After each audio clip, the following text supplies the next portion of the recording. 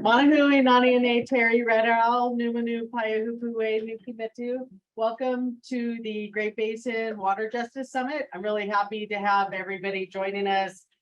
Those that are here in person, and of course you that are virtual. I'm looking forward to the next couple of days where we can work on collaboration, visioning, strategies, to deal with a lot of the issues that we're facing, you know, the urban, rural to urban water transfers, the mining, and everything else that we're dealing with.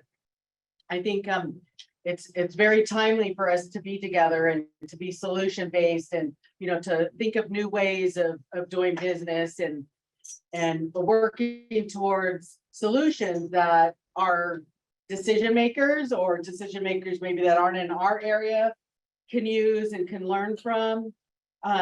This Water Justice Summit was a collaboration, and I at this time really want to thank Dr. Sophia Borges from the Boise State University and Kyle Roenick from the Great Basin Water Network, who collaborated to put this on, and they did a lot of work, and you know, I'm very thankful for that. And of course, the Owens Valley Indian Water Commission staff, Rosanna Marujo and Kendall Noah, who are here, and we have some of our commissioners, Paul Hewitt, Big Pine Paiute Tribe, Monty Bengochia. He's gonna give you guys a welcome, to an official welcome for you guys here in just a few moments. But you know, I just want to say it's really important for us to be together because, you know, population is, you guys all know, continuing to grow. The urban, out of control urban expansion that doesn't seem to be stopping at all, coupled with drought and with the climate change that we're seeing because of drought and global warming and all of that. There's going to be a lot more pressure than what we've ever seen to this point on moving water unnaturally from one watershed to an urban center, and you know, the mining that's coming in and all of that. So there's a lot of issues that we need to be working diligently to protect our homelands against. You know, we're here, we have a responsibility to our future generations and also to the plants and animals that are out there. You know, they can't necessarily speak for themselves in our language, and so it's up to us to take care of them. And I think we can really do that if we work together and look at different ways of doing business. You know, and instead of thinking about the almighty dollar, we've got to start figuring out, you know, as a group, how we can be better than what we're doing. And I think this Water Summit is going to help us with that. And so at this point, I want to go ahead and turn it over to Monty Bengochia, who's joining us virtually. He's going to officially welcome you guys all here. He's the chairman of the Owens Valley Indian Water Commission. He's been with the Water Commission now for over 30 years, about 31 years, continuous 31 years. And he was one of our founding members when the Water Commission was established in 1991. So we're very thankful and grateful for his contributions all these years. And so we'll go ahead and turn it over to Monty, and then we're going to get started. There is an agenda for today that was sent out, so everybody should have it, whether you're here in person or virtually. And again, I just want to thank you for your interest and your willingness to be here and help us and be part of the solution. So thank you. All right, Monty, we're ready for you, but you will need to unmute first.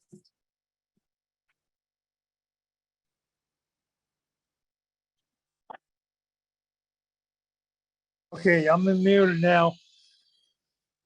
I want to say good morning to all the newly relatives and give you a big thanks. And it hasn't just my 30 years of working with the Water Commission. You know, our people started this work. We've been ongoing work doing this work for generations to look out for the interests of our upcoming future generations. So I just want to give a pat on the back of each and every one of us for our love and our concern for those elements that belong to our children and grandchildren and future generations. So without that love and compassion and commitment, we wouldn't be here with the summit today. So I just want to say, with that in mind, the home guap, what I call someone whom go up the four directions, the four winds, the air.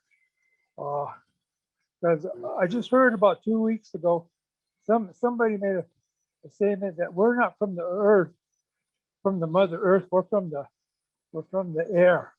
I don't know what they meant by that statement, but I think we all believe it's all interconnected. So with that, with what as my friend, my main teacher, he terms it Numa Wianu, our indigenous ways, our way of life, and that's what myself personally, through my simple prayer, uh, you know, have hope that we'll get through all this. You know, if we stick together and think of our kids. That's all. That's my welcoming address and my little simple prayer rolled all into one. So carry on, relatives.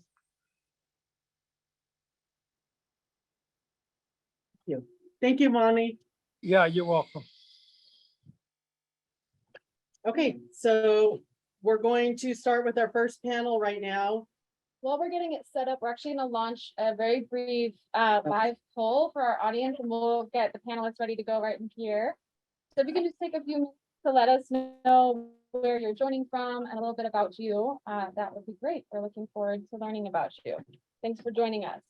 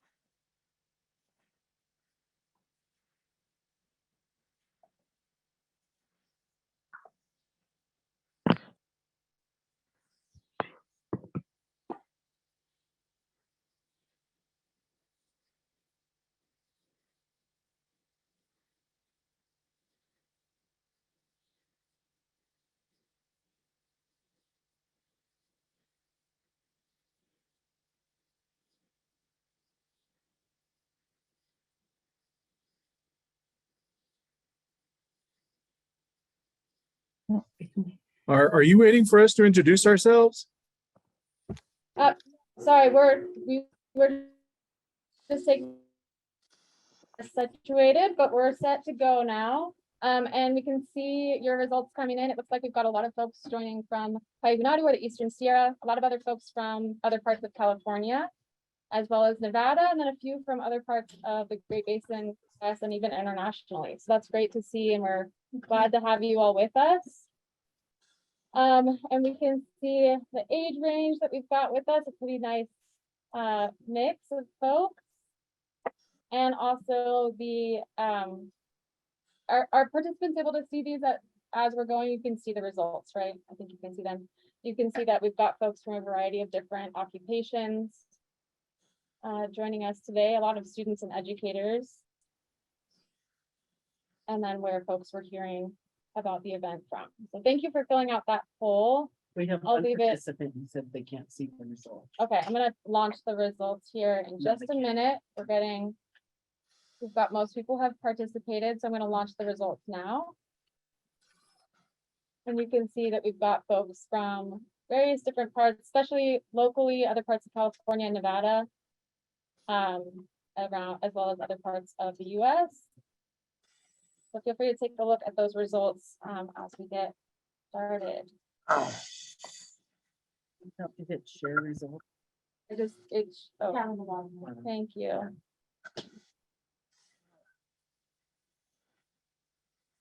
Okay, so we are going to get started with our next panel. Give me just one moment.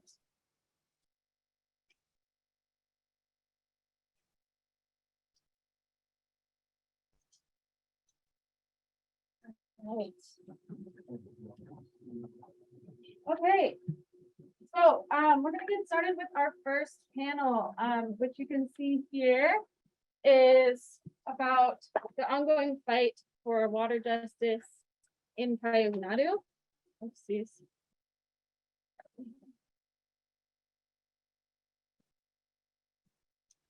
It's not working for some reason, but you can just advance. All right, so my name is Sophia Borges. I'm an assistant professor in the School of Public Service at Boise State University, and I'm really glad to be here with all of you for our first panel today, titled "Fighting for Water Justice in Payugnadu." The topic for this panel is the ongoing fight for water justice in Payugnadu, the Numu and Nua territory spanning roughly between Mono Lake and then south to Owens Lake on the east side of the Sierra Nevada mountains in California. So you can see the Mono Basin and the Owens Basin. As many of you may know, in the early 20th century, the city of Los Angeles acquired more than 95% of the private land and water rights in this region in order to divert the flow of the Owens River more than 200 miles south of the city, but via the Los Angeles Aqueduct, completed in 1913. And over the decades, it became the Los Angeles Aqueduct system as it was extended north in the 1930s to divert surface flows from the Mono Basin, and then expanded again in the 1970s to add groundwater pumped from the Owens Valley. And this system of water extraction and export has left many different issues in its wake, not only environmental, but also political, economic, and cultural. And there are many different organizations. I got a comment. Can you speak a little slower? Yeah, absolutely. Sorry. I'll I'm sorry. take off my mask. There are many different organizations, community groups, and Native nations that are actively involved in these various dimensions of the water issues in this area, some of whom we have represented on our panel today. So we have with us today Terry Red Owl, the Executive Director of the Owens Valley Indian Water Commission, Lynn Bolton, the Chair of the Sierra Club's Range of Light Group, Noah Williams, the Water Coordinator for the Big Pine Paiute Tribe, and Jeff McFulkin, the Executive Director for the Mono Lake Committee, as well as Wendy Schneider, the Executive Director of Friends of the Inyo and also Coordinator for the Keep Long Valley Green Coalition. And I had the pleasure of getting to know many of our panelists while I was living in this area and doing my dissertation research about the historical and ongoing conflicts surrounding the Los Angeles Aqueduct, as well as a postdoctoral research project looking at the diverse coalitions that are forming around water justice, both here in Payugnadu as well as out in Eastern Nevada, which we'll be hearing about in a later panel today. So I'm grateful for the opportunity to be here with all of you in conversation with all of you today. So I'm going to start by asking some questions of each of our panelists and invite them to come up to the podium to speak. And then we'll have time for questions from the audience, both here in the room and in the Q&A on the chat. In the Q&A on the Zoom, we'll be using the Q&A feature. So please put your questions in there rather than in the chat. We'll try and keep an eye on the chat as well, but we'll be looking for questions in the Q&A. And so I want to start with Terry Red Owl, the Executive Director of the Owens Valley Indian Water Commission. I want to start with you to give us some sense of the importance of this place to Indigenous communities and the implications of the Los Angeles Aqueduct, the implications that the Los Angeles Aqueduct has had for them. And recognizing that these Indigenous communities have often been left out or relegated to the historical background of histories of this water conflict. So Terry, can you come up and tell us about how the Los Angeles Aqueduct transformed Indigenous lands and livelihoods, and how the Owens Valley Indian Water Commission is working to address the lasting impacts of that history? Thank you. Thank you, Sophia. Okay. My mask screen keeps getting hooked on my earring. Just ignore that. Yeah, thank you for that, Sophia, and for the questions. You know, sometimes it's really difficult as an Indigenous person. I'm a member. So my ancestors have been here forever. And when I think about how, us as a people and how our lands have been transformed, really by Los Angeles Department of Water and Power, by the city of Los Angeles, to get water from here to LA. It touches me, it hurts me deeply, in my soul. And I think the two things that really come to mind is that because of those actions, we really have had a loss of cultural identity. You know, we didn't lose it completely, but a big loss. And we're working towards restoring that and reconnecting with the land and with the water and with, you know, our ancestors that paved the way before us. The other thing is our health and well-being. You know, we went from a people that lived off the land since time immemorial. We lived in harmony with the land. We didn't take too much. We shared with our communities. You know, we lived in communal groups.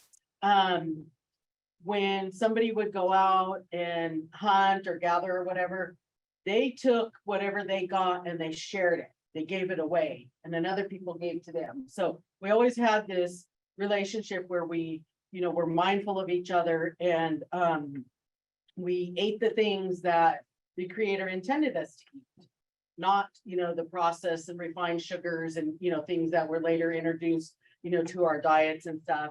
And so I would say, you know, that's another big thing. It's, you know, it's affected us, like our health. You know, a lot of us, like myself, we suffer from, you know, obesity, and there's other, you know, health issues that we deal with. And also, you know, one of them is a lot of respiratory illness, and it's not just the indigenous people, you know, it's everybody that lives here in this community that's dealing with these issues as well. When LA put in the aqueduct and began diverting the water from its natural river and tributaries, and when it flowed down into Patsiata, which is now called the Owens Dry Lake, that caused the largest source of dust pollution in the United States. And so because of that dust, there's a lot of people up here that have asthma, that have all kinds of other respiratory problems and illnesses. And we have a lot of high rates of cancer, you know, in our communities, unfortunately. And I think it has to do with, you know, what's in the air, and you know, just a shift in diets and all of that. So the other thing is that when LA came in and the Indians were displaced again, I'm not going to go through that whole history, because we had, you know, first displacement when the miners and the settlers and colonizers came in, and then later on it was even more abrupt when Los Angeles came into the valley. But when they came in, we were still here, and we're going to continue to be here. So the United States government, really with Los Angeles pushing them, came up with a plan to relocate us onto these reservations that we currently exist on right now in our homelands. And they're really super small. And when they were designed, they were not designed for our future growth. So now here we are. That was in 1937, when Congress passed that act that created the land base for our reservation. Here we are in 2022, we've outgrown the land that's available to us. So we're not able to have the housing that we need. We're not able to have the land for growing and raising our own food like we once used to do. And right now we're working on trying to revitalize our agriculture and our farming and our ranching activities as Indigenous people, because we know part of the solutions to reducing our carbon footprint and global warming and all of that is to make changes that we can make changes that we can personally do. And, you know, one of them is working on sourcing our food locally and being able to have land and to have space to grow that food and to care for the animals that feed us, for those of us that do eat meat. And so that wasn't thought of, and that wasn't planned when they created the reservation. So as a result, we see a lot of conflict within our tribal communities, where people are fighting over the little piece of land that might be available, or somebody's house. When, you know, somebody passes away, then there's like 10 people, you know, needing that house. So they're all like in conflict with each other. And, you know, that's created conflict. That's not, you know, anything that we designed. And I think because we were so abruptly pushed off of our lands and displaced, and this happened in a relatively short period of time, especially when you compare it to what happened to Indigenous communities on the East Coast, and, you know, as they move westward, it's caused a lot of historical trauma. And we have people in our communities that suffer as a result of that. And, you know, they self-medicate with drugs and alcohol and, you know, food, overeating maybe. And then the other thing that I see, and it's really sad to see this, is that and I really believe it's a result of the historical trauma. Sometimes there's this mentality where people feel like they gotta just hang on to the little bit that they have. And at times that makes people maybe not happy to see somebody else prospering. And, you know, that's not the kind of people that we are. Indigenous people, you know, we're inherently giving people, right? We give, we share, but because of being displaced, and again, I point the finger back to the City of Los Angeles Department of Water and Power, because it was all done to facilitate getting water to LA. But we have all of these social issues that we deal with because of that. And I don't know how much time I have, but I can go on and on and on, but you know, really, and also, you know, it's not just the people, it's also the environment.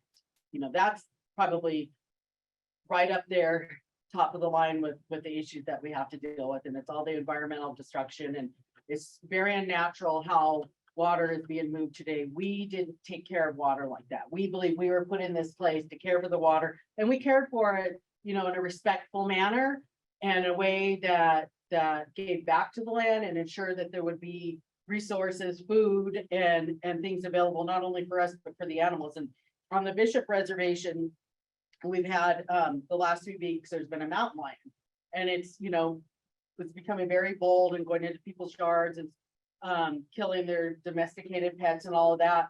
And, you know, I don't blame the mountain lion. You know, I blame us as humans for encroaching on their territory and habitat and taking the water, so that they are forced to come down here to find food and to find water. It had a sad ending. We just found the mountain lion shot and killed. And its carcass was near the tribe's conservation open space area. So those are the kinds of things that we're dealing with. Yeah. Okay, Thank you, Terry. So in a nutshell, that's it. Thank you. Thank you so much, Terry. That was great. Really great context for us. And next up, we're going to have Lynn Bolton, who's the chair of the Range of Light group for the Sierra Club. Sorry, I keep forgetting to remove my mask so you can hear me better.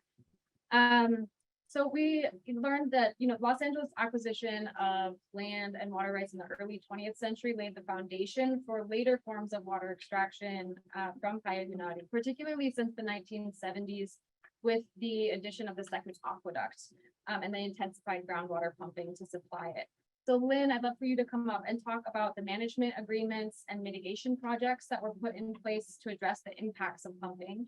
And from your vantage point, working with the Sierra Club, how have those agreements been working? And I understand that you have some slides, so I'll get those pulled up for you now. Okay. Thank you. Yes. Okay, it's on the.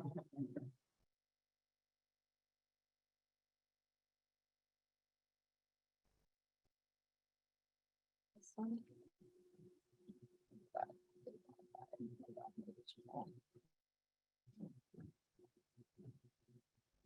Hi, I'm Lynn Bolton, and I am going to talk to you about give an overview of mitigation projects, which haven't been understood like for a long time. We've been remiss in not keeping on top of them. So what are they? How did they come about? And where do we stand today? Point. Yeah. Yeah. Excuse me, Lynn, Yes. is there a microphone for your voice? Is there something that would help project your voice? There's not a microphone set up in here right now. You might Maybe just have to standing speak. closer to the owl. I think for the owl folks, they're probably hearing it okay, but for folks in the room, you'll just have to speak up a little bit. Okay. No, it's the virtual where's people the that can't virtual hear her folks? very well. Yeah, okay. So it's right this here. is it. Yeah, Okay. thank you. Do you want me to go to the next? Yes. So it all started in 1970 with DWP's groundwater pumping in the Owens Valley when they had to fill the second barrel of the LA aqueduct. And they had just finished building it. All right, So all the major springs were dried up and were lost. Rhinehackle Springs still was flowing, but at a reduced amount.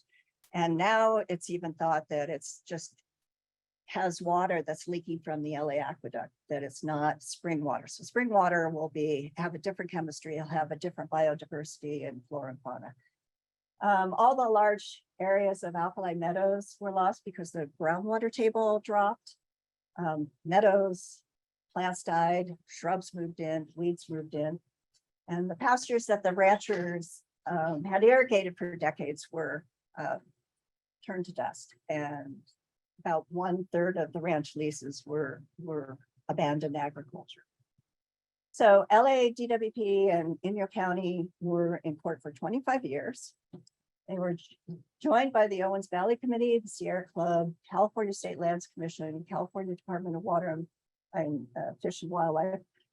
And the end result was the 1991 long-term water agreement and the 1997 memorandum of understanding. And the mitigation projects are commitments that came out of those agreements. So the most effective mitigation would have been to have restored the water table to pre-1970 levels, but LADWP would not agree to that. So there were other mitigations. Next slide. So it started, I can't point. It started in 1970 with heavy groundwater pumping. And then there were two paths. The first path is down below. In 1972, Inyo County sued LADWP for not having gone through CEQA, which in producing an environmental impact report. So the court ordered that to forced LADWP to do that. They produced drafts of the EIR, but they were rejected as inadequate by the courts. That was kind of set aside, but negotiations had started with DWP. In 1980, going on the top side, Inyo County passed a groundwater ordinance. DWP challenged it and they won in court. So that court case was set aside. Those were in two different courts. Eventually, it developed into a draft water agreement, and then the EIR process continued, and there were different versions of it. Each iteration had mitigation projects that came out of that. And LADWP makes a note of that they're different in their annual reports. So we ended up with a series of additional mitigation projects. In 1987, the MOU parties, or Friends of the Court, which was Sierra Club, Owens Valley Committee, California State Lands Commission, and California Fish and Wildlife. They objected to the third version of the EIR as being inadequate, and that started negotiations on a separate path that became the MOU 1997 MOU agreements. But they were just agreements at that point, terms, not projects yet. So the court ended up discharging the writ for the long-term water agreement based on the completion and the acceptance of the 1990 and the 1996 MOU agreements. So next slide, please. And then if you can stand back just a little bit further, we'll get more of your face in the video, but you'll have Okay. to speak up. Sorry. It's a little tricky. So after the court discharged the writ, various projects were planned out that had to do with the MOU agreements. So there was a revegetation plan. There were 1,600 acre feet of water was agreed to be used, but the projects, how it was used was worked out. And that was completed in 2008. So that turned into 8 projects. Then you had projects to enhance the yellow-billed cuckoo habitat at Hogback and Baker Creeks. And what wasn't completed were the mitigation plans for these projects. So that has never happened still. And then you had the Lower Owens River project that came out of the MOU agreement. So that was implemented in, or defined in 2004. But it wasn't implemented until December 2006, basically 2007. Was the first time water came down the river. There were adaptive management plans for two parts of the Lower Owens River project. For the Black Rock waterfowl management area and the Delta habitat area.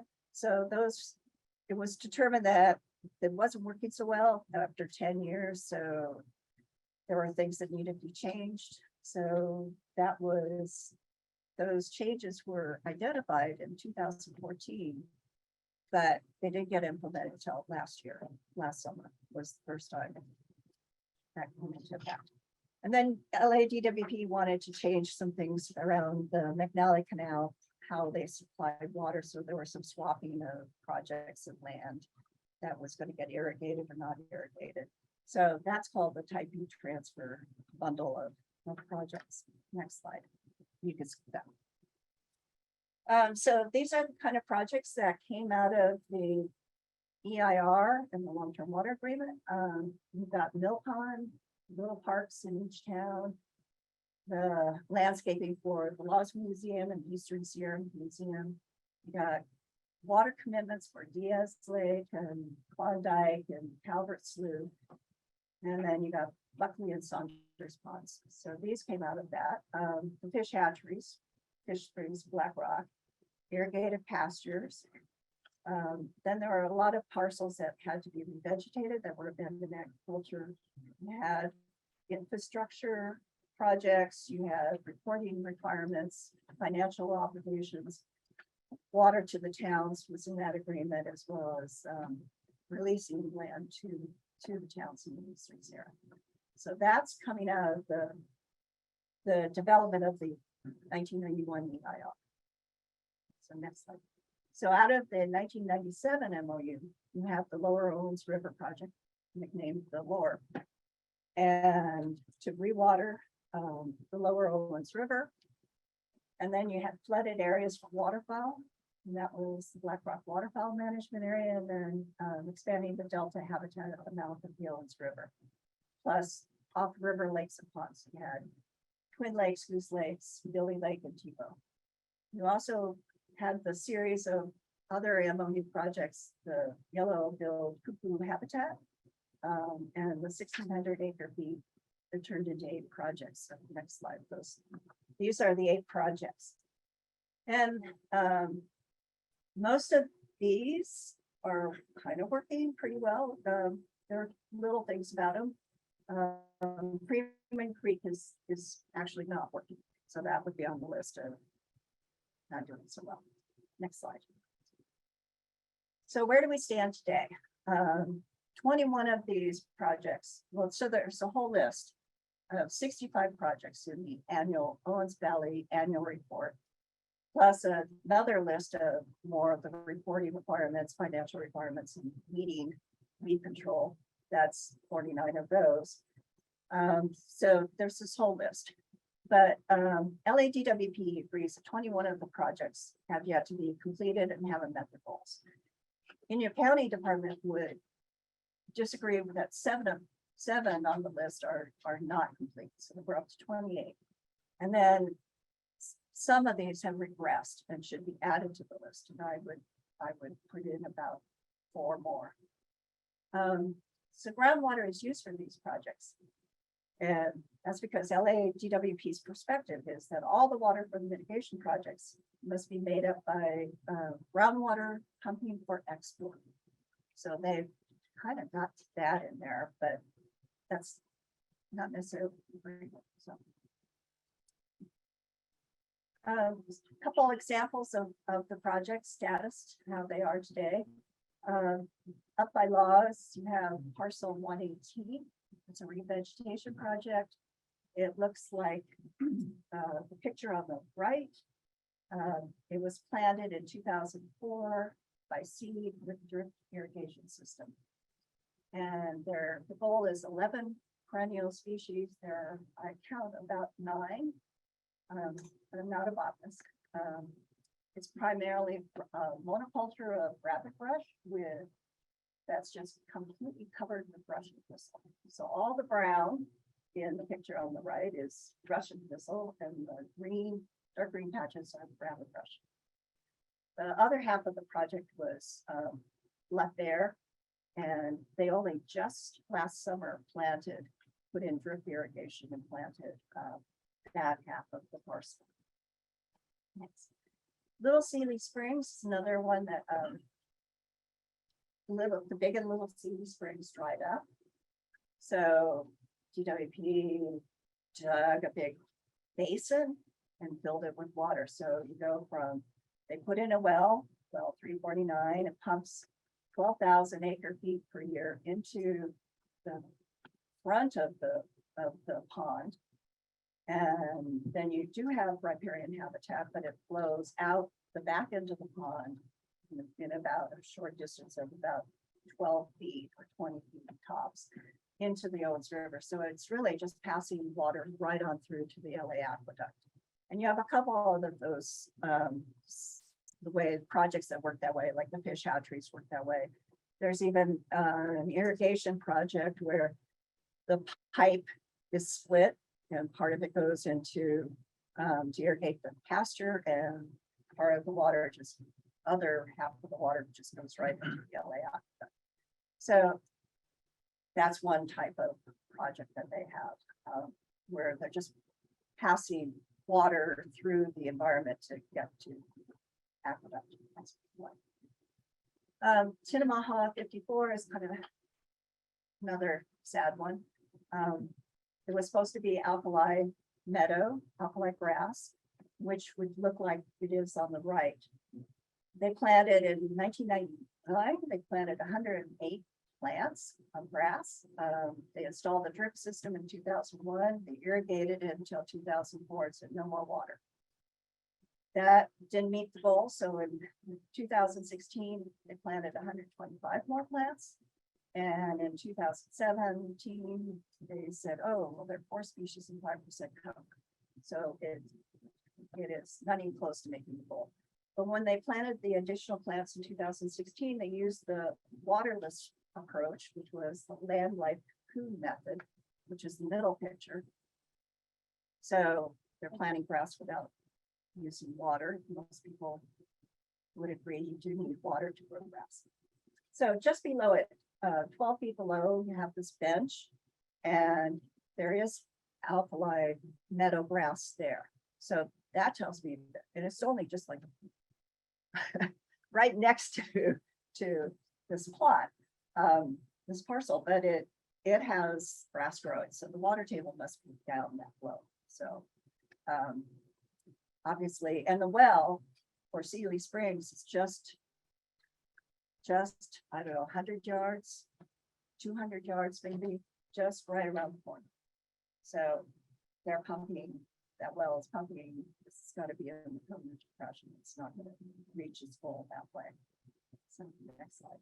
You can skip this. Freeman Creek Dry doesn't have enough flow to make that a successful project.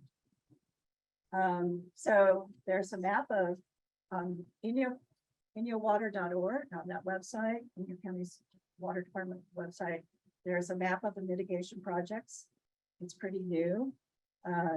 You can go find each of these projects and go look at them.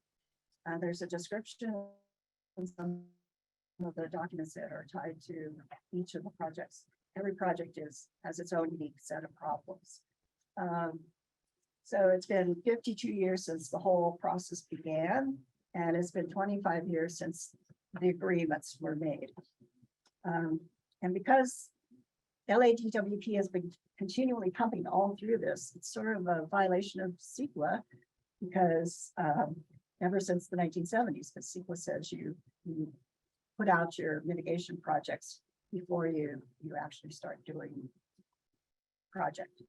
You define the mitigation so you don't incur the damage. But this was incurring the damage all along. There were projects that were concessions to the ranchers, the towns, the environmentalists, but not to the tribes. So their issues and grievances have not yet been addressed in these projects. So, thank you. Thank you.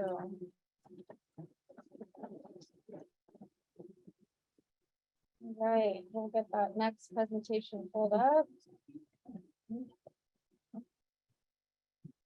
And then we can put this back into the USB. All right. Thank you, Lynn. That was really informative.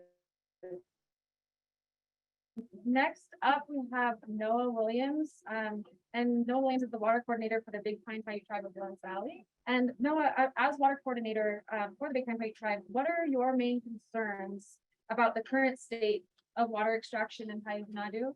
And how would you like to see it change in the future? What role do you see Native Nations playing in making that happen? So I'd love to invite you to come up and share your thoughts. With us. We'll get your presentation started. Thank you. I just want to make a really quick reminder for those that are online, if you're thinking of questions, put those in the Q&A and we'll get to those after the presentation. Thank you. It will now. And showing the slide notes on that. Thank you. Well, Manahu, everyone. Nanyane Noah Williams. Hello, everyone. My name is Noah Williams. I'm the Water Program Coordinator for the Big Pine Paiute Tribe of the Owens Valley. Pleased to stand here today in front of you guys to share a little bit about some of our concerns, especially around the Big Pine area, which for those who don't know, the Big Pine area, we're just located about 15 miles south of Bishop. The Big Pine well field is the most heavily pumped well field. There we go. Sorry. Is the most heavily pumped well field in the entire valley. Time and time again, after 1970s, we started seeing the extraction of our groundwater, which I believe that the effects from this weren't necessarily immediate. This is definitely something that is taken over time, and I'm going to show you a series of pictures just surrounding the Big Pine area of a lot of the changes that have happened. These photos there to the left are photos of the 1947 Big Pine area, and although they are in black and white, you see a ton of dark vegetation that just simply doesn't exist in the 2009 photos, especially up in the northern regions. The Baker Creek alluvial fan, you see a lot of vegetation loss, and further south along the base of Crater Mountain, which I'll be speaking about a little bit later, in the Fish Springs region, and the loss of the largest spring in the entire valley. Again, here we'll show you, this is a aerial photo taken in 1968. This is just north and about east of the reservation. You kind of see, for those who may be familiar with Highway 168, leading out to Westgard Pass.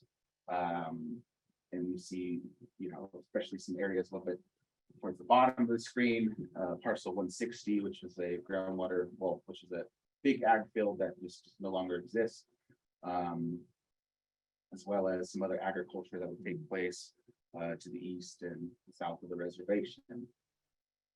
Getting back to Fish Springs. Fish Springs was a significant source of water in the valley. On average, you would emit about 16,000 acre feet of water per year. And until 1970, when the two largest pumps in the Owens Valley were installed, is when we started to see an immediate loss of the spring itself. Today, it is used as a California Department of Fish and Wildlife ran hatchery, and is considered a mitigation project, but how does this really benefit our people and our lands, is up to debate. And more recently, with the outbreak of several bacteriological outbreaks, we had started to see a brief halt in groundwater pumping that's taking place in the Fish Springs area. And immediately we started to see a rise in the groundwater table in the surrounding areas. And that leads us to believe that, this if left, if pumping is reduced, or we start to see some more actual spreading of the water, after the water is used in the hatchery will help, our chronically depressed groundwater table. And I believe that, one day we could actually see the return of our spring itself. And this would not only, be a significant source to, the water and habitat that is now lost, this was a very culturally significant area where people, myself and Paul Hewitt, who's also in the audience tonight, we are descendants of Jim Hill and others who originated from these areas, and really does still have a very close tie to this area. Again, this is just another deal of the hatchery operations. It was actually later found out, well, through some of our research, that the Fish Springs area was actually the first site of the introduction of the rainbow trout in the Owens River watershed. So the history of, I guess you could say, sport fishing or whatever you'd like to call it, that sort of, now is a big tourism driver, did start in the Fish Springs area. However, for 100 years of operations, they were using the natural spring water, and it wasn't until after 1970s that they decided to start the groundwater pumping operations and this was, to build their second barrel of their LA aqueduct. And now, like I said before, we are filled in all the 9 well fields in the valley, and the majority of the groundwater pumping that takes place in the Big Pine well field now takes place at the hatchery. So again, here's just another aerial overview. If you look a little bit towards the left of the 1968 photo, you see acres of dark vegetation that just simply does not exist anymore. Again, here is a graph that shows spring flows and its correlation between groundwater pumping that takes place. And you can see that there's an obvious inverse relationship between groundwater pumping and the spring flow. As soon as they started turning on the pumps, and as you can see, in some of the higher years, you've taken 40,000 acre feet from the area. I mean, this is 50 years of pumping that has really devastated the groundwater tables, especially underneath the Big Pine Reservation. Right here we see well 330 and well 332. These are the 2 hatchery wells that are used to supply and support the hatchery operations. And as stated before, they pump on average about 20,000 acre feet a year. In other words, this is 10 times the amount of water that the entire city of Bishop uses in a single year. And as many of you may know, Bishop is our largest population center in the entire valley. So, this is a significant source of water that is not very far away from the mouth of the aqueduct. And I believe in LA's eyes, it's a big loss of profit, because I think that's how they view our water, is they commodify it and they don't view it as a sacred resources, and they don't use it in the ways that our people did. And really, this loss and really started with the surface water diversion, but I believe that we are starting to see the worst reaction from the environment happening from the groundwater pumping, and these are the 2 beasts that are taking this water. So again, here's just some of our groundwater data. It's a little hard to see, but we have a series of monitoring wells underneath the reservation. Our data doesn't go back very far. As I said before, a lot of the pumping started in 1970. But if you look at some of the higher levels, I mean, it's over 60 feet in depth, and on average about 80 feet in depth from the surface to the ground. And compared to any sort of groundwater kind of vegetation, trees, anything, it's just far too deep. It's simply far too deep. And there's a reason why we see these dusts and these trees and everything else, well, it's loss of vegetation that used to exist in the Big Pine area that just simply doesn't. And that is a direct result of the groundwater pumping that has taken place.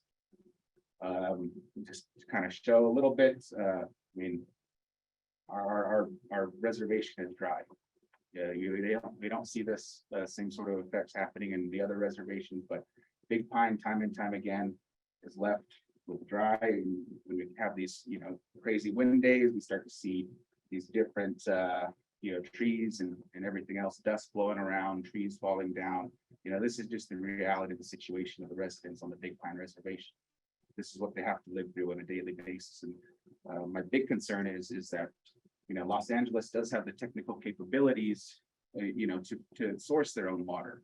We're no longer living in the 1920s. We no longer need to rely on these outdated sort of systems to take water 200 miles away. Why can't they start sourcing their water? Why can't they push for their operation next to truly source their water, from this and release the grip that they have here in the valley?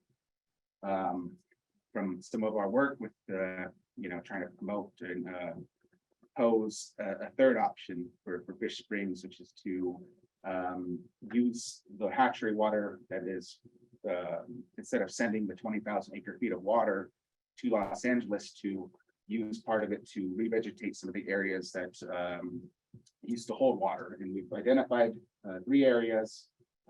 Myself and Sally have identified 3 areas which we think that this could take place. So instead of taking it down Tinnamaha to straight to the aqueduct to revegetate the Joe Dahey Paiute allotment, a burrow pit that is located just south of the hatchery, and then possibly there will, as well as the 5-acre pond that used to exist when the springs were still around. And here we are visiting some of the actual proposed sites, and the red arrows are there to indicate where the actual hatchery is in reference to where we're proposing to use some of the spent hatchery water at. The 5-acre parcel or 5-acre pond, as you can see from the lower photo, Sally's standing next to a basalt rock that has an obvious water line, so it goes to show that there was a lot of water that used to exist out there. My hootsie, my grandma used to have stories of going out there and swimming around, and the other, there used to be other, ceremonial gathering of that water for other, cultural sort of purposes and things like that. But this is just some of what was lost. And that's specifically just in the Big Pine area. But I'm not done with my presentation, but I'll just kind of continue on. What we really need to see is, meaningful mitigation. And I mean that in the sense of, pumping all this, massive amounts of water to support non-native fish to, for a long time. We're even going into Inyo County waters. I just don't understand how that's meaningful mitigation. Why are we still seeing, a decline in our water table, for these, this recreational sport that didn't even, in my eyes, how much an effect or benefit to tourism does it really have?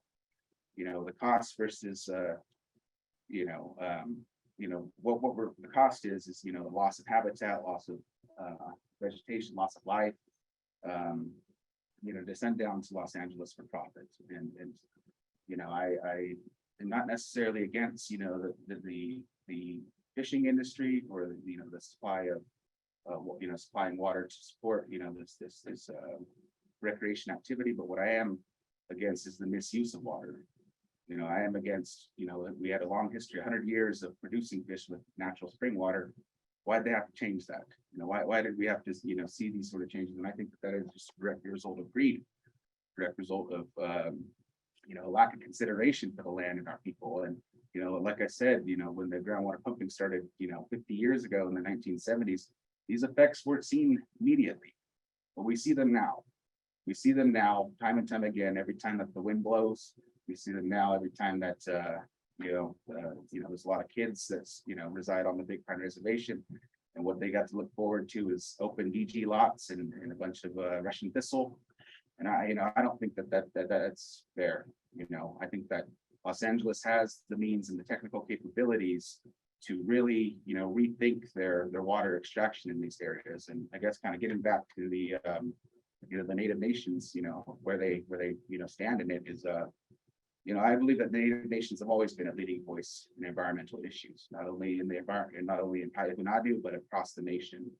But I think this is, a really good question to, bring to a broader scale. How can we apply, our traditional ecological knowledges to our current systems? How can we, as Indigenous people lead these voices and lead these, engagements to, reclaim our land, water, and, overall, I think the land spirit that has been lost. And I've, met hand quite a few people, since I started my work here in Big Pine, and some of the most impactful things that I've heard is, just the idea that that water has a spirit. And what we do see when we are piping it down is just entrapment of that down, entrapment of the life, and I'd really like to see some change, and I see us being here as a Native nation far longer than Los Angeles. And I do believe that one day they will move on, out of these lands, and that we will still continue to be here as a proud nation. I just like to thank you all for listening. So.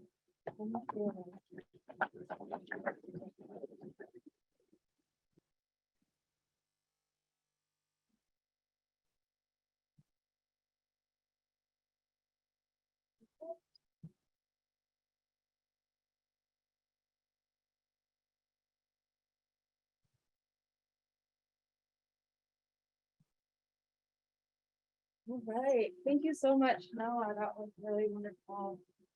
We've been hearing a lot so far. We've been hearing a lot so far about water issues in the Owens Basin, and they're very much interconnected with water issues further north in the Mono Basin. And so next up, we're going to hear from Jeff McQuilkin, who's the executive director of the Mono Lake Committee. And just for a little bit of background, as I mentioned earlier, in the 1930s, the Los Angeles Aqueduct was extended north to divert the streams that feed Mono Lake, with diversions commencing in 1941. And due to the loss of inflow, Mono Lake plummeted 45 vertical feet by 1980, losing about half of its volume, doubling its salinity, pushing the unique ecosystem and millions of migratory and nesting birds it supports to the brink of collapse. So the Mono Lake Committee has been a key player in the decades of legal battles and negotiations, including the establishment of significant public trust and fish and game precedents, and has aimed to strike a sustainable balance between water export and ecosystem health. And so I want to invite Jeff to come up and talk to us about where things stand at Mono Lake and what is on the horizon. Thank you.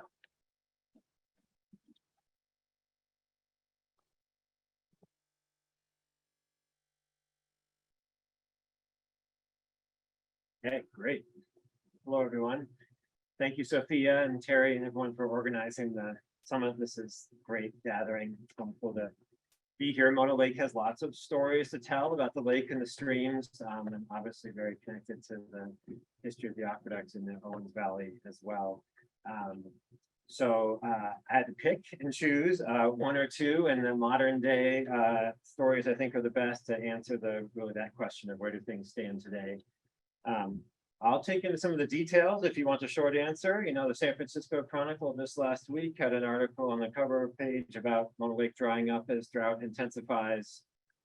Emblem of state's wild beauty faces reckoning. Not the kind of headline you usually expect about Mono Lake these days, right? This was kind of 1970s, 1980s, when LA was taking all the water, all the flow of Rush Creek and Levining Creek, Walker and Parker. We've really had some great precedents and successes at Mono Lake, but the story today is that the lake is in fact perilously low. And we've got some work ahead of us for sure to make sure that the protections that we've won, all of us who have spoken up for Mono Lake, turn into actual real world on the ground lake level that delivers those protections. Let's see, is that okay? So a lot of problems with Mono Lake being low that should have been solved by raising the lake to the mandated level. We'll come back to this graph throughout the presentation, but just to highlight what most of us I think know, but the lake started off pre-diversion up here at 6417. That's the elevation above sea level of the lake. And as Sophia said, diversions when they began in 1941 rapidly sent the lake downward, losing half of its volume. Lots of history to be told, but moving into the present day, the state decision is really what has been part of protecting Mono Lake based on, and we'll talk about what was supposed to happen and where we are. two big legal precedents that were set at Mona Lake. First, the public trust doctrine came from a lot of litigation. Audubon Society, Mona Lake Committee, others with the city of Los Angeles went to the California Supreme Court, and which ruled that the public trust is an obligation of the state to protect the people's common heritage of streams, lakes, marshlands, and tidelands. And specifically at Mona Lake, the mandate was to find a level for the lake, not necessarily the natural level, but find a level that can accommodate some water diversion to Los Angeles, but protects the natural ecosystem and the values that go with it as well. In addition, another whole set of litigation at Mona Lake about the California Fish and Game Codes, and the fact that the four tributary streams have been entirely dried up. This is Levining Creek from the 1970s.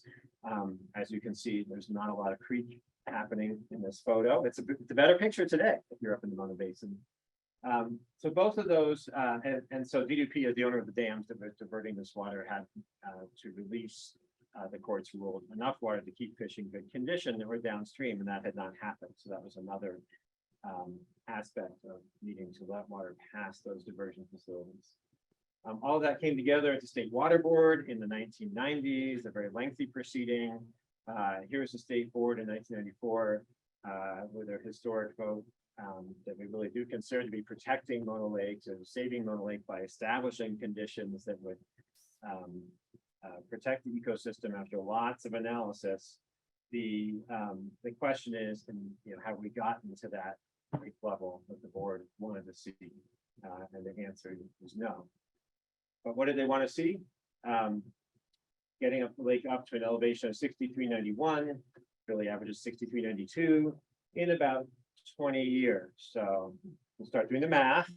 They wanted to see it done in 20 years. We're 28 years out from the decision, and the lake is well, I'll talk about, but the lake is still only about 30% of the way to this goal. So switching to a little bit, that's how we look forward. The board set a number of requirements. I won't take you through all these, but their idea was to control stream diversions, allow some water to Los Angeles, respecting the use of water there, but do it in a way that would assure the lake rose to the 6392 foot management level. So they set these various tiers. How they decide how much water to allow? Well, it all came out of hydrologic modeling and analysis of what would accomplish raising the lake up to the management level. And before talking about the challenges, do you want to pause that this has made a big difference? If those unrestrained water diversions had continued, if the water board hadn't acted, we'd be looking at a lake today that would be around 6350 in elevation, which is to say 30 feet lower.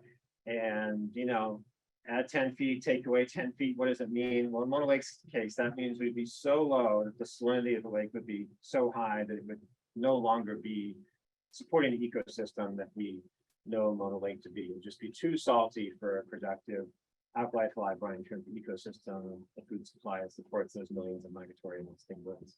So we aren't there. That's the good news. Mona Lake is with us, and we have a chance to make sure we get to this healthy level. How we measure the level of Mona Lake, it's just a ruler that sticks out of the lake. We talk a lot about lake level at Mona Lake.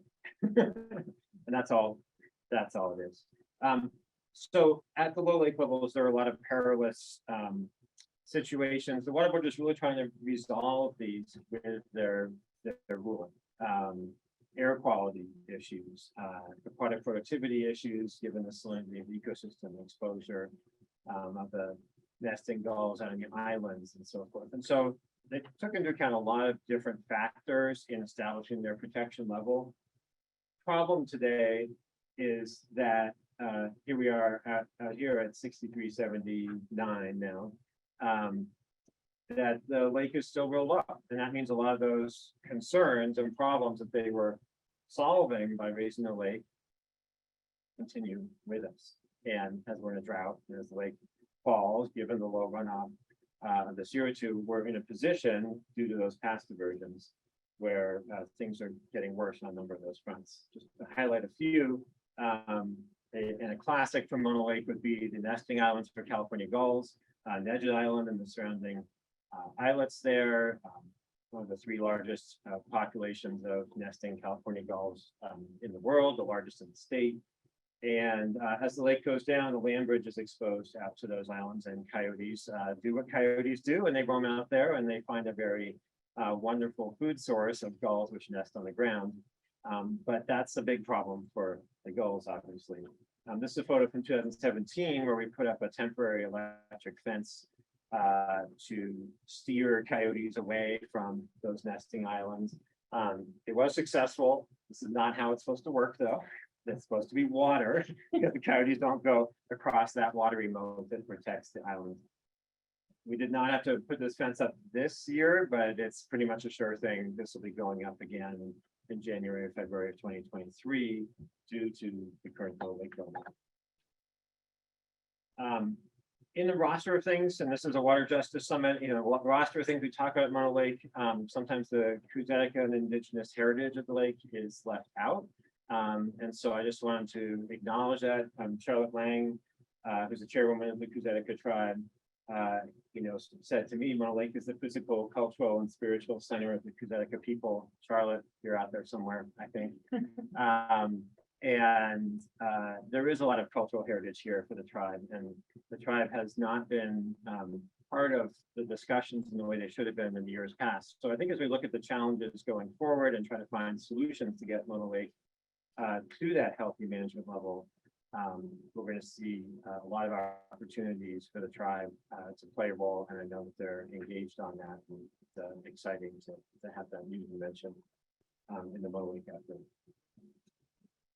I can't go on through the list without mentioning air quality. I see some air quality people here in the room. You guys are familiar with Owens Lake, the exposed lake bed, the dust storms. There's been a lot of mitigation done there. Mono Lake was always just sort of the #2 problem out there. Owens Lake was the worst in the country, and Mono Lake was #2. Well, things have gotten better. The regulations and the mitigation. So that means that Mono Lake is now risen to the #1 largest particulate matter, PM10 particulate matter source in the nation. And it's the same story. It's exposed lake bed where winds are picking up salts and other toxics and blowing them into the air, dust. The water board decision was designed to get the lake up to a level that would put that dust emitting area back underwater. So that's the mitigation strategy at Mono Lake. Lots of other things as well. It's a state park, right? So the state park is going to decline. We've got lots of state lands issues there. It's a national scenic area designated by Congress for a whole bunch of reasons that are in peril. We've got the scenic tufa towers that may be facing additional damage at low lake levels. A whole host of things. Clean Water Act actually regulations may kick in. So the great thing with the water board decision is it really took all of those into consideration, picked the lake level and said, let's get the lake up to this level. We're going to solve about 1 million problems all at once. But we aren't there. So a little bit, go faster. Very good. So I did bring our newsletter, by the way, it's in the back. So for those of you here in the room who want to dive into some of this a little bit more, we've got that there. Let me just touch on what the future holds. We've been doing a lot of hydrologic modeling of Mono Lake, which can either look beautiful like this or technical like that. And trying to figure out if the diversion levels that were established by the state board are going to produce what's expected, what the board wants. And the answer basically is no, they're not. And that's due to some changes in the hydrology and hydroclimate that we're dealing with across California. And so this would be a projection of continued stream diversions into the future in the lake not rising up to that measurement level. But the good news is that if you modify those diversions, this would be a partial modification. You can see we're doing better. And then if you pause those diversions until the lake gets up, and diversions would resume when the lake got to the management level under a different set of rules, the lake will rise. So we haven't lost the potential to get the lake to where it needs to be, but we're going to need to take action to make sure that happens. And there's a couple different pathways for that. The State Water Board plans to have a hearing because they have not seen their goals be achieved at Mono Lake. There's always the opportunity to work with Los Angeles and leadership in Los Angeles, which did sign on to the State Water Board decision as the solution for.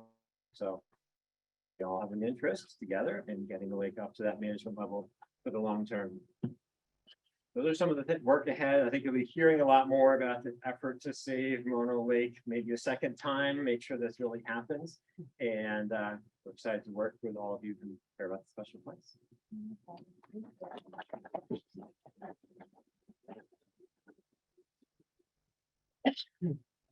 Great, wonderful. Thank you so much, Jeff. And we're now on to our last speaker for the panel. And we've heard so far, we're going to hear from Wendy Schneider, who's the Executive Director of Friends of the Inyo and also Coordinator for the Keep Long Valley Green Coalition. And we've heard so far about water issues here in the Owens Basin, as well as now in the Mono Basin. And Wendy's been working right at the kind of the border between the two in the Long Valley area, where in 2018, Los Angeles announced to be cutting irrigation to about 6,000 acres of ranch leases that the city has long leased to ranchers. Those acres of land they've long leased to ranchers. So since then, Wendy's been coordinating the Keep Long Valley Green Coalition, a diverse group of ranchers, environmentalists, indigenous activists and leaders, and others that want to protect those flood irrigated meadows. So Wendy, I'd love to have you come up and talk about what it's been like to work with such a diverse coalition.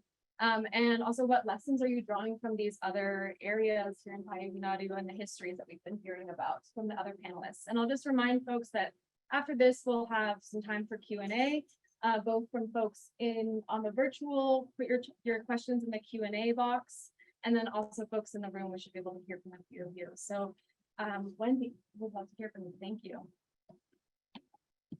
You don't have slides, right?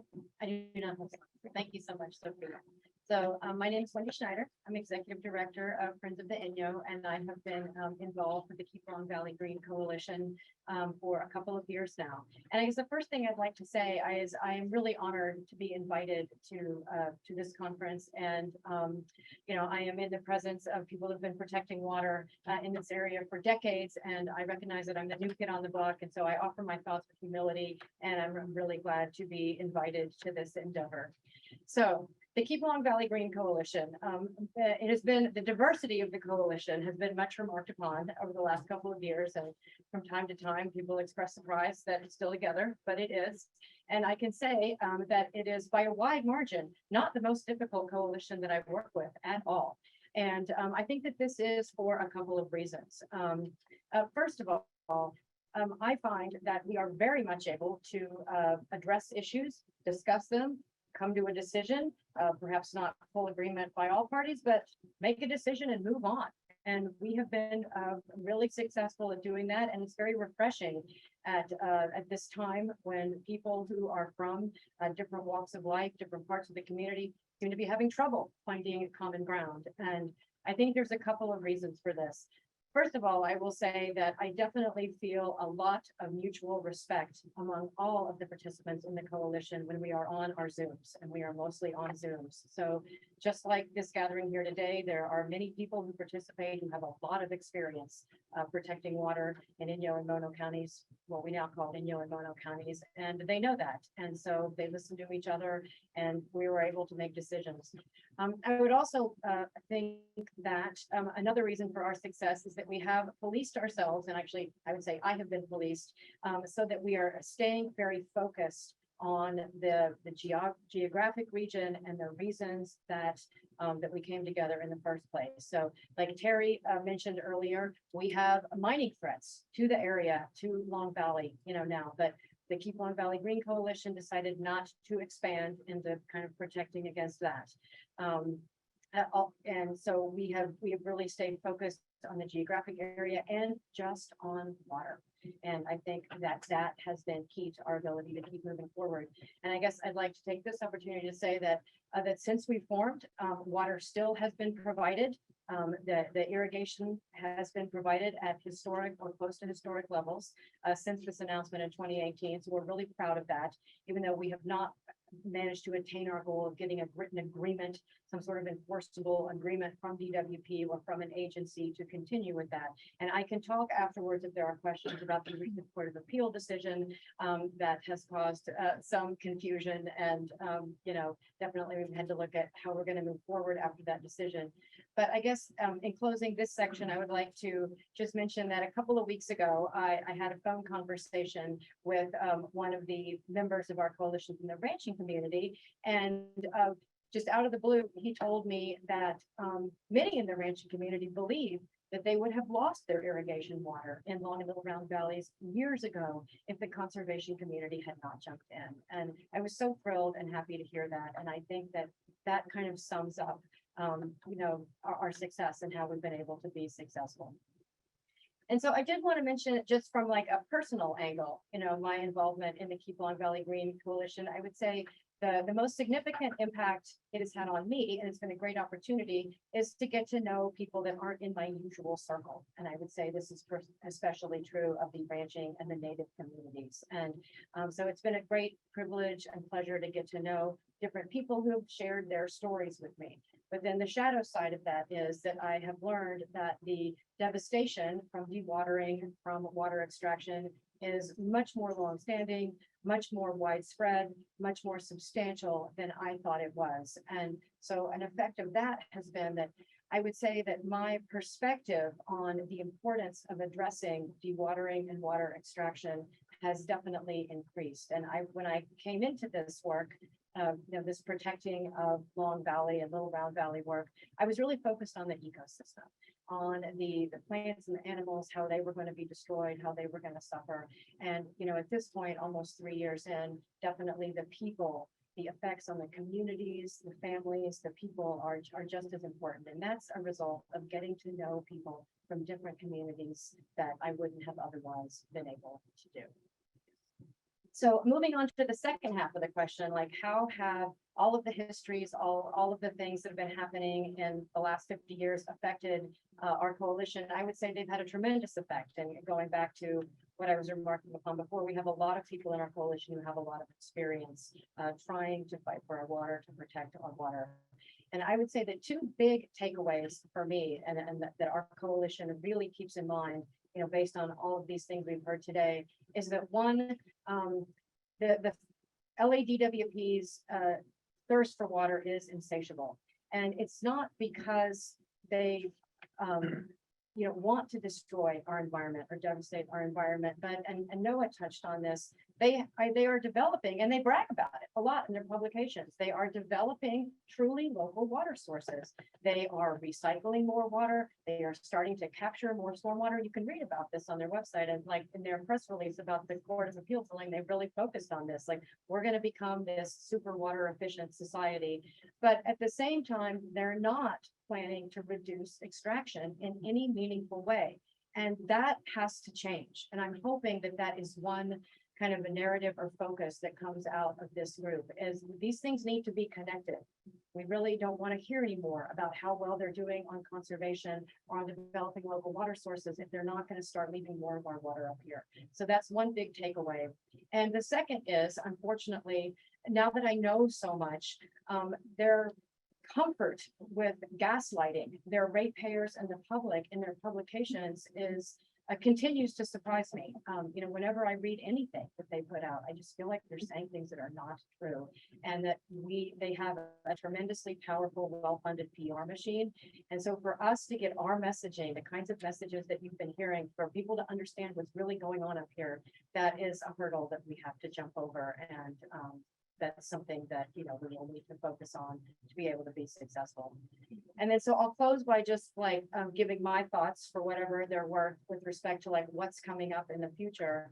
I do believe that DWP is going to embark on efforts to extract water from Southern Mono County, and that we're going to be seeing that start to happen. I think that the drought and the fact that we are seeing increased temperatures, it's just going to be really, really critical that we fight hard and prevent this from happening. And that's what I see coming down the line, and what our coalition will be focused on in the coming years. Great. Thank you so much, Wendy. Wonderful. So thank you to all of our panelists. Those were amazing talks from all of you. Appreciate you taking the time to share with us. At this point, we're going to open it up for Q&A. And I think I'd like to start by seeing if there's a few questions in the room here. We've got a few in the Q&A as well, but those that are online can go ahead and keep entering in those questions. But to get us started, does anyone in the room have questions for any one of our panelists? And I have questions if we need that. but We have about 15 minutes right now for Q&A, so I want to make sure that we provide time for the audience. Please. And make sure to speak up so folks can hear you. Okay. Given that Long Valley was one of the newer fights for water extraction from the Owens Valley, what tools did DWP use to win that battle? Did they use any different techniques? Or I'm just curious because I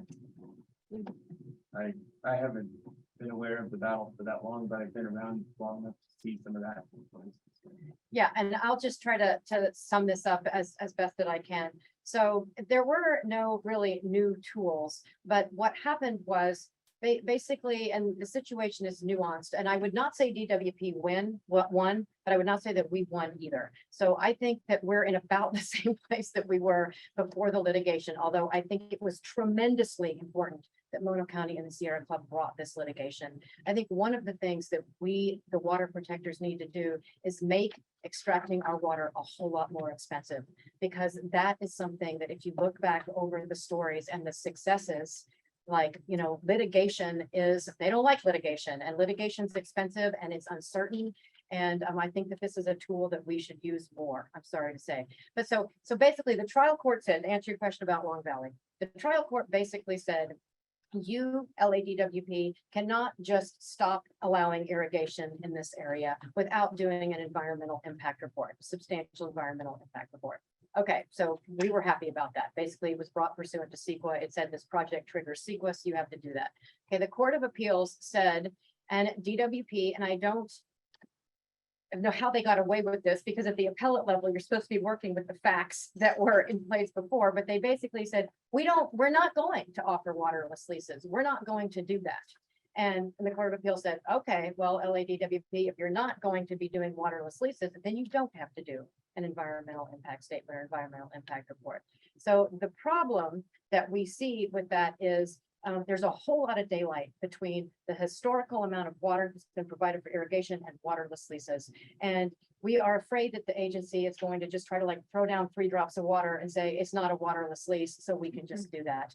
And that we are going to have to litigate to, you know, when that happens. And Mono County has already said that they will, you know, litigate on behalf of this area again, but it's going to get messy because there is no definition of waterless lease, and no standard has been set for how much water they need to provide to the area to be in compliance. So. Great, thank you, Wendy.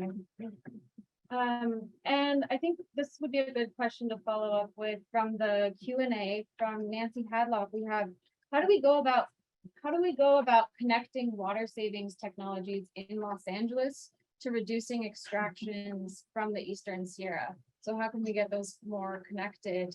Would someone else on the panel like to speak to that? Maybe Jeff or Terry? Yeah, You can either come up and speak or speak from there. It should track you. okay, I'll speak from here because it looks like it's tracking me. So we get that question a lot when we do outreach with people that live in Los Angeles and Southern California.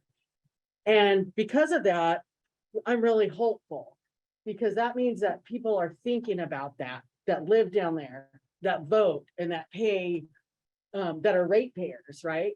And so really, I think the way that, you know, we connect that is making people more aware that, yeah, your LA is investing, which we're happy, in cleaning up their aquifers and reclaiming water and capturing stormwater and all of that.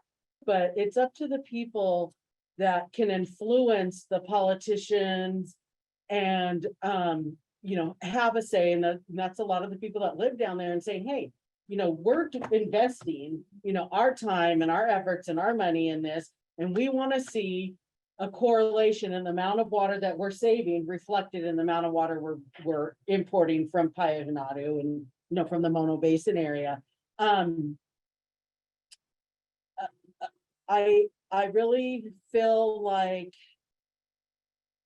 again, it boils down to the money. And I like what Wendy said earlier, that we have to make our water more expensive, because in all of LA's plans, their Green New Deal, the LA Sustainable Plan, this new Hyperion water project reclamation that's happening.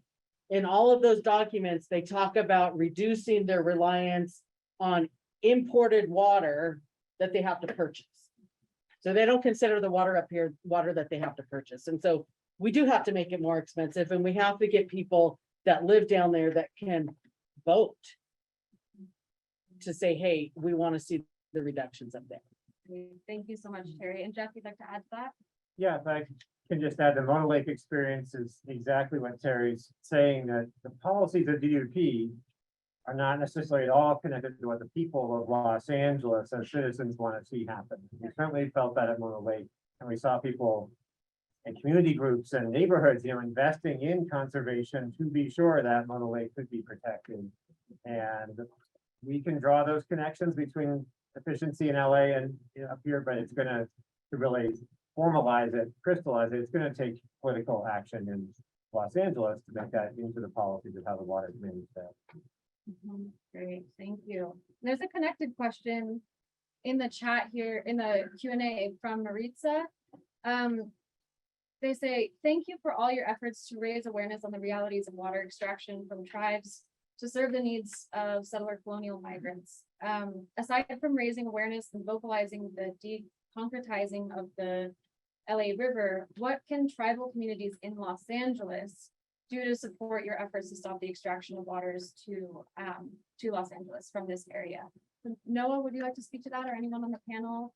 The connection between Indigenous communities here in Payag and those in Los Angeles, and how they can be supportive in those kinds of changes that were just being discussed.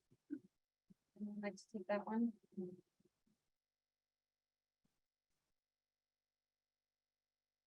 While they're thinking about it, be thinking of other questions that you might have in the room. We'll take one from the room next. Yeah, I'll just talk real quick, and then Noah can chime in on that. When we really started meeting and collaborating with the Tongva people, down in LA, and there's other, indigenous groups down there, but, we have a really close connection to them. And one of the things that they taught us is that their word for water is pa, and ours is paya. And, even though we're about 300 miles away from each other, there's that similarity. And, they experienced a lot of trauma because of water and being displaced for, a number of other reasons as well. And so I think, just making sure that we foster that relationship with them, because I believe those people, that are still there, they're strong spiritual people. And it takes, prayer, it takes ceremony, it takes, blessings and smudging and, to see changes. So that's, a way is us maintaining that relationship with each other. We were down there a few weeks back in June doing the walks of resilience, and there was some of their indigenous communities that participated with some of our youth from up here. And it was a good time, to foster that relationship. And there was a lady there, and she walked up to me and really made me tear up, because she said, I'm sorry that we have stolen your guys' water. Even though it wasn't me personally in the indigenous community, I live in LA. And, that was the first time I really had anybody tell me that.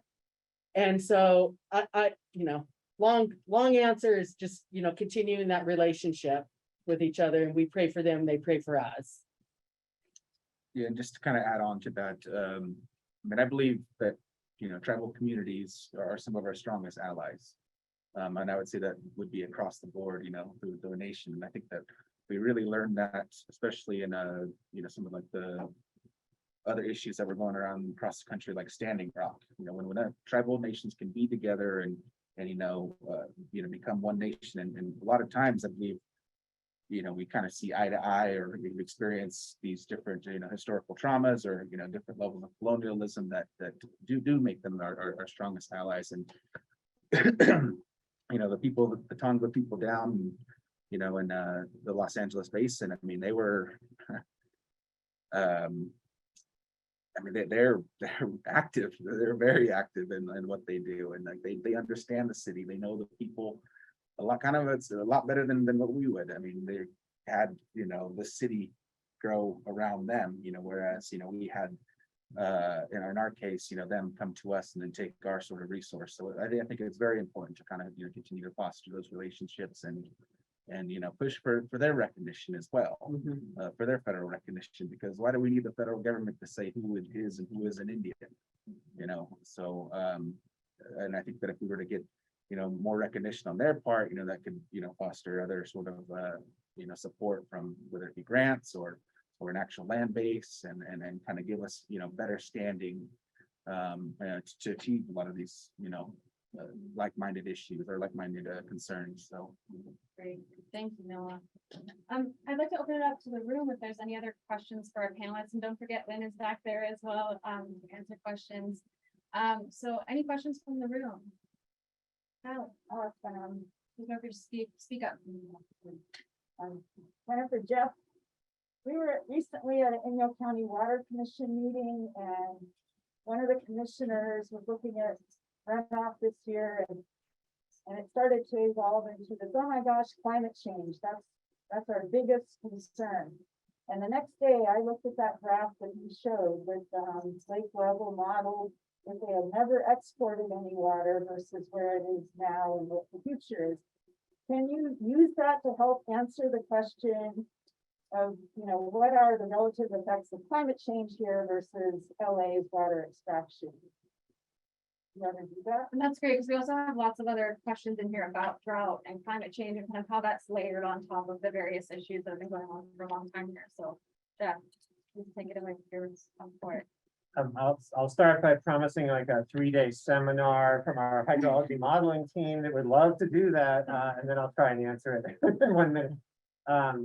You know, terminal lakes like Mono Lake, I mean, of course, they're going to go up and down in wet and dry years. So, I mean, there's drought, which is to say 1 or 2 years, it's a little, you know, drier year, it goes up and down. But the bigger question is about climate change. Is there some long-term change in the hydroclimate that means there's just less water available, right, for the streams of Mono Lake? And, you know, that's a concern. I hear DUP say a lot that that's the cause of things, but when we look at the actual record in the Mono Basin, at least, and I won't speak for the Owens Valley, but for the Mono Basin, it's about 3% less runoff over the last 30 years than the prior 30 years. It's within the range of variability, depending what slice you take. Is it something to be concerned about for the long-term future of climate change? Yeah, but it's, you know, rising temperatures, rising snow levels, more rain, less snow. These are the big expected climate change impacts in the area, but the actual amount of water coming down to Mono Lake or Owens, it's not clear that that's a big cutback. The other thing that's just really important is whatever it's going to be, Mono Lake should be in a place to sustainably, hopefully survive all of those impacts. It's not now. That's what the management level is supposed to be. We've modeled it.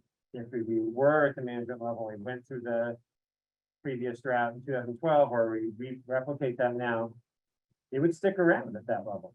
And Sally, I think you're getting at that long-term lake level projection without any DUP diversion to show there's not some long-term other trends happening. It's really diversion connected. Thank you, Jeff. Is there another question in the room? We probably have time for about one more. Anyone else trying to ask a question? All right, there was one, Lynn, maybe you could answer a quick question. There was one about the status of it's asking about this is from Seal Klinger. Can you tell us about the status of the Habitat Conservation Plan, the mitigation required by the 1997 MOU, and whether it's been merged, improved, or modified since the 2 unofficial drafts were released years ago? Is there anything quick that you could mention about that to finish us off here?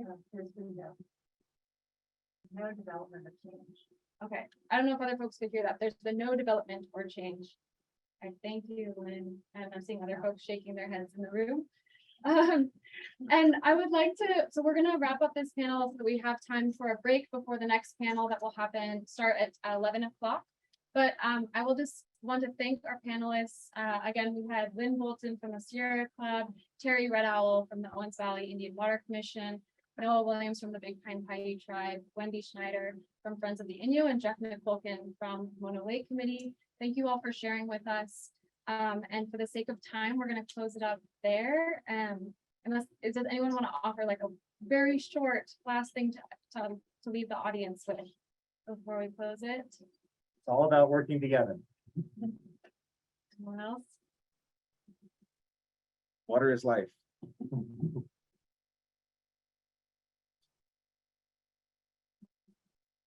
Okay, thank you for leaving us with those parting thoughts. We learned so much from all of you. We appreciate you taking the time to share with us. And for those of you on the virtual, we will be back here at 11 o'clock for the next panel, which is going to be about defeating the Vegas pipeline out in Eastern Nevada, and lots of connections to the issues we've been hearing about here. So thank you all for listening, and thank you to our panelists.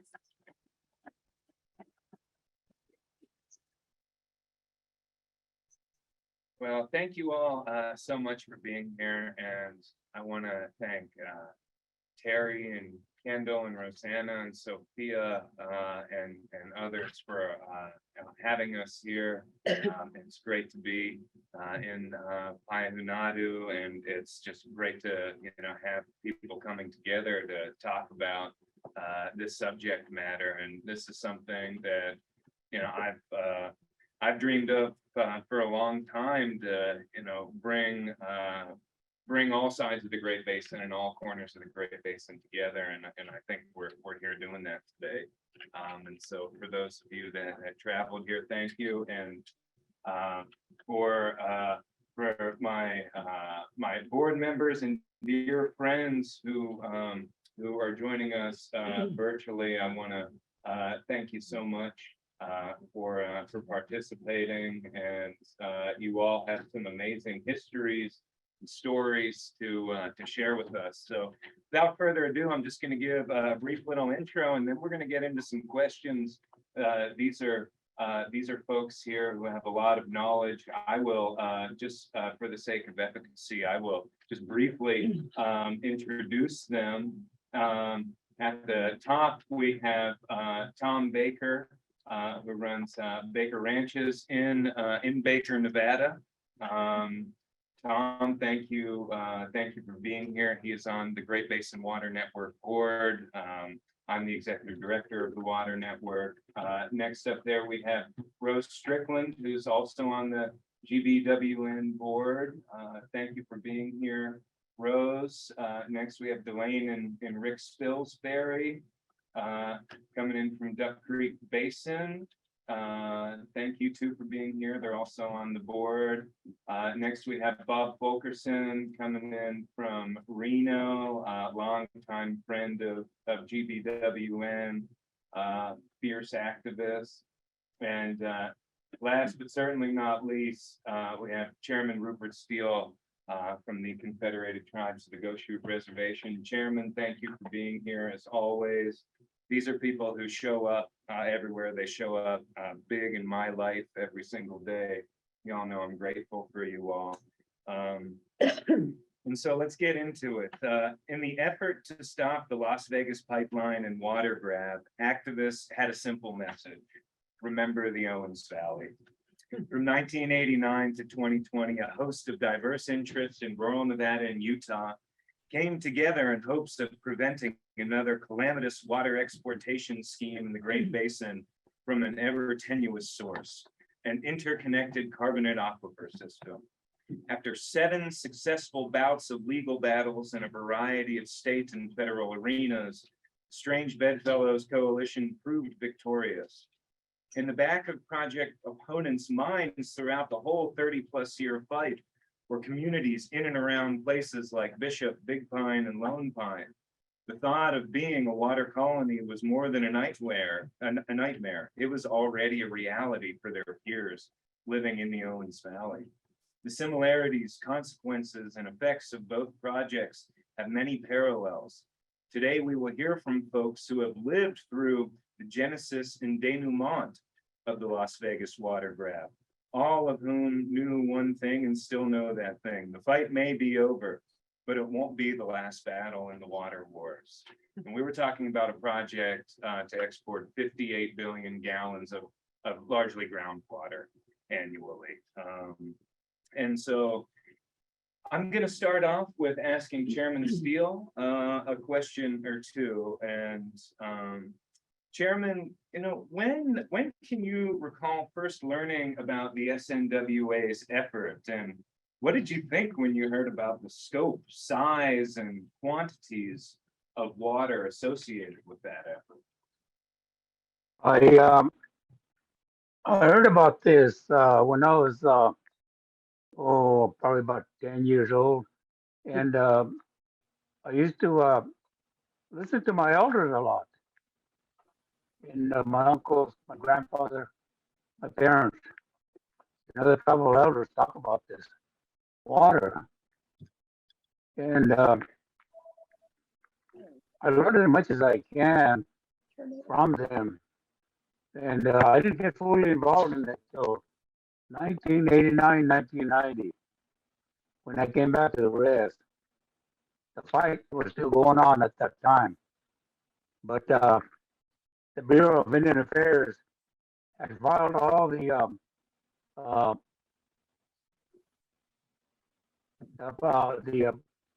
protest against the permits that was filed in this area.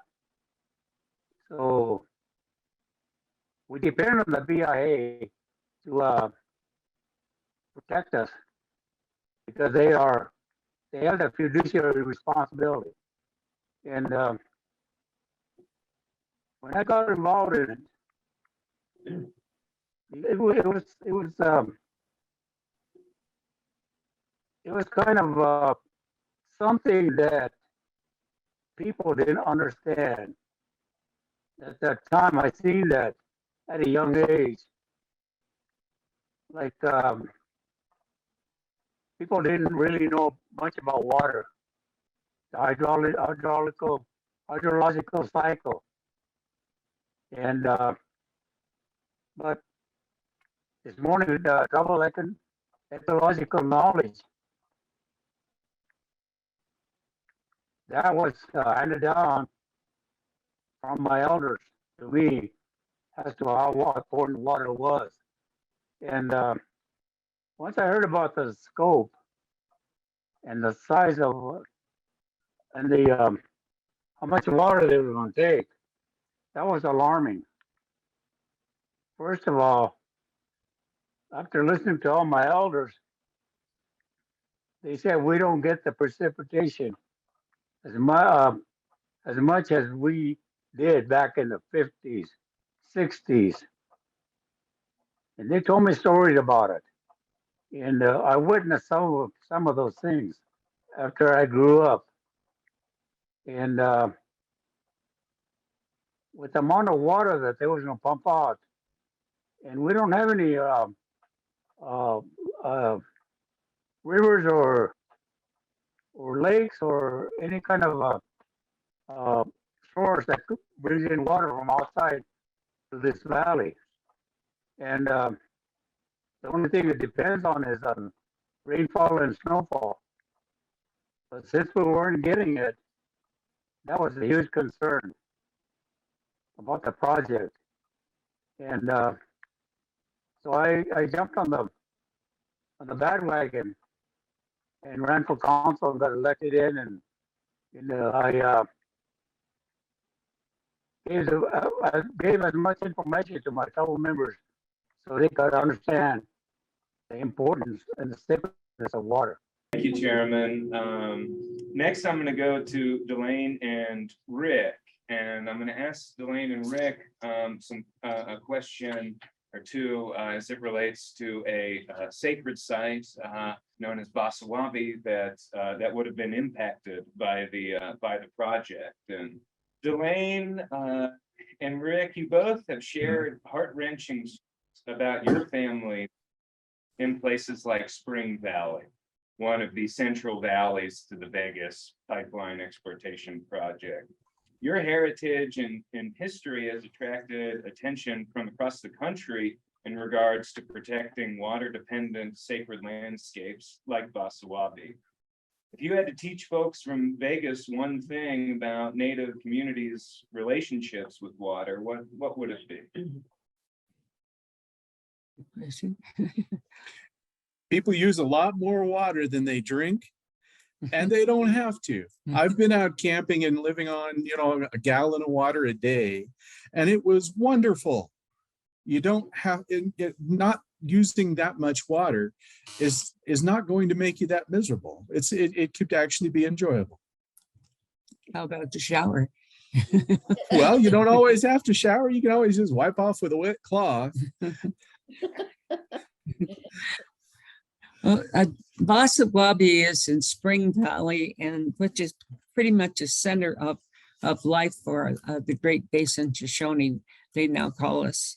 Our name is Nua, which is the people, and it was pretty much the center of our civilization at the time, because we were hunters and gatherers, and we would pretty much try to be in Spring Valley in the fall, because it had more water than the rest of the Great Basin that I'm aware of, and it had good food production. There was a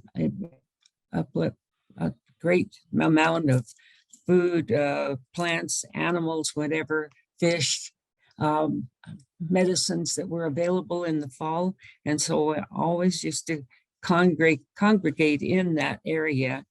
And it became, when the settlers came in, a place where they could find a lot of natives that were on property that they would like to have for themselves. So they pretty much eliminated all the natives that were in that area. And it finalized in the last, whichever century was the 1800s. And in the 1890s, there was a terrific massacre there that pretty much took out the remainder of the brown skins that they hadn't killed. So those of us that leaves a total of 3 massacres. 3 massacres in that area, in Spring Valley at Basawabi, because that's where they did congregate. So where they were killed and just left there, the bodies were decimated and that kind of thing. And so it's a sacred area to us. And right now we are in the process of trying to get that Basawabi designated as sacred. We've succeeded with the state, and we're working with the federals on a protective status for that area, which we hope will be beneficial to the entire Great Basin. Actually, we want to make it a monument, Yes. national monument. That's right. Well, thank you too. We'll come back to you.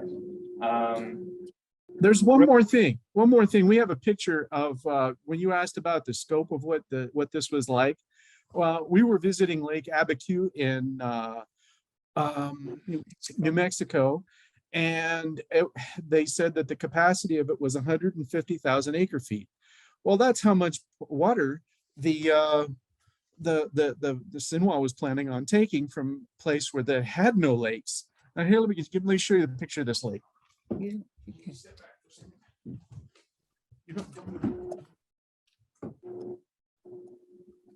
That kind of gives you an idea of how much water they planned on taking. I mean, this is it's a pretty good sized lake. Every year. Every year, yeah. 58 billion gallons in perpetuity. Well, we'll come back to you too. Rose, you helped organize the David versus Goliath campaign, and to put it into perspective, we're talking about an effort to export water from Snake Valley, Spring Valley, Cave Valley, Dry Lake Valley, Delamar Valley. These are giant basins, classic basins of geography. Landmass, obviously a huge quantity of water. but also fighting huge Goliath-like powers that be, Las Vegas's water provider and all the industry that, depend on water in a community like Las Vegas. I'm sure a couple of you can think of a few industries when we talk about Las Vegas and what type of, powers that we are against. But a lot of us in here are organizers. We're here to bring people together. We're here to talk about community solutions. And Rose, what did you learn throughout this whole process? Well, we kind of had a head start in terms of fighting this water grab. We knew we were outnumbered, outfinanced, outpoliticized, but we had just fought a U.S. Air Force proposal called the MX missile. Some of you might remember that. They wanted to put railroad tracks in every base, every valley in eastern Nevada, central eastern Nevada and western Utah, and run missiles around it. So the Russians would never know where the missiles were, so they would know which to bomb. It was the craziest idea. And we came together, and it took us many years and President Reagan to defeat that proposal. It brought the whole state of Nevada together, and as well as Utah. So we put aside all of our differences because this was a really big dragon flying over our state. So we knew we could get together, but we knew that it was going to be a really hard fight. And when I called Cecil Garland in Calio, Utah, if he would join us in fighting the water grab, he says, oh, bro, he gave me this big line about the power and the glory in Las Vegas. And I said, well, does that mean you won't join us? And he says, oh, Rose, the best cause is a lost cause. Of course, I'll join you. So that was our attitude from the very beginning. It didn't matter that we were outnumbered and outmoneyed. It didn't matter to us. We just decided, no, this is another crazy idea, and we're not going to have it in our state. Rose, I just want to follow up. You made a comment. Some folks may not know Cecil Garland, but a hard Scrabble farmer rancher type, and that's not necessarily your background, but maybe explain about that connection. Because of MX, you were able to call a guy again. I call them strange bedfellows types of things. Discuss that about just being able to pick up the phone and call somebody. It did help to build on the relationships that we had made. But we had key people from all the different groups. We had Dean Baker, who was a rancher in Snake Valley. We had people in Las Vegas. We had the hunters. We had everybody, really. We had the tribes. It was just a matter of pulling us all together. And we really didn't think of ourselves as urban people versus rural people at that time. We were Nevadans and we were Utahns, and it didn't matter where we came from. This was a really bad idea, and we weren't going to let it happen. So that brought us together. And in the long run, I think it's critical for our victory, because we really did have the urban people on our side. And the only people who were supporting the pipeline were basically the Southern Nevada Water Authority, their staff, Pat Mulroy, you might remember her name, and the 50 people that run Las Vegas. So that was what we were faced with. To the administrative record and the state engineer's office, and you'll see the letters. You'll see the letters from the real estate developers. You'll see the letters from the casinos. You'll see the letters from the unions. You'll see just from the banks, especially. Those were ones that always stood out to me. And so, thank you so much for that, Rose. And next is Tom Baker. And I think when a lot of people who even know a little bit about what has happened here so much of the conversation is about, well, you know, Mulholland and Co. came up from Los Angeles and started buying out ag lands. And so, you know, again, we talk about the parallels. Well, Tom Baker and his father Dean and Tom's brothers, Craig and Dave, are all too familiar with those parallels.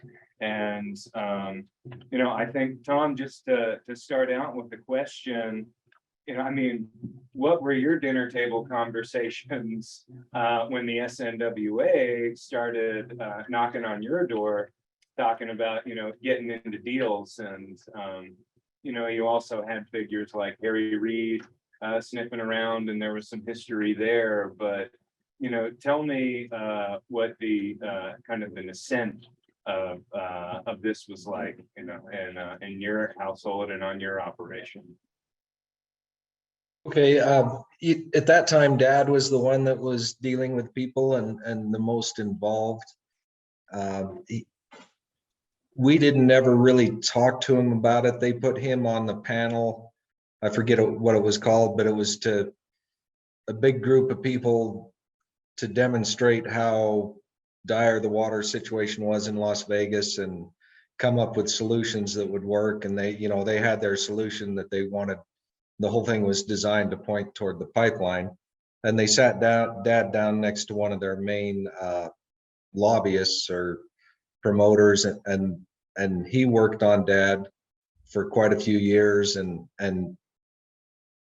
Dad talked to us boys in the morning, and you know, we couldn't see any reason or any avenue to selling that we would be happy with, as far as we just saw how bad it would be for the area and the whole area, all of eastern Nevada, and didn't want to do anything to encourage it.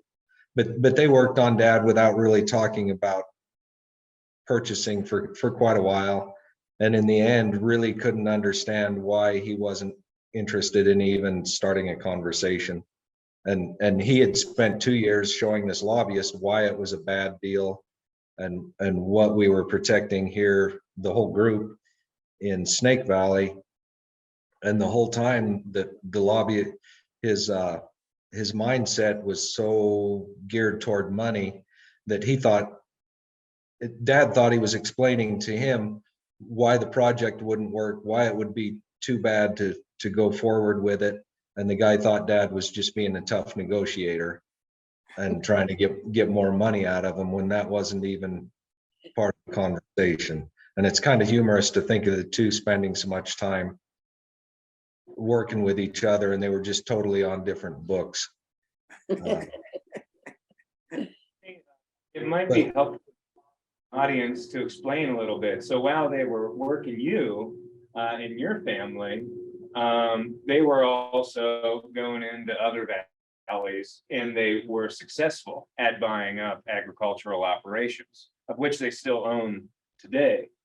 But maybe talk a little bit about, you know, your family's as a producer of feed and livestock, and what's it like to have that competition where you have an entity like the SNWA that comes in, they create their own LLCs, they have their own private property, they acquire water rights, and then they're growing hay and raising livestock in direct competition with someone like Tom and his family. Explain what that was like. And you know, they're heavily subsidized, but talk about that a little bit, Tom.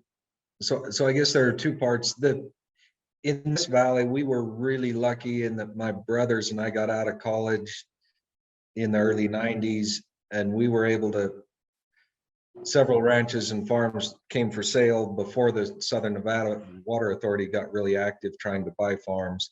And we were able to buy those up in this valley and integrate them into our farm and ranch. And if Southern Nevada would have been aggressive 10 years earlier than they were, we wouldn't have been able to compete with them to purchase those, and they would have potentially could have bought enough of the ranches here that ours wasn't that big a deal. Fortunately, we were able to purchase those, and I think had enough mass that it wasn't worth Southern Nevada's time to come into this valley unless they could get us to sell.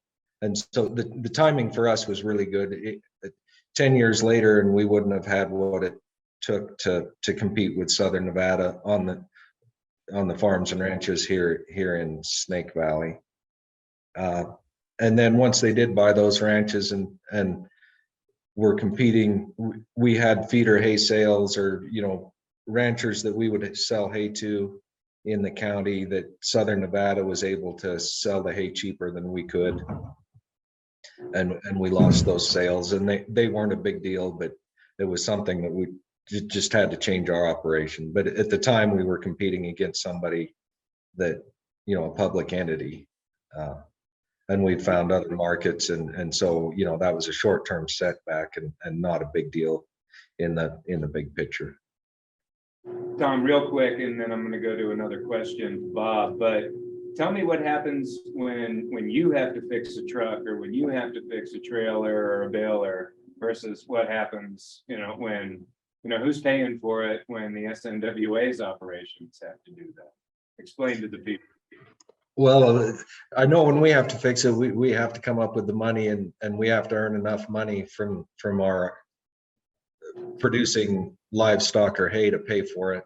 Southern Nevada, I think that's a really good question, who pays for it on the Southern Nevada side. That I think they'll say they pay for it out of operations. But you guys know better than I do, and they obviously have a different financial picture than we do.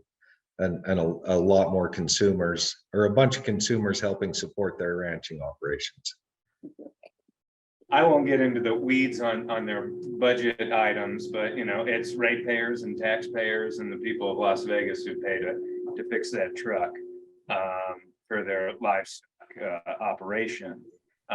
And I think an important point that I haven't brought up yet is, you know, when we're talking about the SNWA was filing groundwater rights applications. And at the time, you know, in California, groundwater was still largely unregulated. And I think, you know, we could talk about the regulation in California today, and it's one area where Nevada is superior to California as it relates to the regulation. I think, you know, how things have been regulated here for decades is a complete, you know, just terrible. And so, you know, there were dozens and dozens and dozens of these applications filed across all the basins that I mentioned. And so I just wanted to put that into perspective as well, in terms of how the SNWA went about, you know, getting their hands on this water. They filed the applications, and then all of these folks here were filing protests, beginning what amounts to the legal process. And the state engineer will hold hearings, and then you can appeal to a district court. And so that's kind of how you enter the arena. Next, I want to speak with Bob, and, you know, talk to him about to activists. Talk with him about, you know, his role. He cut his teeth as an activist fighting the MX project. And other,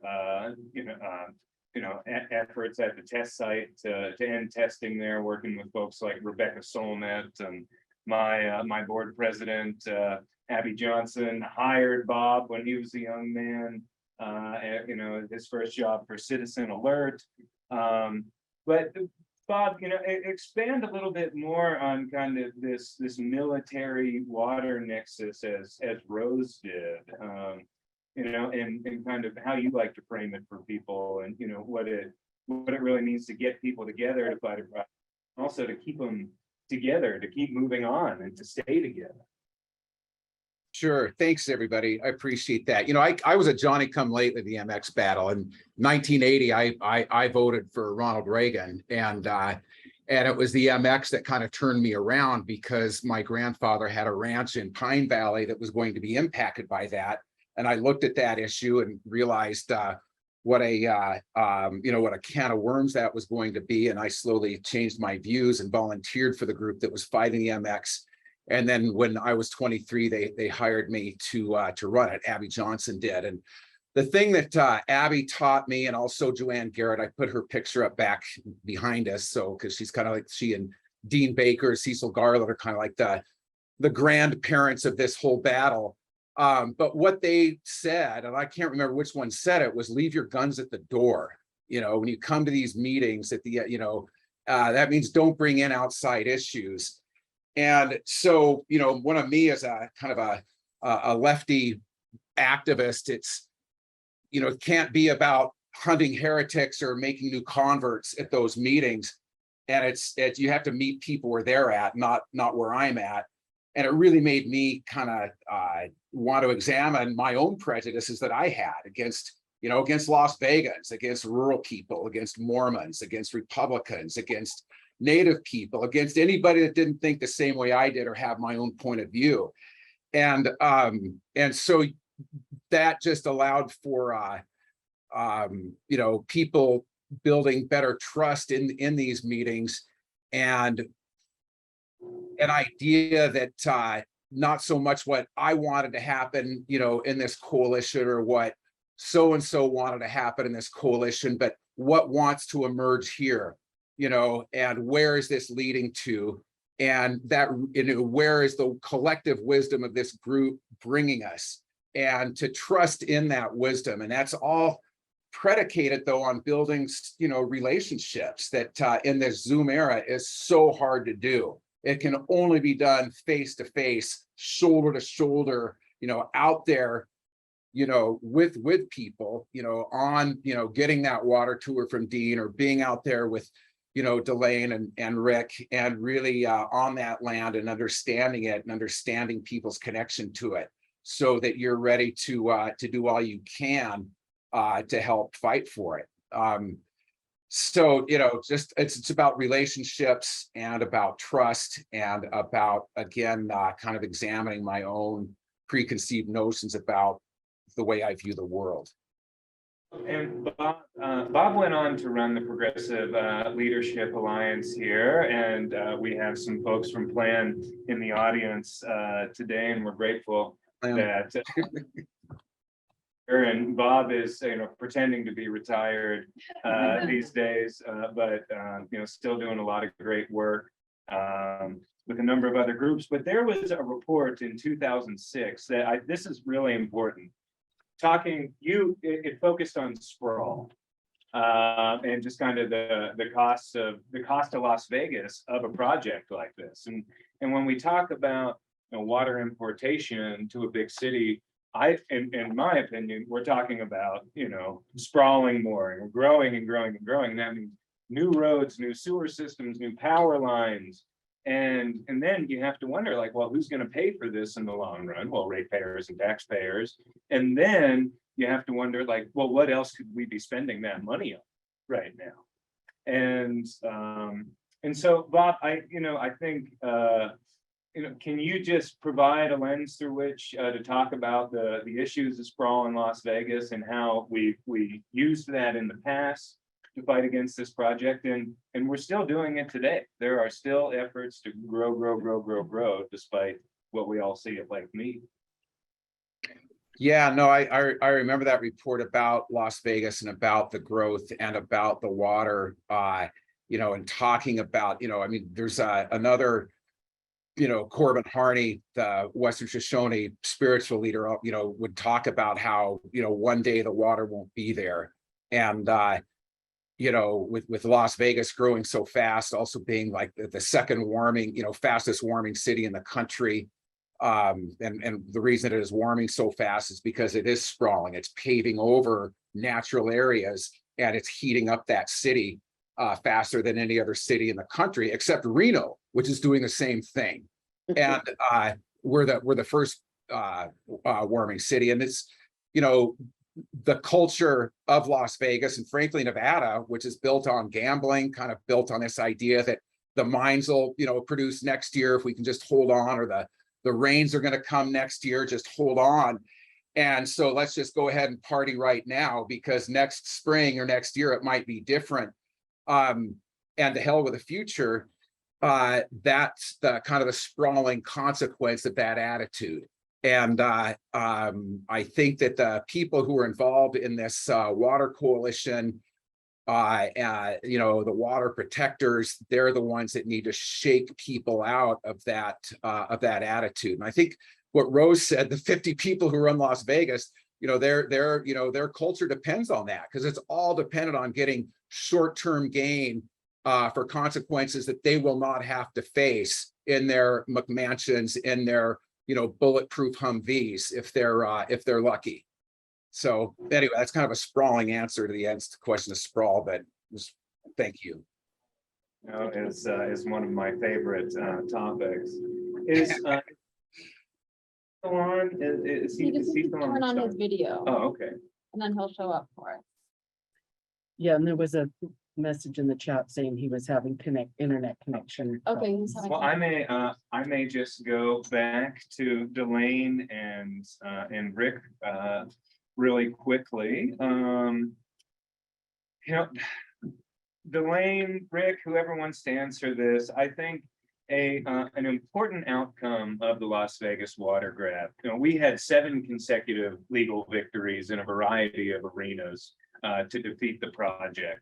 In our last district court victory, there was recognition that pumping in certain areas in Spring Valley would have harmed the swamp cedars, what we call Basin, this sacred site that Delane had explained before.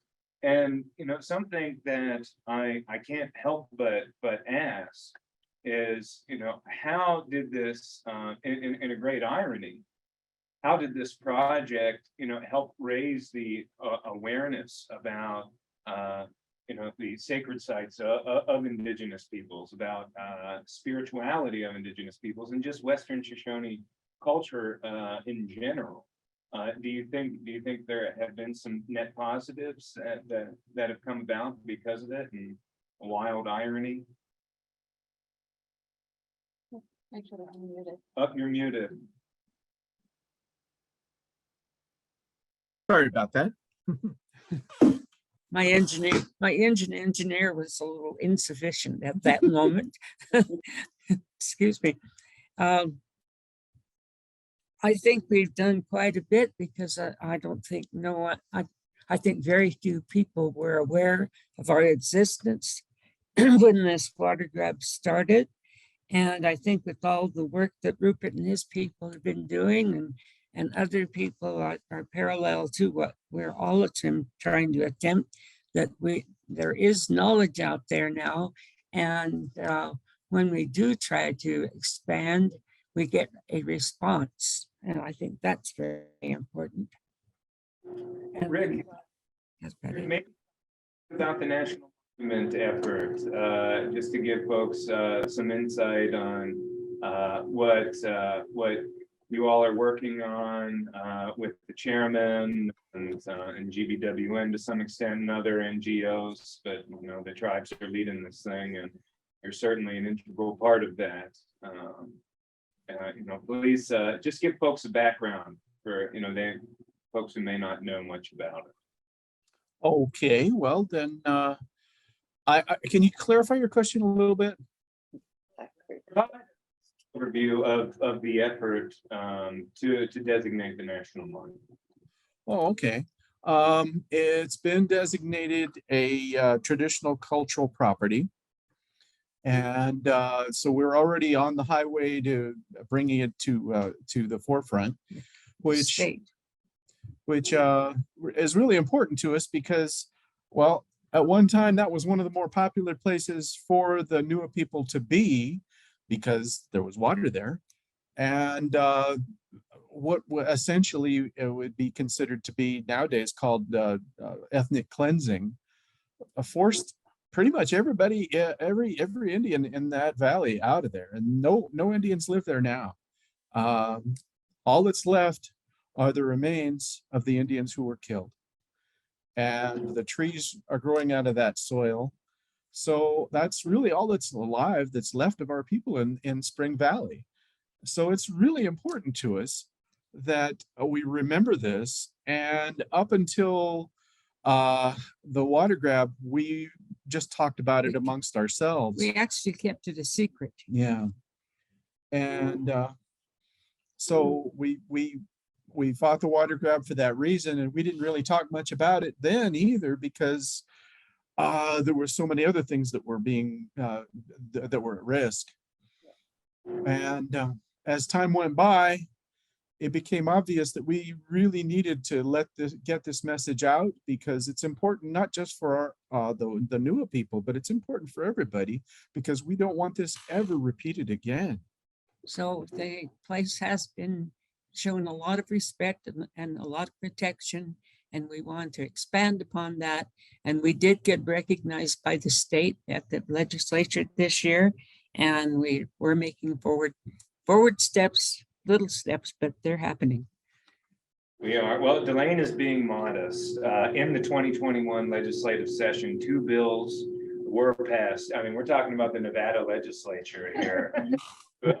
Recognize the swamp cedars, and as Rick alluded, after during these massacres, the blood of our fellow human beings mixed in that soil, and it mixed with Rocky Mountain juniper trees, Juniper scopularum, and they're known locally as the swamp cedars. But that's where Rick and Delane, they go to visit their ancestors, and they go to pray, and they go to heal, and they go to mourn. And in 2011, and correct me if I'm wrong, you two, I mean, there was a decision made to start talking about this place publicly. And I think folks like Rupert and Delane, I just can't say it enough, the courage that it takes to talk about something so difficult and so brutal, but at the same time so beautiful. As it relates to this place that is so powerful. So I appreciate those responses. The National Monument effort is well underway, and thanks to the work of Delane, Rick, and Rupert, there have been some really great conversations at high levels of Interior with some members of Congress and elsewhere. And I think, to put it into perspective, the SNWA's ranching operations, one of their private properties is right smack next to this site. You can see their livestock running there. They even had a test well there. They even had a test well there. So, well, thank you, you two. Rose, I know this is kind of a naive question, but we haven't mentioned our longtime attorney Simeon Herskovitz and his partner Iris Thornton, who were essential. But activists, like, I'm not an attorney, I'm not a hydrologist, but it's it's just like you get to a point at times when you need legal counsel, you need help. But Rose, talk about what can you get away with fighting a water grab without an attorney, without a hydrologist? Is it possible? Could you do this type of thing pro se? Explain what it meant to be able to, number one, hire an attorney, but then bring it on. I mean, those were pivotal moments in the existence of the organization. Yes, those are 2 really technical arenas, and we volunteers, we activists did not have those talents. A water hearing in Nevada can be from 1 week to 6 weeks long. Southern Nevada Water Authority had the money to hire whole law firms to present their side of the case. So we had to present our side of the protest. We could not find attorneys in Nevada that wanted to represent us on this, water attorneys. We went out of the state and found Simeon Herskovitz and Iris Thornton. And they really became experts in Nevada water law. And eventually our attorney took the bar test in Nevada and became a Nevada certified lawyer. So we're talking about long, decades of effort, but even our attorney put in and changed his life in order to help us with the legal questions.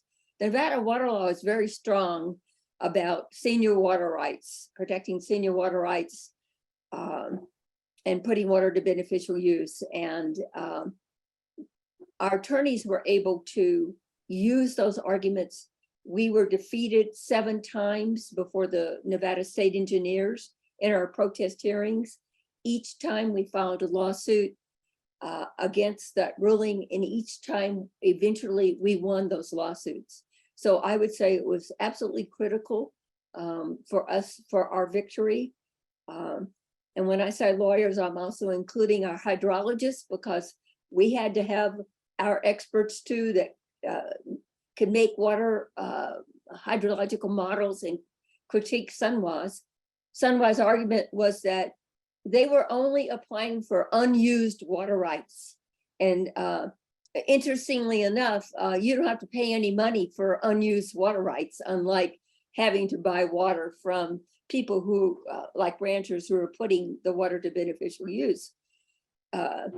So we basically did eventually win those arguments, thanks to our lawyer and our hydrologist, that there was no extra water, there was no unused water out there, and that our aquifers were all connected. So pumping water in one valley was going to affect the guys all the way down the system. And it was a very strong argument, and we eventually won on that one. And we eventually won the water grab because our opponents, the Southern Nevada Water Authority, basically were forced into improving and increasing their water conservation program. And to their shock and surprise, they actually saved more water through their aggressive water conservation programs than when they would ever get from taking the water in Eastern Nevada. So these were technical issues, but we won them, even as citizens, with legal help and hydrological help. It can be done, is what I'm saying. Such a good point, because so much of what we were fighting over was about this notion of a 3M plan, that you can just mitigate your way out of anything. You can, have pumper trucks, bringing in water from somewhere else. You can create springs and meadows for sage grouse. It's kind of a fallacy, especially in a region like the Great Basin, because again, like, where are you going to get the water to mitigate? What about issues of that water? What about issues of how are you going to get it to where it needs to be?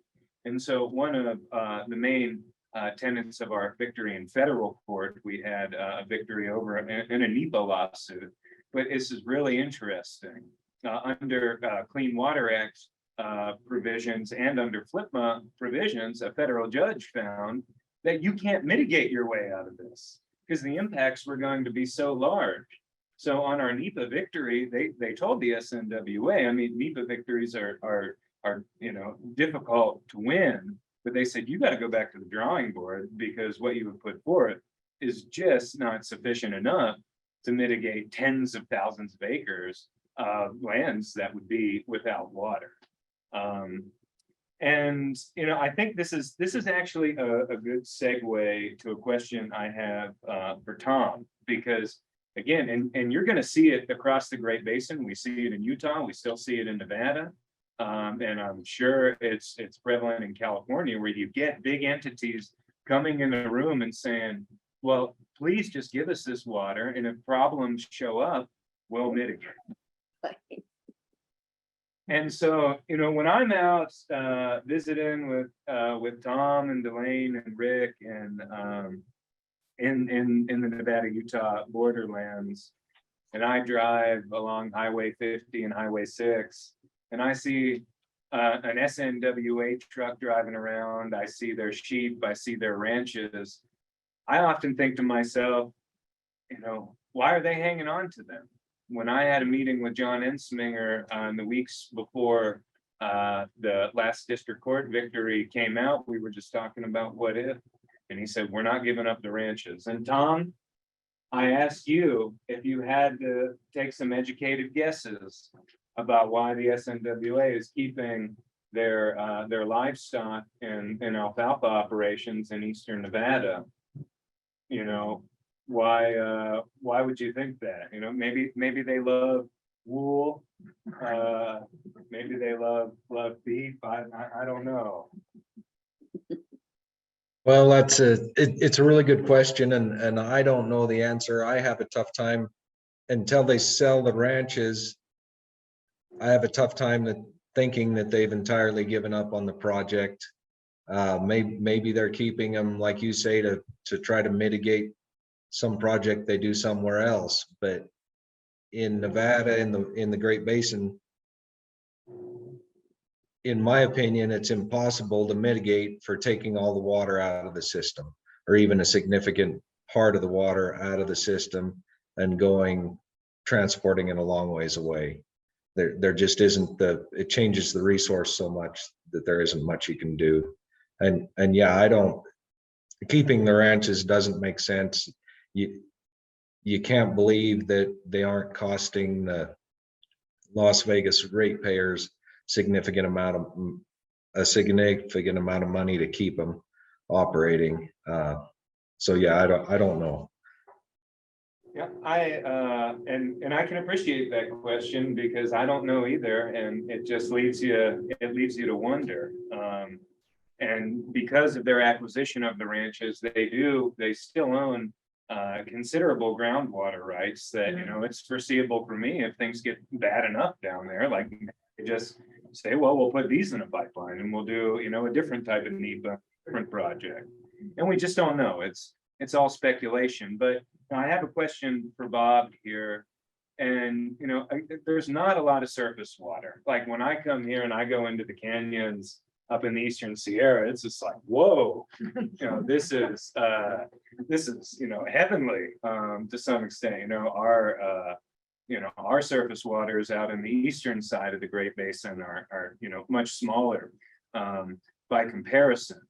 And I mention that because what we've largely been talking about is a groundwater export project.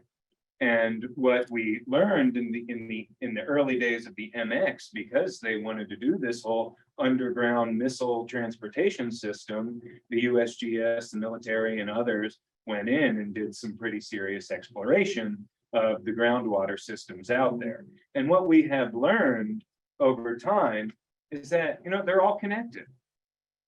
Just like us, you know, we are all connected, whether we are rural, whether we are urban residents.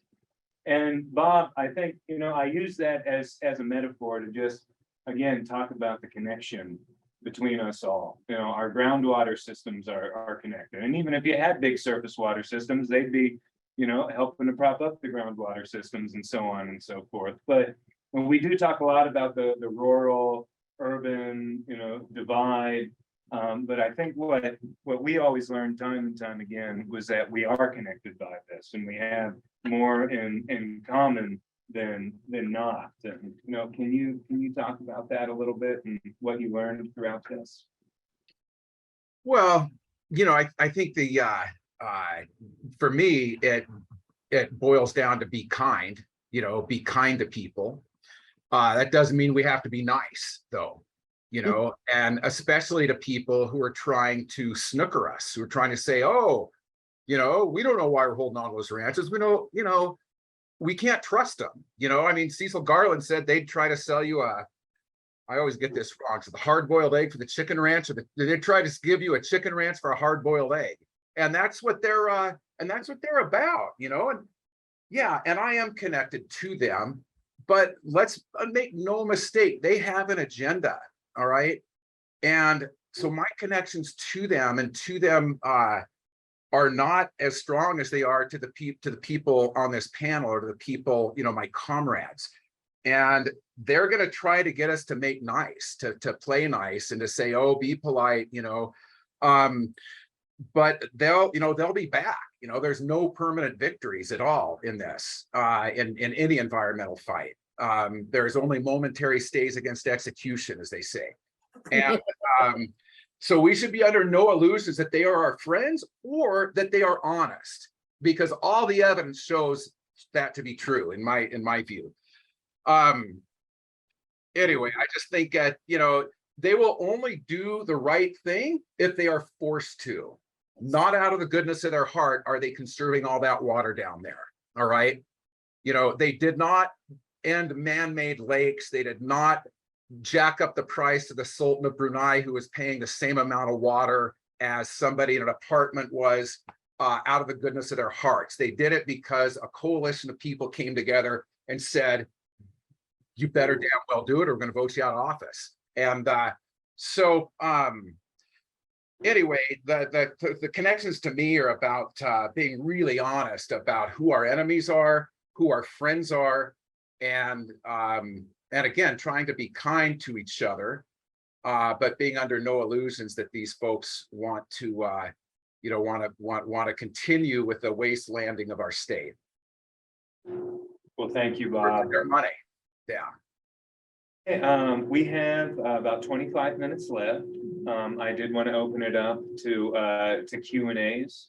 As you all can tell, you know, I could keep running my mouth, but I think it's so important to have a dialogue here, and I want to hear from you all. And I know the folks on here would be happy to answer anything, and you know, as will I. So, Sophia, do we have anything in the chat, or do we want to start with a question from anyone in the audience? I know I did my best at trying to give a big picture look at things, but you know, let's get started. The report that y'all were talking about from 2006, that's the small report. Do you remember who did it? Plan. It was Plan. Yeah, it's in your files. Wow, I gotta just get to the paper. Okay. Excuse me, the successful fight against the water grab, how was it funded? You know, a lot of generosity, some small grants, some big grants that came in at key times. I think one of the key relationships here, and others can chime in, is that, so we were fighting with White Pine County. And, you know, they saw this as their future going down the drain as well. And so there were years, what makes this so interesting, when the legal fight, you know, they filed the applications in '89, then things go quiet. Then the millennium drought hits in the year 2000, 2002. Then they start to ramp up. At the same time, you know, the beginnings of the Great Recession were starting to show itself. 06, 07, White Pine County basically goes into receivership, or was on the brink of it, had no money. GBWN forms and got some big grants, and then, you know, it kind of went, a relationship developed, a financial cost sharing relationship to pay for attorneys and legal fees. And we're doing a similar thing today in a new time that we're fighting. You know, again, you got business folks like Tom, activists like Rose and Bob, and tribes all coming together with rural counties. But, you know, that's, folks, was that a good description of how to describe, you know, how we funded this thing? And please feel free to chime in. I'd certainly be overlooking something. I'd like to say something. When you talked about the original 1989 applications and how they stood back, how Sinwha backed off for about a decade or more, the reason they did was because the people of Las Vegas were totally disgusted by the idea. Exactly. And they didn't want to pay for it either, because obviously ratepayers would pay for it and developers and investors would make all the money. So we got a lot of friends in the big city. Well, you know, I can't help but think of a data point. I forget whether it was you, Terry, or Sophia, on our EIS, our recent EIS fight, DEIS fight against the new pipeline. You know, our attorney specifically put in a provision about what mitigation costs here, and what you all have seen out here in the Owens Valley. You know, $2 billion. I mean, these are the things that just pop up. just to keep a stasis, an equanimity of like keeping people at, some baseline of healthfulness. And so, and these are the things that, the SNWA was never going to talk about publicly. Kyle, we have a question in the Q&A that's asking for some clarification about the ranches that are owned by SNWA. Is SNWA leasing to farmers to farm the land someone still owns, or is SNWA doing the farming themselves by hiring people to farm it? They do it themselves. It's different than what happens in this part of the Great Basin. They have their own ranching operations that it's their LLC. Okay, great. There's also And a if- question. If anybody's interested in being a sheep herder, they pay the highest rates up here around Ely. Sinwa does. The high, No, Sinwa ratepayers. We also have a question in the chat or in the Q&A asking, how did you guys communicate with and engage people in Las Vegas? What worked for you? Well, Rose, do you, well, actually, I want to go to Tom and then Rose, because something that is famous in our organization, in our circles, are the water tours, where, you get elected officials, you get other activists, you get, anybody who's willing to come out. And Tom, now Tom does the water tours, but his late father, Dean, did them early on. But Tom, speak about that. Yeah, dad created the water tours or thought them up and thought about what parts of the valley to look at. And I think they were incredibly effective. Once people went on those and looked at the reality of what was being proposed, and I had to drive some of the vehicles and rode with the people, but they could listen to all of SNWA's talking points and the mitigation and talking about it. At one point, the idea is that you kill all the phreatophytes in the valley and then you have that water to export. And Southern Nevada would talk about an orderly succession of vegetation to the different types. And it was all absurd. And as people drove around the valley, I don't remember finishing a water tour and having people being skeptical. I'm sure there were some, but when they look at the reality on the ground and realize that the basin wide changes that were being proposed, it was really effective. And Dad kind of came up with a really good way to showcase that throughout the valley. Thank you, Tom. Rose, talk about, I think, and Bob as well, I think something like that report we mentioned is a touchstone of how you engage. Rose, what would you say as it relates to that type of engagement? Well, we, as part of becoming water warriors, one of your main jobs is getting the word out and telling the story. We had an awful lot of help from journalists, from television stations. They love to cover this issue. So we had people who went interviewed by John Ralston. We were down in Las Vegas. We moved, we met usually in Baker, Nevada, but we moved all around. We've also met in Mesquite, Las Vegas. We even met in Bishop. We wanted to listen to people in different parts of the Great Basin. We created a newsletter we call the Water Gab. And during the legislative sessions, every legislator in Nevada and in Utah would get copies of our Water Gab, and all of our issues were printed in there. I think the water tours were really terrific for bringing legislators out. I'd also give credit to Dean Baker, who spent one legislative session, an important one, in Carson City, taking legislators out to breakfast, explaining everything, asking them questions, answering their questions. It was really a big effort, and it was one that eventually paid off for us, especially when the price tag for the project finally popped up as a part of the environmental impact statement project. Sunwha had been telling people that the project was going to cost about $2 billion. Oh, maybe $2.4 billion. But the EIS, which NEPA requires disclosure of actual truth, it costs money to borrow $2.4 billion, a lot of money. And we got that $15.7 billion price tag up there. And, you know, that definitely reverberated with the ratepayers who are going to end up being stuck with the cost of a project that had unlikely, not likely reliable sources of water. By the end, we were thinking that, you know, it's gonna be about $17 billion. Are there any other questions in the chat? Terry? Well, I'd like to respond to that too, because I think it's really important to remember that Lance Rake was the first communications director that Plan hired in 2006.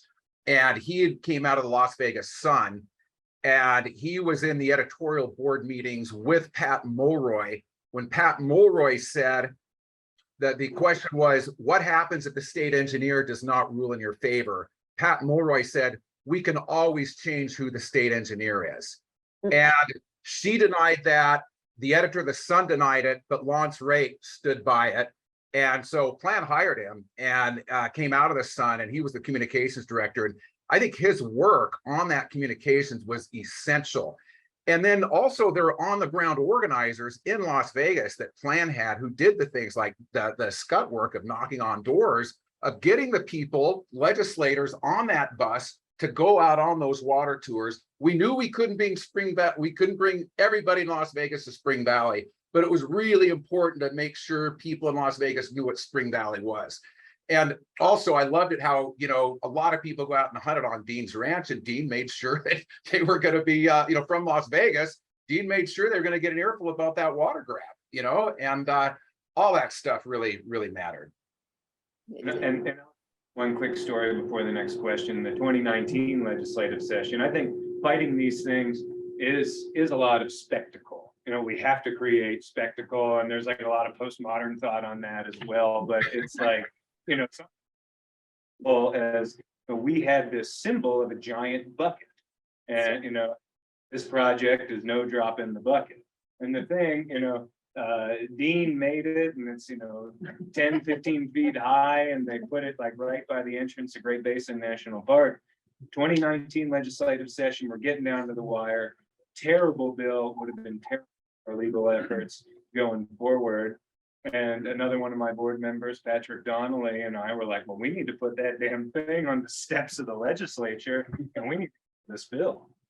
And sure enough, you know, I call Tom, I say, hey, get it, you know, can you get me a trailer? Patrick's gonna come out with his truck and hitch that thing on over the weekend. And like, Patrick went out and did that. I started writing op-eds. Chairman Steele wrote an op-ed. And then it was like on the day that there was supposed to be a hearing, you know, we put that thing, hearing canceled, bill dead, you know, and we win the day. And I think, you know, it's creating spectacle as well. But anyways, Terry, please. Yeah, so I had a comment and a question. When you guys, I found it really interesting that you guys were doing the tours, bringing people out there, because I think it's super effective. And that's actually a tool that Los Angeles Department of Water and Power uses. They bring people up, and especially like certain dignitaries and key decision makers, and they bring them up to our valley, to our homelands, and show them all the great things they're doing, the wonderful mitigation projects that they have successfully implemented, and all the how their money is being put to good use out on the dry lake. And you know, they show them all the what, you know, their spin of the good stuff, right? And we kind of learned about those tours when we were in LA doing outreach. We connected with a Los Angeles neighborhood council, and they're like, yeah, I was on a tour and we didn't know things were bad because LA told us how great they're doing and that all the residents up there are happy and they're pleased with how they're managing water. And I said, no, that's, you know, absolutely. So anyway, I guess my question would be, how did you guys fund those tours? Because you know, we would like to do that and have that opportunity to, you know, to educate people from our perspective.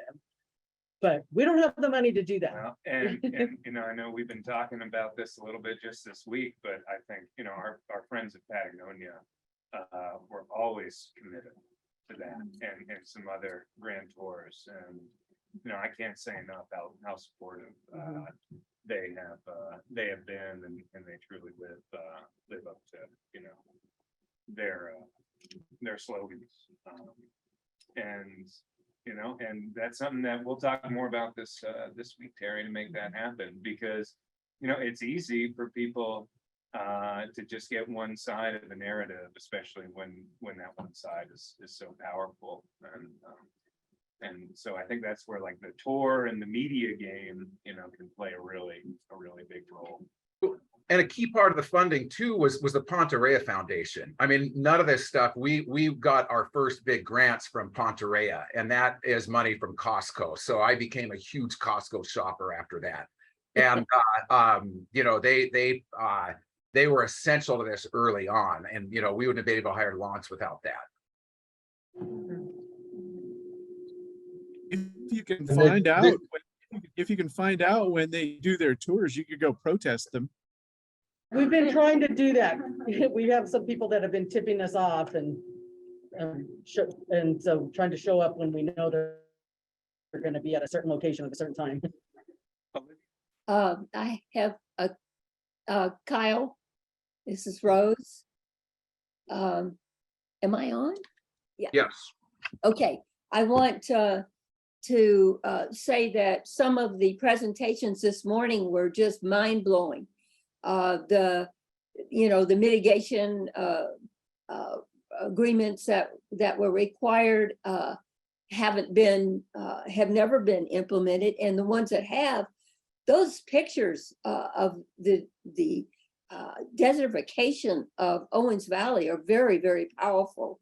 And I could see you doing a counter tour to the ones that LADWP does, taking people to mitigation sites and saying, is this this is what we get, this is not what we need, kind of thing, to sort of refute some of the everything's wonderful up there in Owens Valley and everybody loves us narrative, which they're trying to sell to their ratepayers.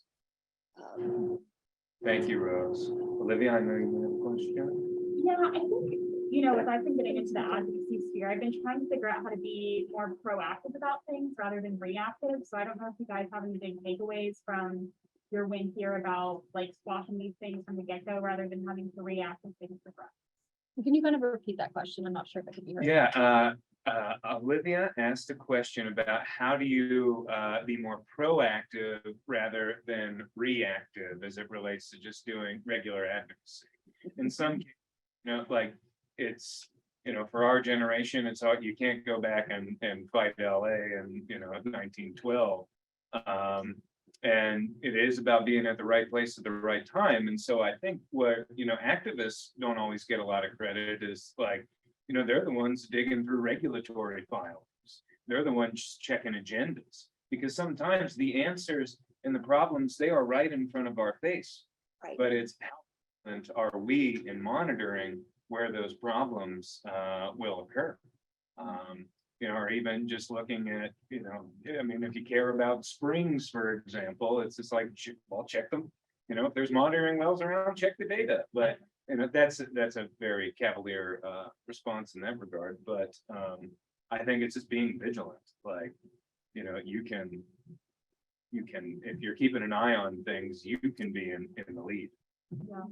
And if you continue to build a base, and continue, that's one thing you can always be doing, is bringing new people, making new converts, bringing new people, building new leaders to carry the torch and into this fight. And, and that work never stops. If we have, 100 leaders this year and 10 leaders and 100 leaders next year and 10 leaders, we haven't been doing our job that year, so it's to continue to grow that no matter what the opposition is doing.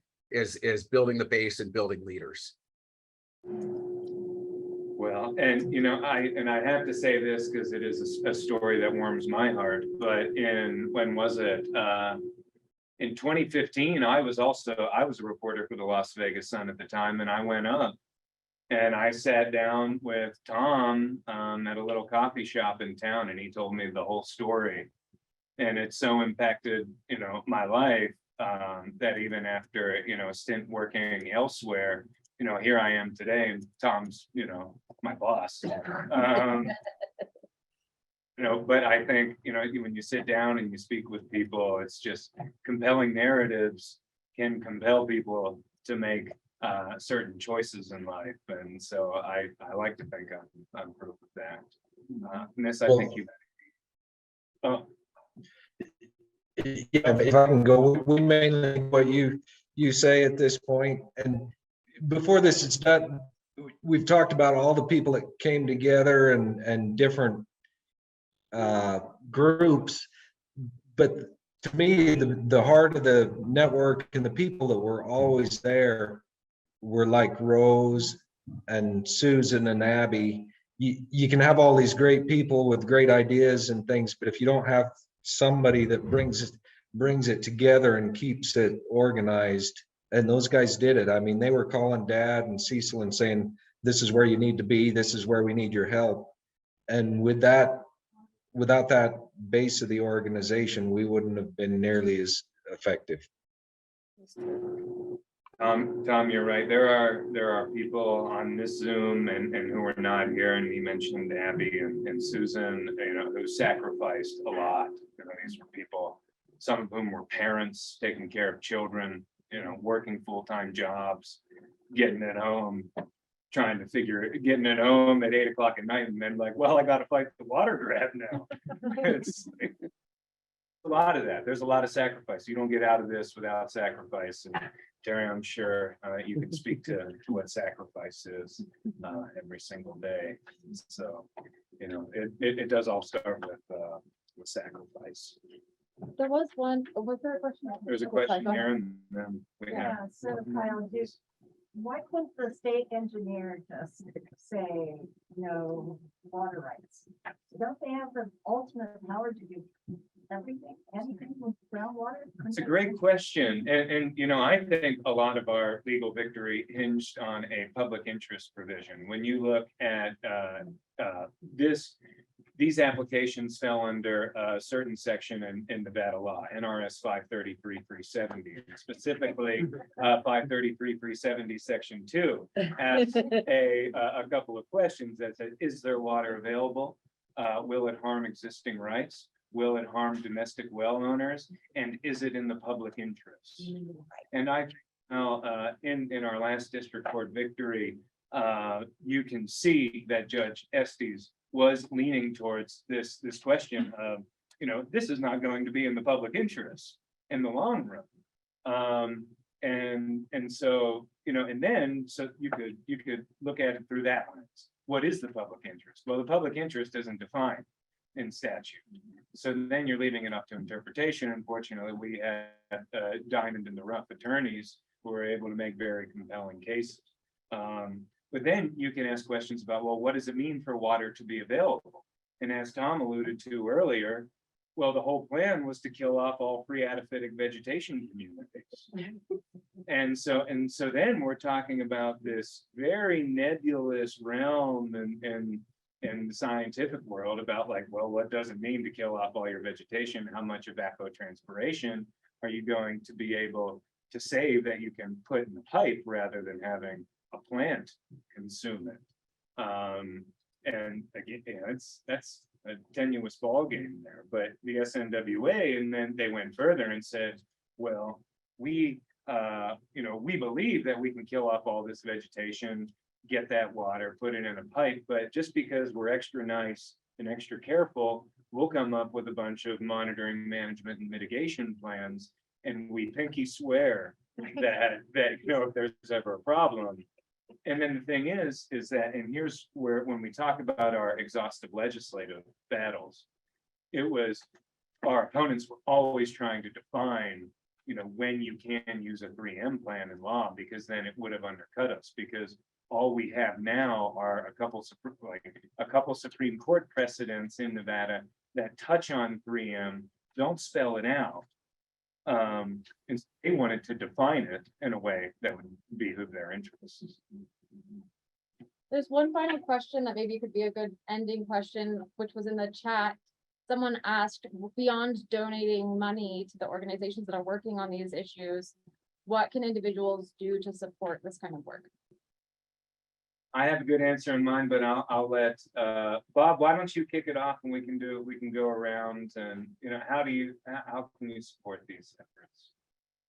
Everybody can be an organizer. All that means is you get 5 people to join. You send the Great Basin Water Network emails out to 5 people and you say, please join me in doing these 2 things. 1, give money, 2, go to this next meeting. So just be really simple and directive. People want a job to do. It's up to us as organizers to give them those jobs. And sometimes it's as simple as giving money, because Kyle doesn't work for free and can't be expected to. And then bringing new people into the fight. And those are your friends, those are your family. They may not have the same knowledge that you do, and it's important to educate them and get them to join. We have to build institutions. It's not like the water network, like these organizations that are going to be long going with these fights long after we're dead and gone. Well, and Bob is a humble organizer and fundraiser, and so I listen to every word he says closely in those regards. Tom, how do you grow the movement aside from just giving dollars? There's no way I can come up with a better answer than Bob just gave. The simple thing is just talking to people. Whenever I talk to people in Las Vegas, and they don't pay typically they don't pay any attention to what's going on, and just letting them know that's a small thing that anybody can do. Any of the neighbors here can do that, and just keep the issue alive and in front of people. And back to the water tours, my funny thought to that was that one of the neighbors here in the valley saw Dad giving all the tours, and he gave Dad a 16-passenger van to use for it. People that don't like other people and don't want to have anything to do with them can contribute to something they believe in and do it all in their own way. Well, thank you, Tom. Rose, what would you say? Well, I think we did a really good job in setting up our Great Basin Water Network listserv. We constantly sent out requests for donations.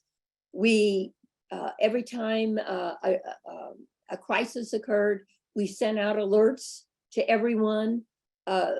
We used to have the best water uses, water conflicts information in the state on our listserv. Everybody felt kind of a part of what was going on. And I, couldn't absolutely disagree with anything that anybody has said. You just keep building relationships and bringing more people in. And sometimes it's the money that really makes a difference in some of these issues. Sometimes it's contacting their legislator. Sometimes it's writing a letter to the editor. It depends on the situation. We just kind of got into the mindset that threats were no longer threats. They were actually opportunities for us to do something or to get somebody else to do something. It's a totally, you don't get overwhelmed by the opposition. You just say, thank you for giving us this opportunity, to go to the media or to have an event, as Kyle was saying. It's all an opportunity to go forward with your campaign. Delane and Rick, thank you, Rose, for that. Very insightful. What would you two say? Well, what really brought me over to becoming active was Hugh Ritchie. He was a state water engineer, and he lived here in Ely, and I was living in Vegas at the time. And he made a decision. It was Three Lakes Tickaboo, which doesn't mean anything to us anymore. A big, heavy decision against Southern Nevada Water Authority late in an evening and retired the next morning. And that was important enough for me to jump on. So if you can keep in touch with the repressed, what was the name of that? George Knapp? George Knapp was also a quite popular, and he still is as a I think he's still in Vegas, and he gave us all kinds of press. Keeping in touch, establishing relationship with the press and keeping them informed is really important. Do you agree, Kyle? Yes, I couldn't deny any of that, Dwayne. Rick, any closing thoughts? Do everything you can to get the message out. Any questions? Should we? I think we're at time. Wrap it So up. we We should are at break for time. lunch. Okay. Let's thank our panelists. Thank you Thank so much. And we are going to break for lunch now. There in about 15 minutes, we're going to start showing a couple of short films, but those will be for folks virtual. You'll see those, and for folks in person, lunch is going to be in the North classroom, and we'll be playing the films over there. And we'll be back at 1:30 for the lightning panel, where we're going to hear about other types of water justice issues that are emerging across the Great Basin through brief remarks from a whole bunch of folks. So we're looking forward to that. And thank you all, and we will see you back at 1:30 and enjoy the films in the meantime. Thank you. Thank you.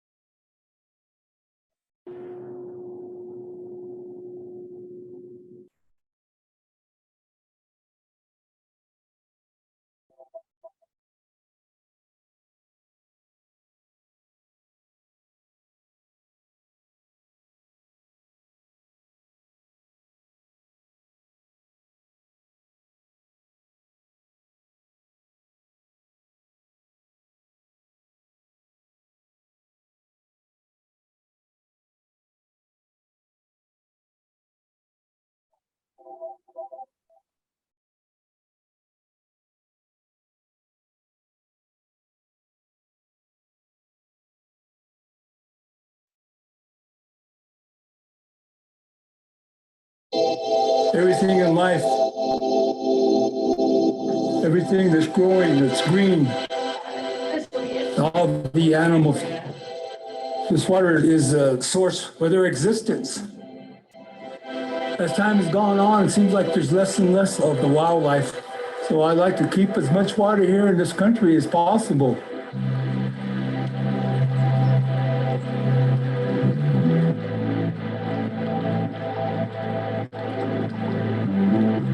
Be thankful for everything that we have, even though, we're a little nervous about the water, about what might could happen to Long Valley,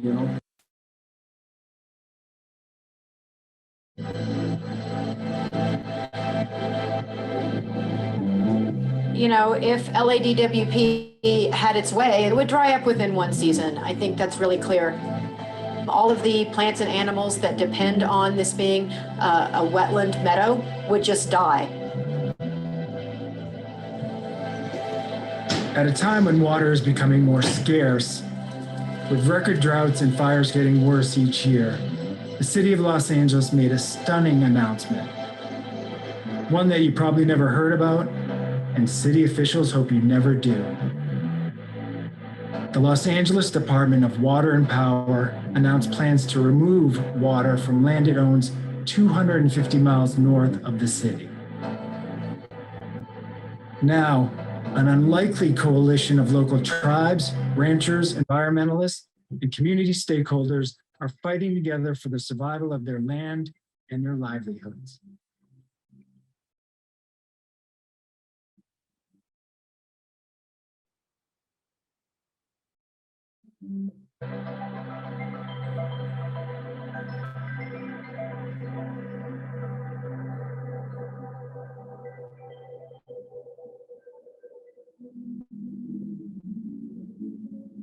This is Long Valley, California.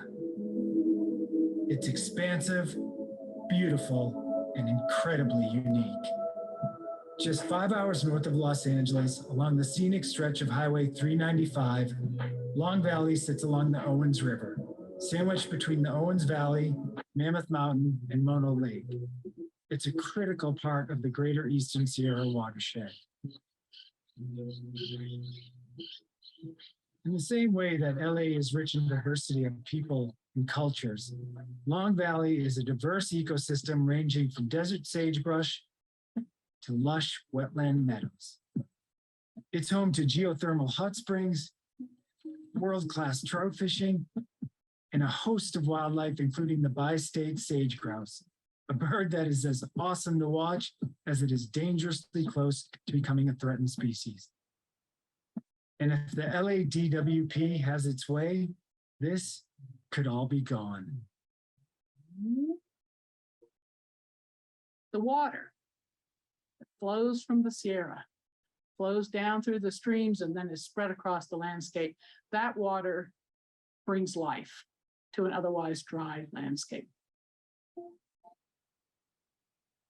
If LADWP takes the water and cuts off the irrigation, it will have a devastating impact. Water is life.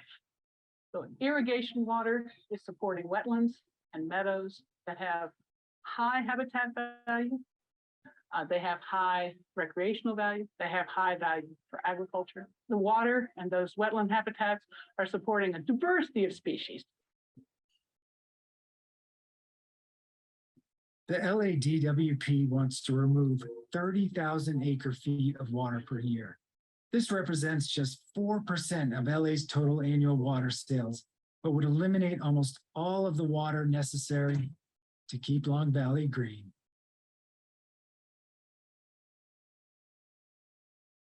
It's not just this fragile ecosystem that is at risk. It's also the livelihoods of the people living in the surrounding communities. And whether you know it or not, Long Valley and Los Angeles are intimately connected. The water that flows through the valley comes out of the faucets in Los Angeles. And what makes this possible is the fact that the LADWP owns all the land along the Owens River, which is the primary source of water for Long Valley. And now, at a time when water is scarce and record droughts are getting worse because of climate change, the LADWP has announced its plan to take the remaining water from an already fragile landscape with no benefits to LA ratepayers. It just doesn't make sense. Well, climate change is happening, yes, and it is one reason to change our practices at LADWP. I agree with that part. I don't think it makes a lot of sense to dewater the Long Valley. What makes sense is to change the way we use water in LA in response to climate change. The problem is we have not fully embraced the fact that with climate change, there will be less water available, period. Wherever you're getting it from the eastern side of the Sierra or the western side of the Sierra. So the issue for LADWP is really how it's going to communicate to the water users of the region, of the city, that they have to reduce the amount of water they use. Because you can't rob Peter to pay Paul and expect everything to be okay. The truth is, Los Angeles politicians have been robbing the land and the people of the Eastern Sierra for over 100 years. In the early 1900s, William Mulholland, who helped create the Los Angeles Department of Water and Power, realized the great source of water that sat 200 miles north of the city. Pretending to be ranchers and farmers, they traveled up and down the Eastern Sierra, buying up nearly all of the water rights, and funneled that water down to Southern California through a system of aqueducts. This had a devastating impact on the landscape. It dried up lakes, streams, and creeks. It left local communities and indigenous tribes searching for water. Worst of all, it dried up Owens Lake, creating the single largest source of dust pollution in the United States. It remains one of the greatest environmental disasters in US history and has cost LA ratepayers over $1 billion in dust mitigation. And the crazy part is, LADWP is now positioning itself to make the same mistake again, this time in Long Valley. Hello, my name is Chris Ovag. Kwalitatsinova is my Paiute name. I just think that's very important because a lot of people don't think we have things such as our language that still exist here in this modern world. We were marched out of this whole region, right? When the ranchers got to this valley in the 1850s, the military followed them in and we got marched out of here. Ever since our people came back to this valley, we've been displaced from our proper, places that maybe we have been managing. So we've really merged in line with ranching ever since then. For many generations now, Native people have been working with ranchers on their lands as ranch hands and whatnot. We just haven't been the decision makers of the land. Other than our reservation lands, even the ranchers don't make the big decisions on their lands. The city of LA does, they're the lessee. So that's why sometimes even these ranchers get put in a bind of not being able to spread the water. So it's an irony where it's almost like they're kind of living and trying to protect the land that we were wanting and needing to protect 150 years ago.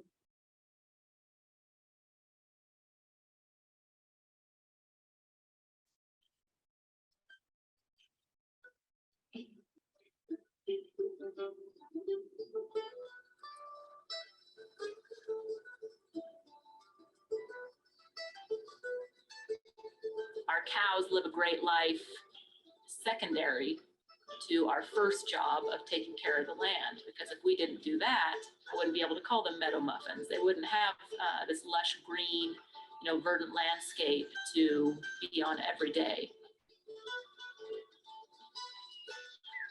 Well, the cattle help us with that. It starts with water. We're up here in the early spring to get the vegetation to come. And once we get the vegetation to come, then we move the cattle from Bishop up here. And the cattle just mow the vegetation down. Or we're out riding through the cattle, making sure they're healthy, but in the process also making sure the meadows are healthy and making sure the cattle don't eat it down to where it's not going to grow back. It works in harmony. Yeah.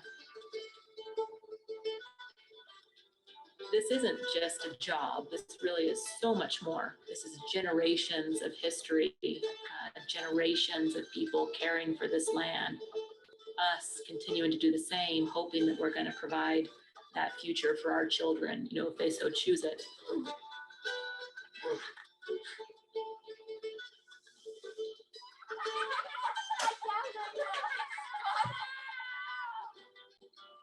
This is serious. This is happening.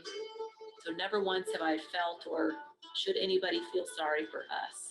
But the involvement really just needs to be, how can we keep this from happening to the land?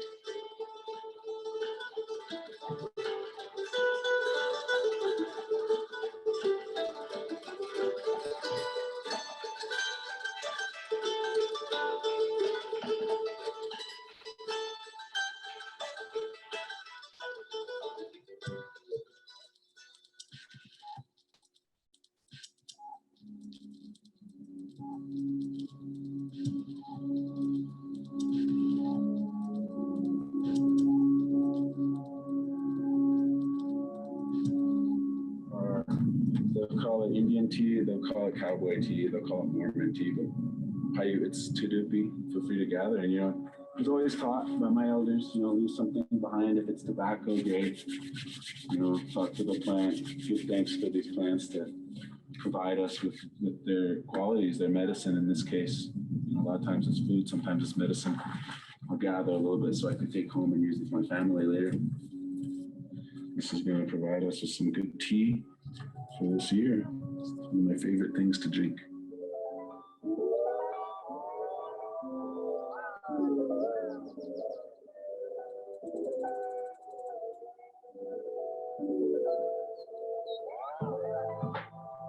The plants in Long Valley not only hold value to the traditions of the indigenous communities, they also are the foundation of a healthy ecosystem. If the water that is spread throughout the valley is removed, the wetland meadows wither and die.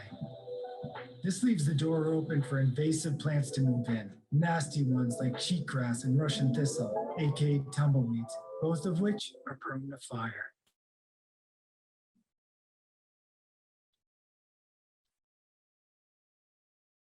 You step out here and you hear this stuff popping and cracking, that means it's ready. It could burn right now.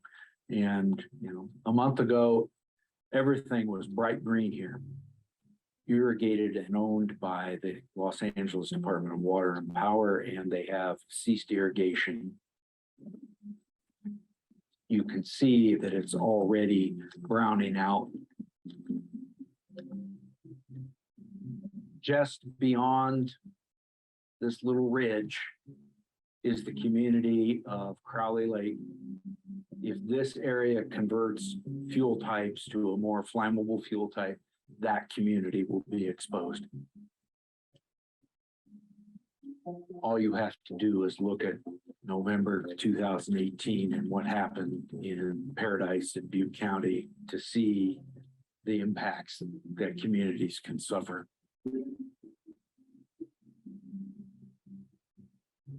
It isn't just fire and smoke, it's dust.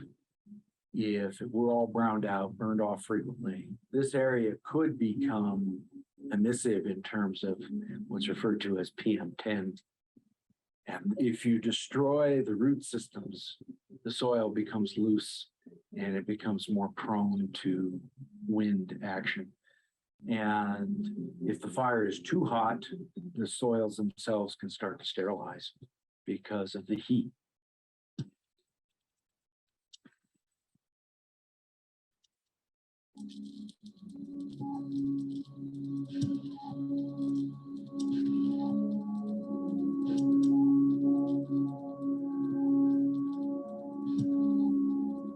Well, I think the impact to Long Valley, because it's not very big, would be very significant. If you remove the amount of water that's used to irrigate the pastures, those pastures will be dry. And so it has a very significant ecological impact on the vegetation, and it also has a very significant impact on people's livelihoods. I meet people from LA up here all the time, and they care about this place greatly. They come here to escape that city urbanized life that kind of can feel all consuming sometimes. So this is really like a healing space. Not only the thousands of people that live here, but the millions that come right to this mountain every year or come up to these lakes and streams every year. There's a lot of people that will be impacted, I believe, by the drying up to this area if that happens.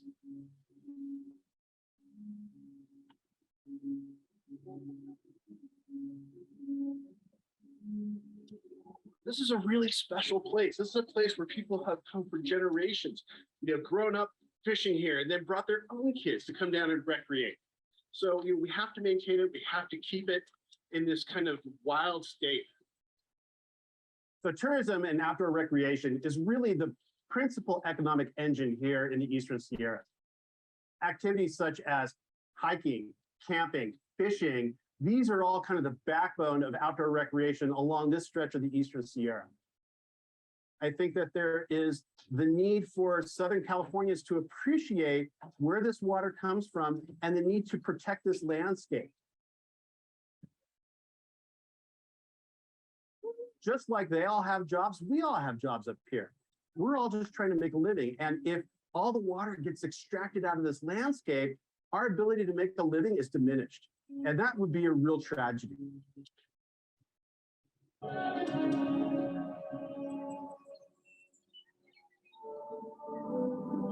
Here's what makes this unfolding, yet still avoidable tragedy even more frustrating. The people that would be most impacted by all this have the least amount of power to do anything about it. All that power rests in the hands of Los Angeles officials, including the LADWP Water Board, LA City Council, and the mayor.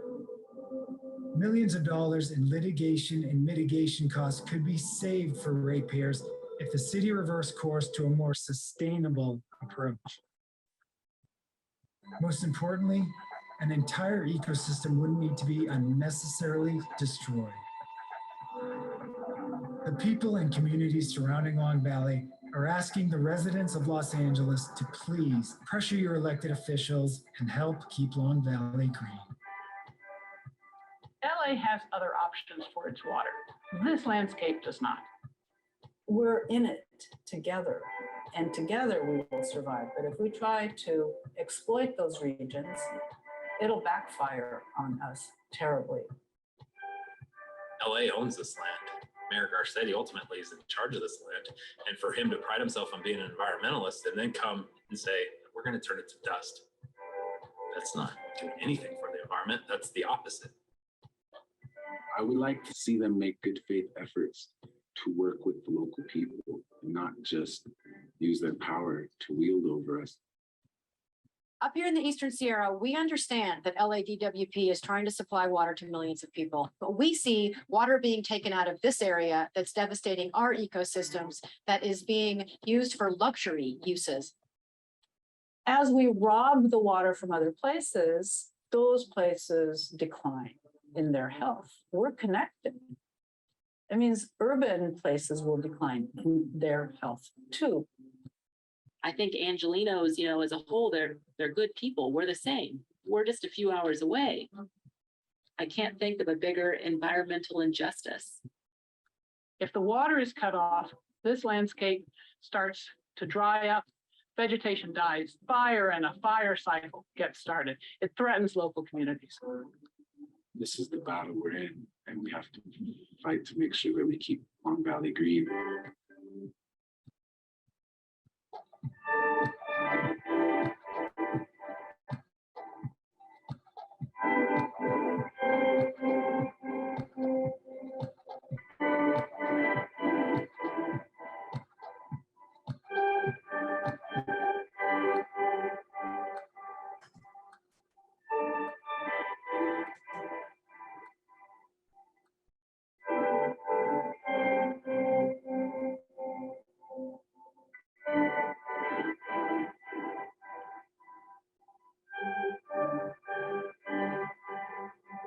Well, all this is Indian land as far as I'm concerned.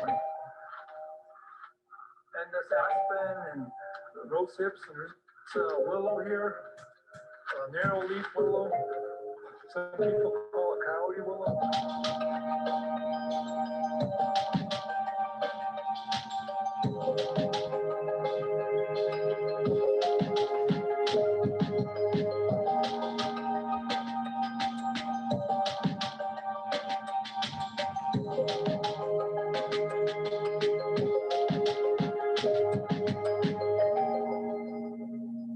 And then when we get down, we can see the mountains here, the Sketchy Mountains. Watersheds coming out of Mammoth area, Mammoth Creek, McGee Creek. And then Hot Creek comes about of, and then you got the Owens River coming up for not too far. So,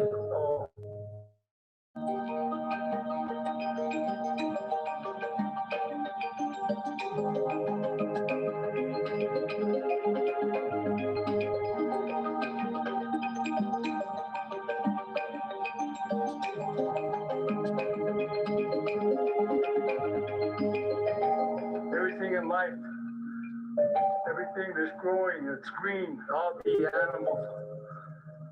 This water is the source for their existence. Nothing exists without this holy water.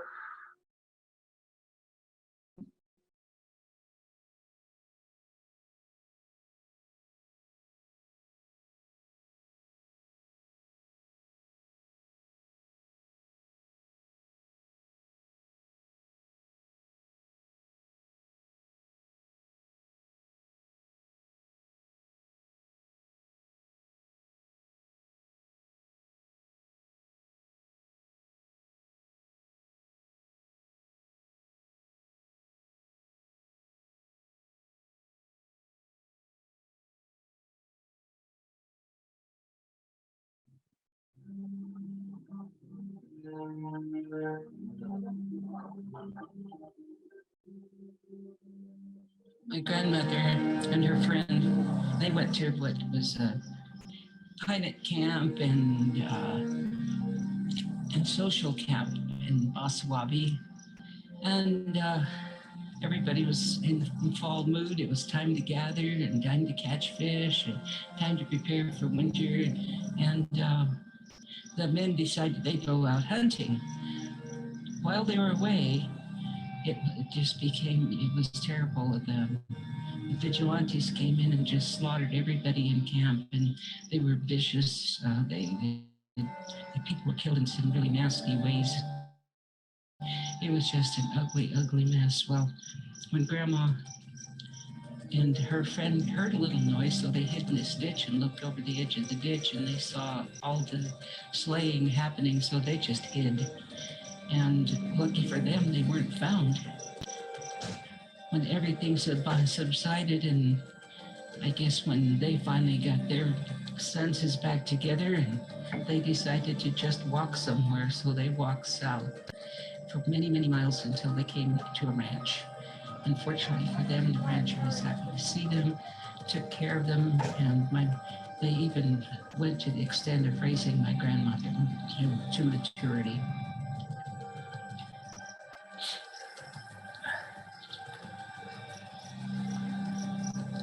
It's hard.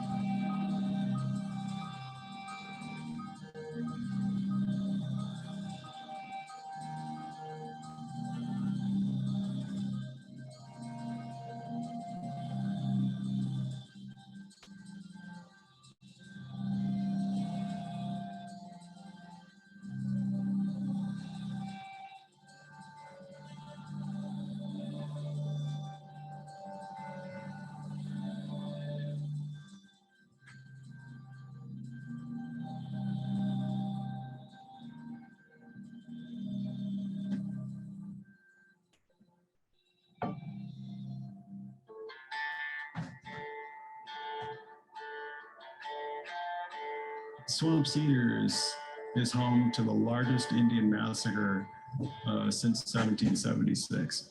Our estimate is 550 to 700 people that were killed during the first massacre. There was a second massacre and then a third massacre, one after the other,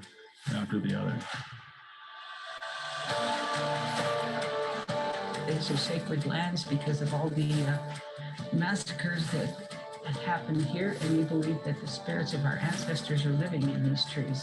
We come here to visit our relatives here. They are in spirit, and they once roamed this place. They gave their ultimate price for us to enjoy our freedom, enjoy our liberty, enjoy whatever Mother Earth, Grandfather Sun has to offer for us.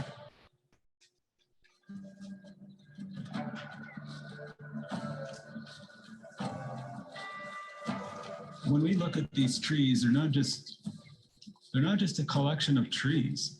They have 10,000 years of people coming here and holding ceremonies and praying and living with their families and celebrating as families. You could say, well, you know, there are other trees like this somewhere else in the world, but the truth is there isn't.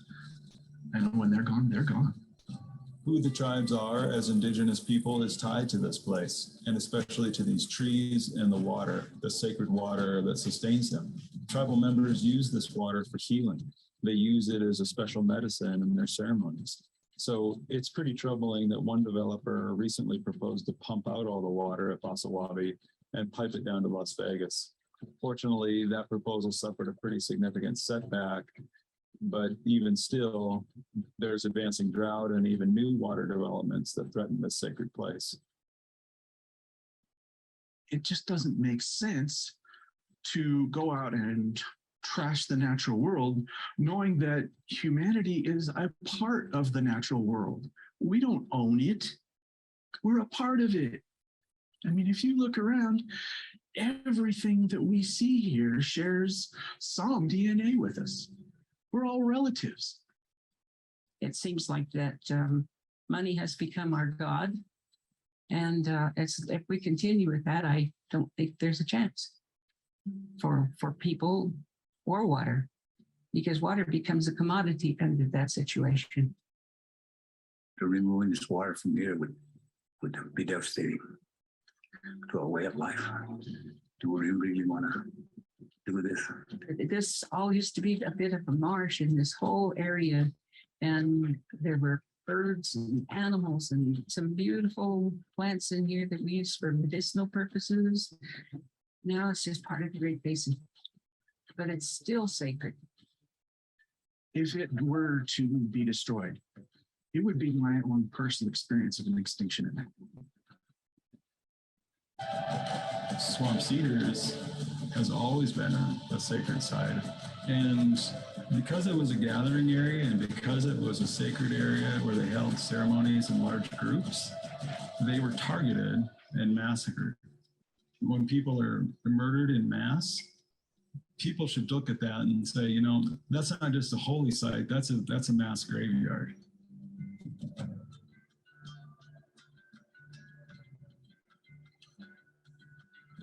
Our spirits are all those people that were killed in those many massacres in Spring Valley are living in those trees. That's why we go out to visit them.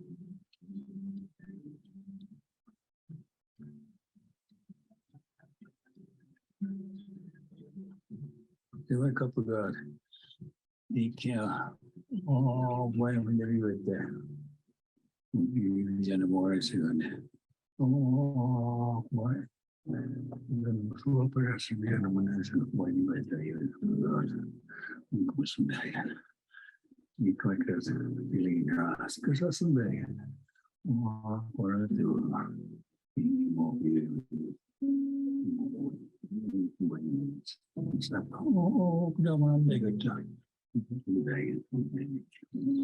Protecting sacred sites like this isn't really in the federal and state protection system. Even though it's designated as a traditional cultural property, it doesn't stop a developer from going in and developing. The earth and Mother Nature needs all the protection it can get. I mean, we think we're taking care of it, but I can see this place dissipating in the few years that I've been around. That's only 80 something, making this place known to the public, and so they can help protect it. I think will help protect the water. Other than that, I don't have much else to say about it, except I'm trying.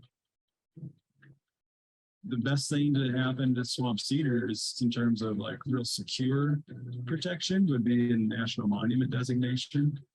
Those would be the next steps of trying to protect Swamp Cedars in terms of designations. Call up on you again one of these days. You come back over here. Take care of our relatives here. Yeah.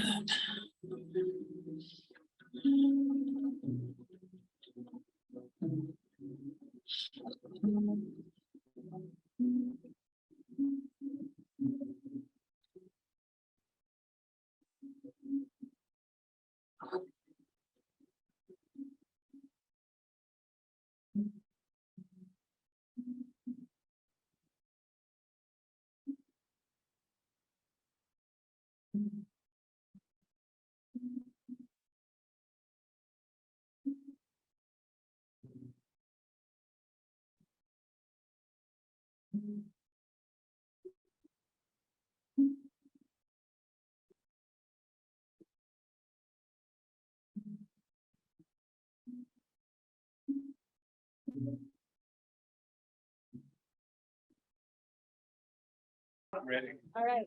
All right, everyone, we're gonna start our next panel, which is the lightning panel, emerging threats in the Great Basin. We're gonna have a lot of different folks joining us, both virtually and in person for this one. And Kyle's gonna moderate this one as well. So take it away, Kyle. Well, thank you so much, Sophia. Again, I'm Kyle Rohrink and with the Great Basin Water Network. And we, Sophia and I, we talked about this panel a lot and just kind of wanted to get a diverse set of perspectives, but on kind of one issue area. And obviously you can, kind of guess what the core of the issue area may be. if I'm standing up here. I just want to lay out some of the ground rules where we have an order. It's in no particular order, so keep that in mind. But each panelist will have 5 minutes to speak. And we're going to start with the panelists who are joining us virtually, and then we'll pause for some Q&A, and then continue with panelists who are here in person, I guess myself included. And then we'll have more Q&A at the end. And first up, we have a gentleman who needs no introduction, but I will give him one. Dear friend, brother in arms, and also one of my bosses, Patrick Donnelly from the Center for Biological Diversity. He's the Great Basin Director for the center. He's going to touch on a couple issues, but we're going to just throw a question out to you, Patrick. Building upon what we have heard in the earlier panels, what other kinds of water justice issues do you see emerging in the Great Basin? And what would you like the audience to know about them? Patrick, please, you have 5 minutes. Thank you for that intro, Kyle. I'm Patrick Donnelly with the Center for Biological Diversity, and I'm so glad you all got to hear about the pipeline fight this morning. I am on the board of the Great Basin Water Network, and honestly, working with Delane and Rick and Tom and Rose and Kyle and the whole crew at the Water Network is really the honor of my career. So I'm very happy to be here today. And today I wanted to discuss something that most folks haven't really thought about with regard to water justice in the Great Basin, and that is geothermal energy. Geothermal energy is a technology where hot water is pumped from underground reservoirs. Heat is extracted from that water, and then the water is re-injected into the reservoir it was pumped from. And this is seen as a renewable technology, a clean energy technology, because it is not carbon emitting. And so as a result, there's a lot of emphasis on geothermal right now. There's a lot of money being put into geothermal. But these projects can have significant environmental impacts on water availability. Modern geothermal projects don't consume water. They're closed loop, so they pump and recirculate the same water, just having removed the heat from it. But they are pumping and recirculating vast amounts of water. So the project out in Dixie Valley, Nevada, that I've been fighting for several years, is going to pump and recirculate 45,000 acre feet of water. Well, the spring there at Dixie Meadows, that is of concern for us, puts out about 700 acre feet a year. And so you're talking 2 orders of magnitude more water being pumped and recirculated out of that aquifer than normally comes out of the aquifer in normal spring discharge. And so hydrologists who've looked at this issue say, that 700 acre feet, that's just loss in the system at that point. By pumping and re-injecting that vast amount of water, you're creating new flow paths, you're altering pressure and temperature gradients, and otherwise really substantially altering the subterranean flow systems such that springs dry up. And it turns out there's an extensive body of literature from all over the world documenting geothermal energy production drying up adjacent hot springs. And this has happened in Japan, Iceland, New Zealand, and right here in Nevada, there are numerous springs that have dried up in Nevada due to geothermal energy production. So we got involved because of a little toad, the Dixie Valley toad that lives at Dixie Meadows, this beautiful hot spring fed wetland system in Dixie Valley, Nevada, and nowhere else on earth. And because this toad is so rare and threatened by this geothermal project, we petitioned to protect it under the Endangered Species Act. But this also offered an opportunity for collaboration. The Fallon Paiute Shoshone tribe has long held the Dixie Meadows hot springs as sacred and a place of healing for the tribe. And so we ended up connecting with the tribe, learning from them about the value of those hot springs for their culture and their religious practices. And in the end, they are our co-plaintiffs. We sued the BLM to fight this geothermal project together with the Fallon Paiute Shoshone tribe.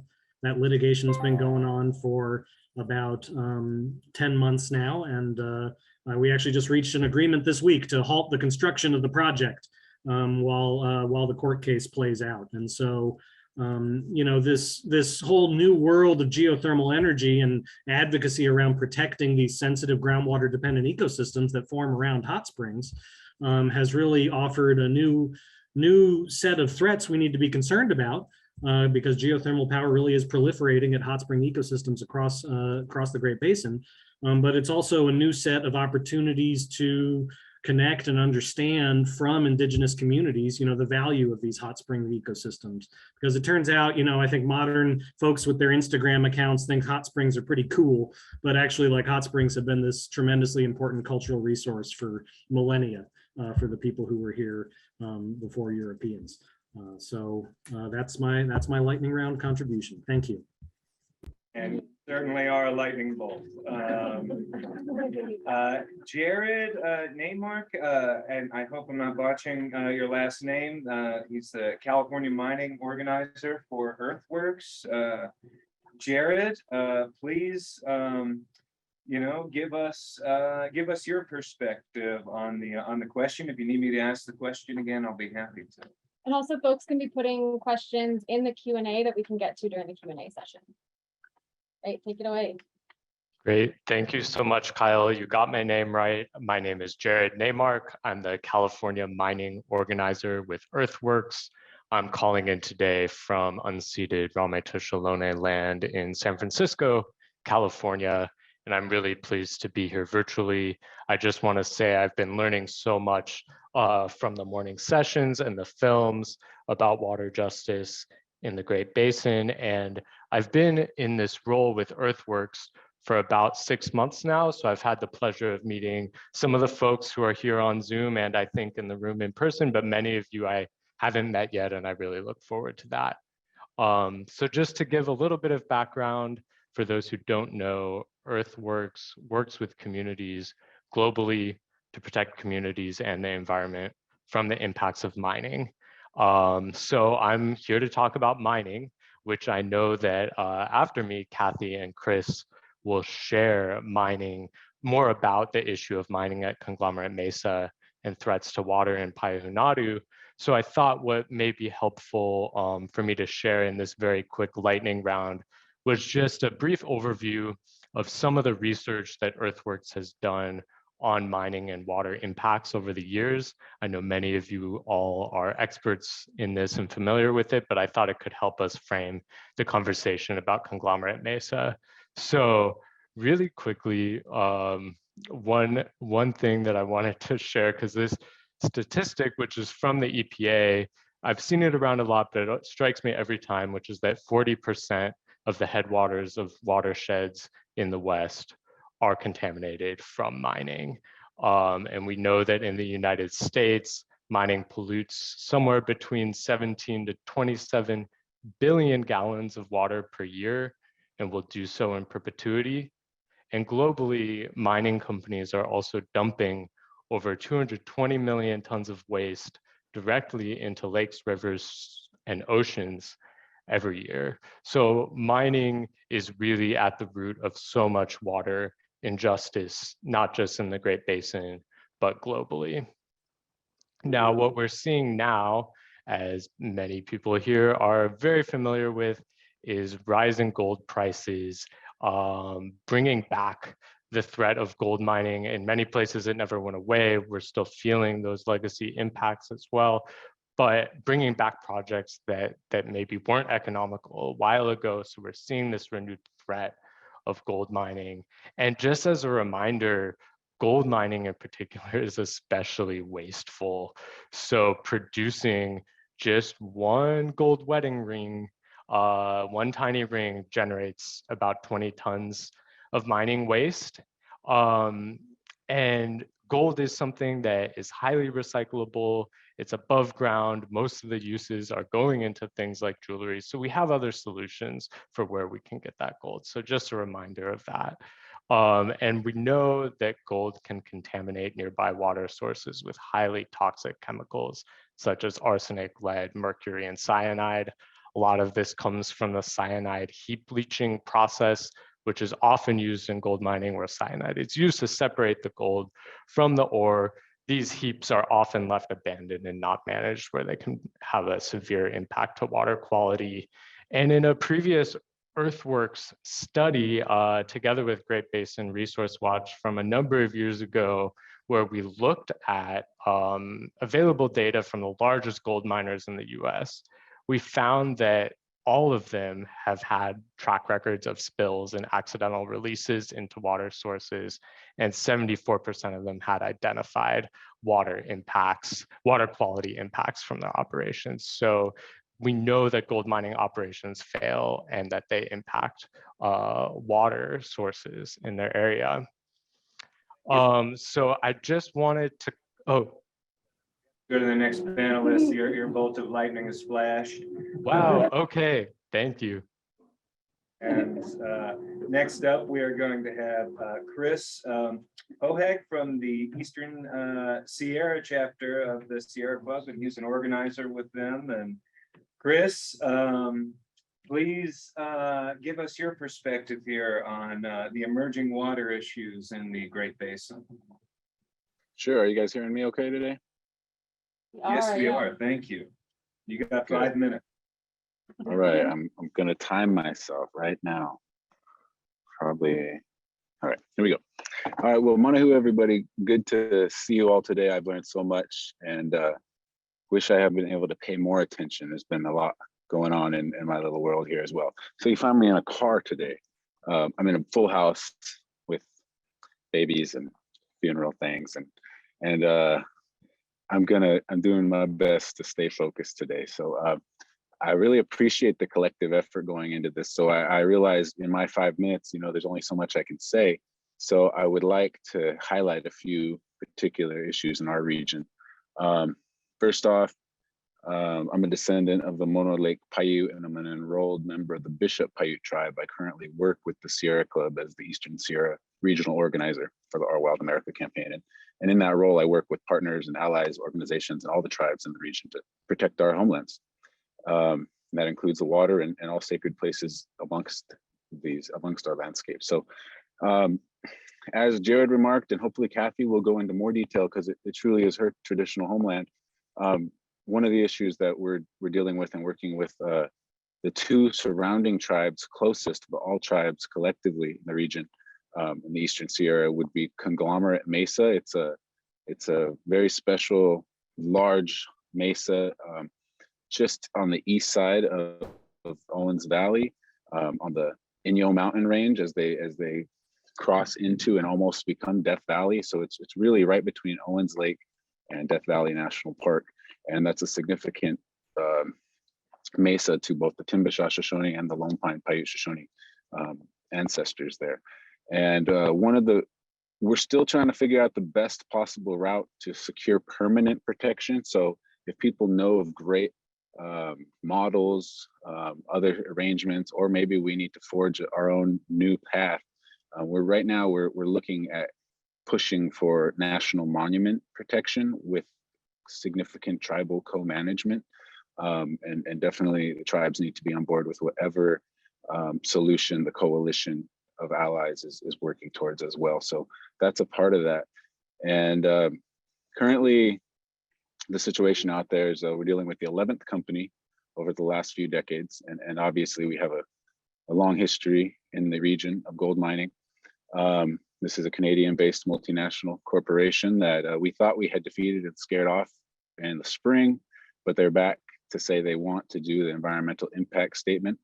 And so really the crux of the issue that we're facing there, because gold mining is able to have unmitigated exploration under the 1872 Mining Act. And we really need to change that law, the 1872 General Mining Act, in order to provide tribes and local communities more say over what is called public lands. And because these are public lands, that's why the mining companies have so much power here, due to this 1800s act that was really designed to forge westward expansion. Here we are 150 years later.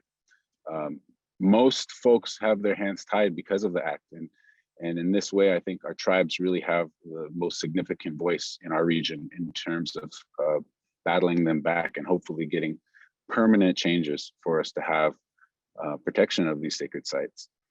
Another site that is similar but different in our region is up in Long Valley. As you saw the film earlier, there's a gold mine happening there, in addition to water extraction by the Los Angeles Department of Water and Power. So once again, this Mining Act of 1872 is part of the reason that we're having to deal with this issue in the first place. So as it relates to that, we really want to make sure that the tribes in the building, the tribal leaders on the call, recognize that they have a powerful voice in how we're going to tackle these, how we're going to find solutions moving forward, and really to have more voice on public lands, because currently, you know, it goes back Republican, Democrat, and it gets into the mining industry as well. So we really need, because we are the original stewards of the land, the original caretakers, and as we've seen today, traditional ecological knowledge plays such an important role in understanding these places, as well as what the solutions are going to be. You know, we need all our allies and of course our tribal leaders themselves to get educated on these issues and to realize we're already on the front line. It's not so much about getting on the front line, but we're on the front line. So we hope tribal sovereignty and the power of, you know, our connection to these lands to be able to push back against these multinational companies seeking resources on our traditional lands. And that's my 5-minute bell. The Blues have spoken. So you Happy to answer set me, thank you. Well, next up, we have Kathy Jefferson Bancroft, and she is the Tribal Historic Preservation Officer for the Lone Pine Paiute Shoshone Tribe. And Kathy, please, we're really pleased to have you here.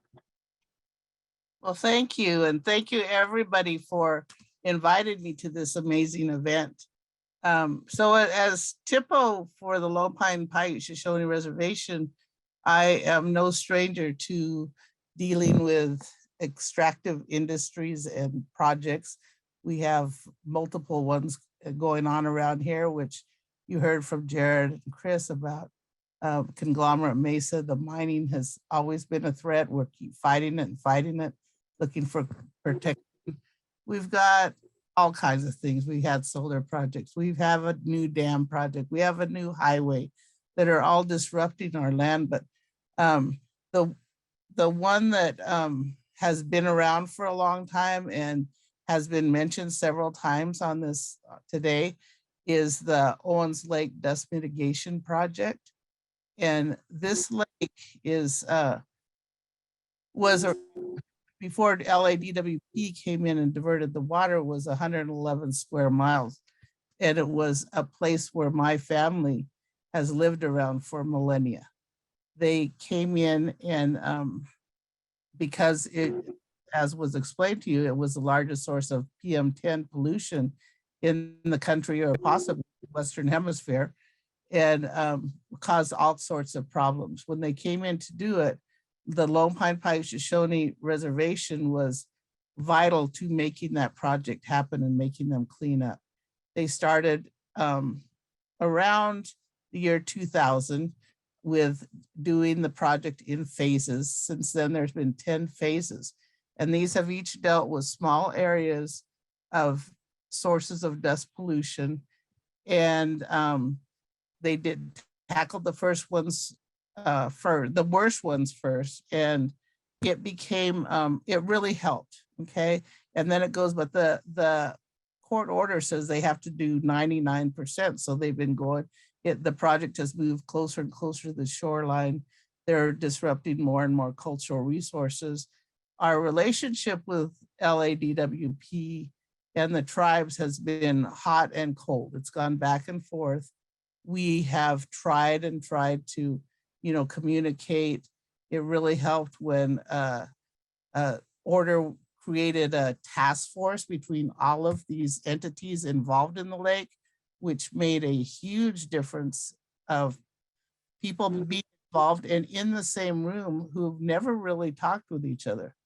And so that really helped, just communicating.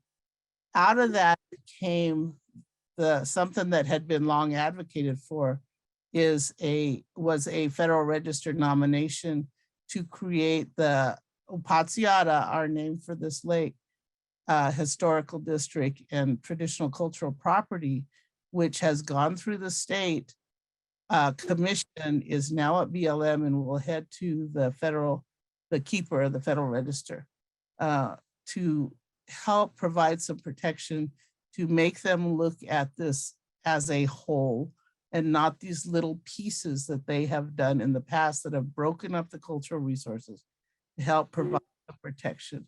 So that's been an eye-opening process, but a good way to make people understand. And that's what we want, is for people to know the history. We want to know, we want everybody that we work with to know what we're dealing with and work together, because that, like I said, it's been hot and cold. Sometimes we work great. Some certain people we work great with. LADWP is such a big entity that the left hand doesn't know what the right hand's doing a lot of the times. We get people that work really well with us, and then they disappear, and we've got somebody new that doesn't know what's going on. And in a good example like that, now the tribe has tried projects where they're working together on sensitive lands around the lake to help resolve the dust situation. One of them was to do a traditional burn. It took us 5 years, but we finally got it through this year. And the other one is a revegetation, just actually not revegetation, but enhancing the vegetation that's there so that the LADWP doesn't have to come in and do these destructive forms of mitigation. And it seems so simple.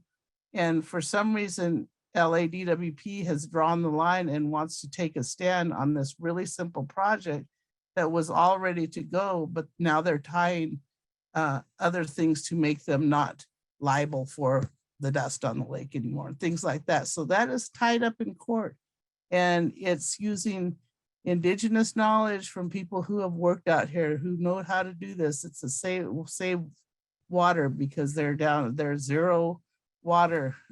It's very complicated, very long, but I'm happy to talk to anybody about any of these issues. And thank you for the time. And hopefully these things get resolved soon. You have about 15 minutes for questions. So questions in the chat. Not seeing any yet from the chat so make sure to put Q&A or put your questions in the Q&A if you have any for our virtual panelists that have just shared. Are there any questions from in the room for these panelists that we've heard from so far? I got one for Chris. Are they working with the State Lands Commission on trying to convert that to like the monument stage? Is that what I heard Chris say, that they're trying to make that like a monumental site or something like that? Let's see, I'm not sure that we have. Do we have Chris? Are you still there and able to answer a question? It was a question about conglomerate.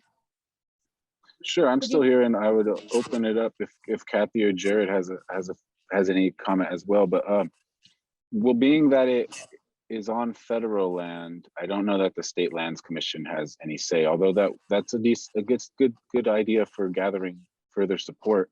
That would be my take on it. Is that we're dealing with BLM in particular in this case. Well, I know like Bears Ears. I know that some of the State Lands Commission in here was part of some of that too. So, but Okay. The one that. Yeah, great idea. I think Bears Ears would be one of those models we'd love to take solutions and successes from and apply them to our region. I'm sorry, it's a conservation, lands conservation. Some kind of land conservancy group. I think we have a question from back here. Yeah, thank you all for your. Hi, this is Gigi. Yeah. Curious, I realize I've never asked if you have any relations, support, or connections with Earth Justice, with their legal cases and their publicity on either the gold or the water issues in this valley. Could you hear that? Okay.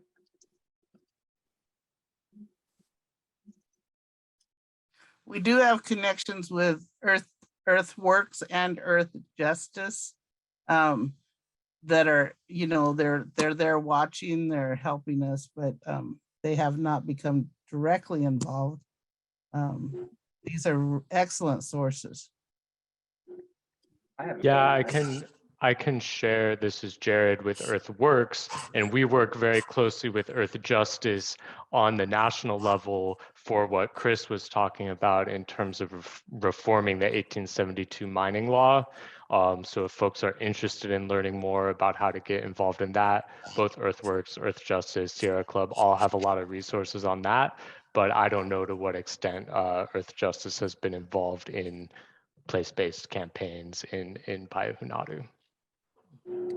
There was also a question in the Q&A, or from, I guess it was in the chat, from Bev Carey asking about whether there's been support from any particular state representatives on some of these issues. Chris just answered that in the chat. Okay. Yeah, I'll go ahead and answer. You know, over the years, the offices of Dianne Feinstein and new Senator Alex Padilla, who replaced Kamala Harris, have both provided letters of support on behalf of the coalition and are actively updated. I think the challenge is we're a very conservative part of California, so essentially all of our local board of supervisors defer to a very conservative local district supervisor, and also our Congress. Up to this coming election, hopefully it shifts, has been traditionally a very conservative pro-mining position with Jay Obernolte. Although he's been out here and walked the land, he's never really taken action that we would like to see. So we have a new district in California in the Sierras this year. So hopefully we have a new congressman after November as well. I have a question for Patrick, involved in project permitting that could send a species into extinction.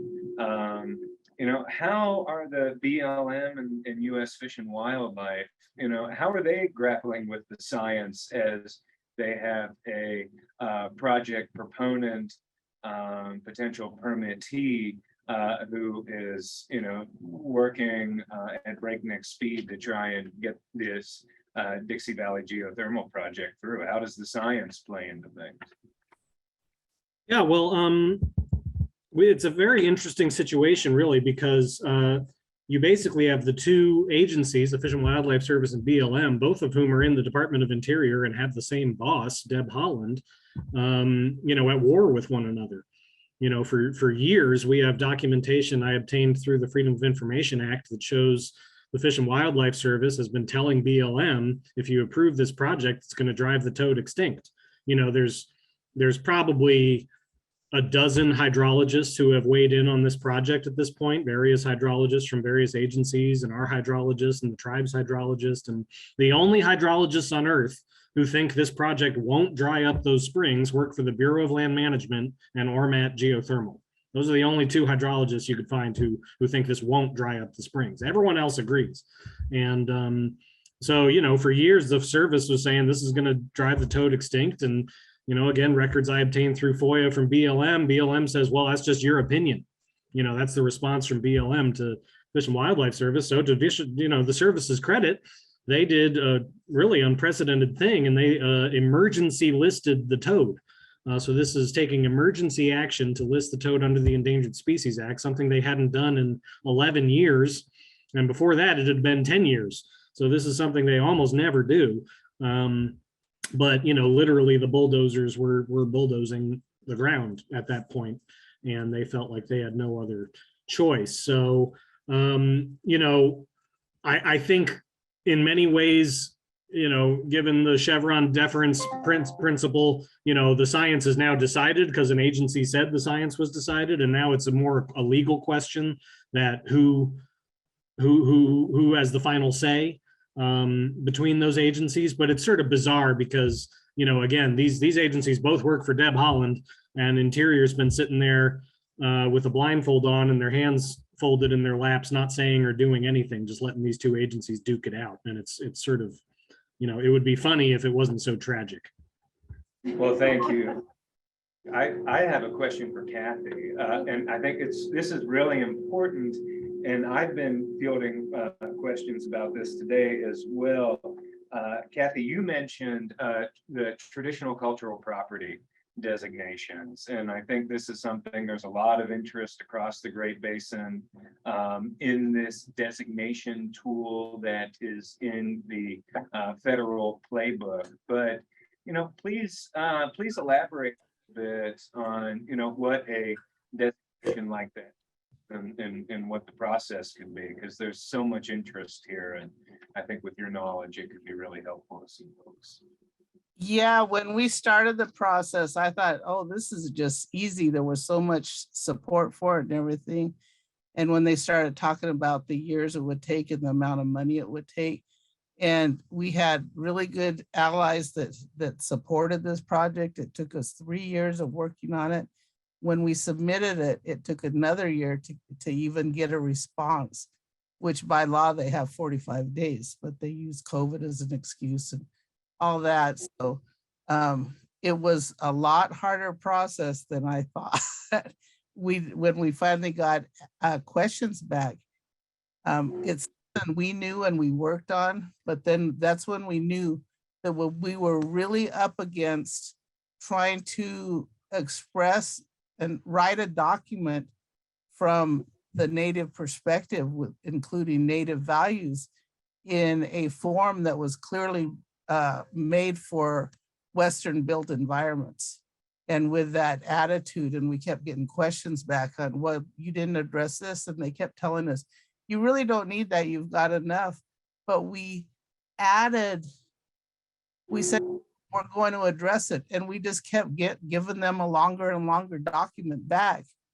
And we worked really hard on that. It was just important. We had a great team. All the TIPOs from this area, 5 of us formed the Patsiata Tribal Oversight Committee. And that too made all the decisions. We had help from other people that helped write it and steer us through this government bureaucracy.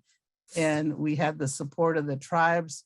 And it really showed, because when it was sent to the state commission, they actually said it was the best nomination they've ever got. Tears, because they said, they looked at it and said, who puts, because it asked for the time span, and it said from the beginning of time to the present, and they said, who puts that on a document? But when I read it, I knew that was true. So don't hold back. That's my advice. Say exactly what you want to say, because that's what's important. Thank you, Kathy. We have this left, and there a question for Chris, and are there other ones in the chat? There are some in the Q&A. A number of them have been kind of touched on. I see this. There was a question about whether does the BLM under the Biden administration seem any more receptive than before to traditional cultural property petitions and other such attempts to preserve environmental and cultural resources? Like, what are we seeing under this administration as compared to other years?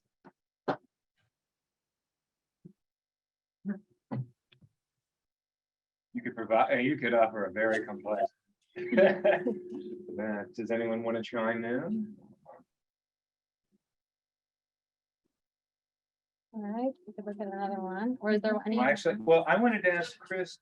Chris, we hear your 1862 thrown around a lot in policy discussions. Do you want to give maybe for some folks who aren't intimately aware about all the intricacies of it, the brief overview of, when you hear the term 1872, what does that actually give a mining company the ability to do? Well, I'm not the expert. I would actually probably defer to Eric or Jared in a situation like this question, but I've learned a lot in the couple years I've been on the coalition actively, and just know that it's a huge barrier to us actually permanently protecting it, because it provides essentially, a priority to a mine claim as a property, holder. So it's fairly simple, even as I understand it.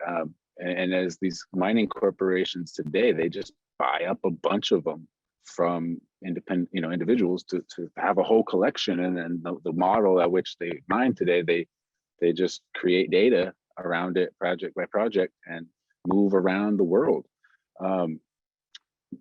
Jared, do you have any remarks on the details of the act that, maybe more informative? Yeah, I can share a few things really quick. I mean, I think the biggest thing to note is just that year, 1872, that's 150 years ago that we haven't updated this law that was really designed to settle the West and displace indigenous peoples from the land through these mining claims. And what happens now is the way the law is structured, there's no environmental provisions, and there's really not much leeway to stop projects where they don't belong. So one of the biggest changes that Earthworks and others have been calling for that would help protect places like Conglomerate Mesa from mining is to be able to have that ability for land managers to deny permits in the case where mining doesn't belong in a place because it's a sacred site or would have irreversible impacts to water sources. So that's one of the many changes that we want to see. And for those who are looking to get more involved, feel free to get in touch, check out the Earthworks or Sierra Club website. We can share much more info about 1872. Yeah, and the efforts are currently underway to reform that. So we'd love for anyone who has comments to join in.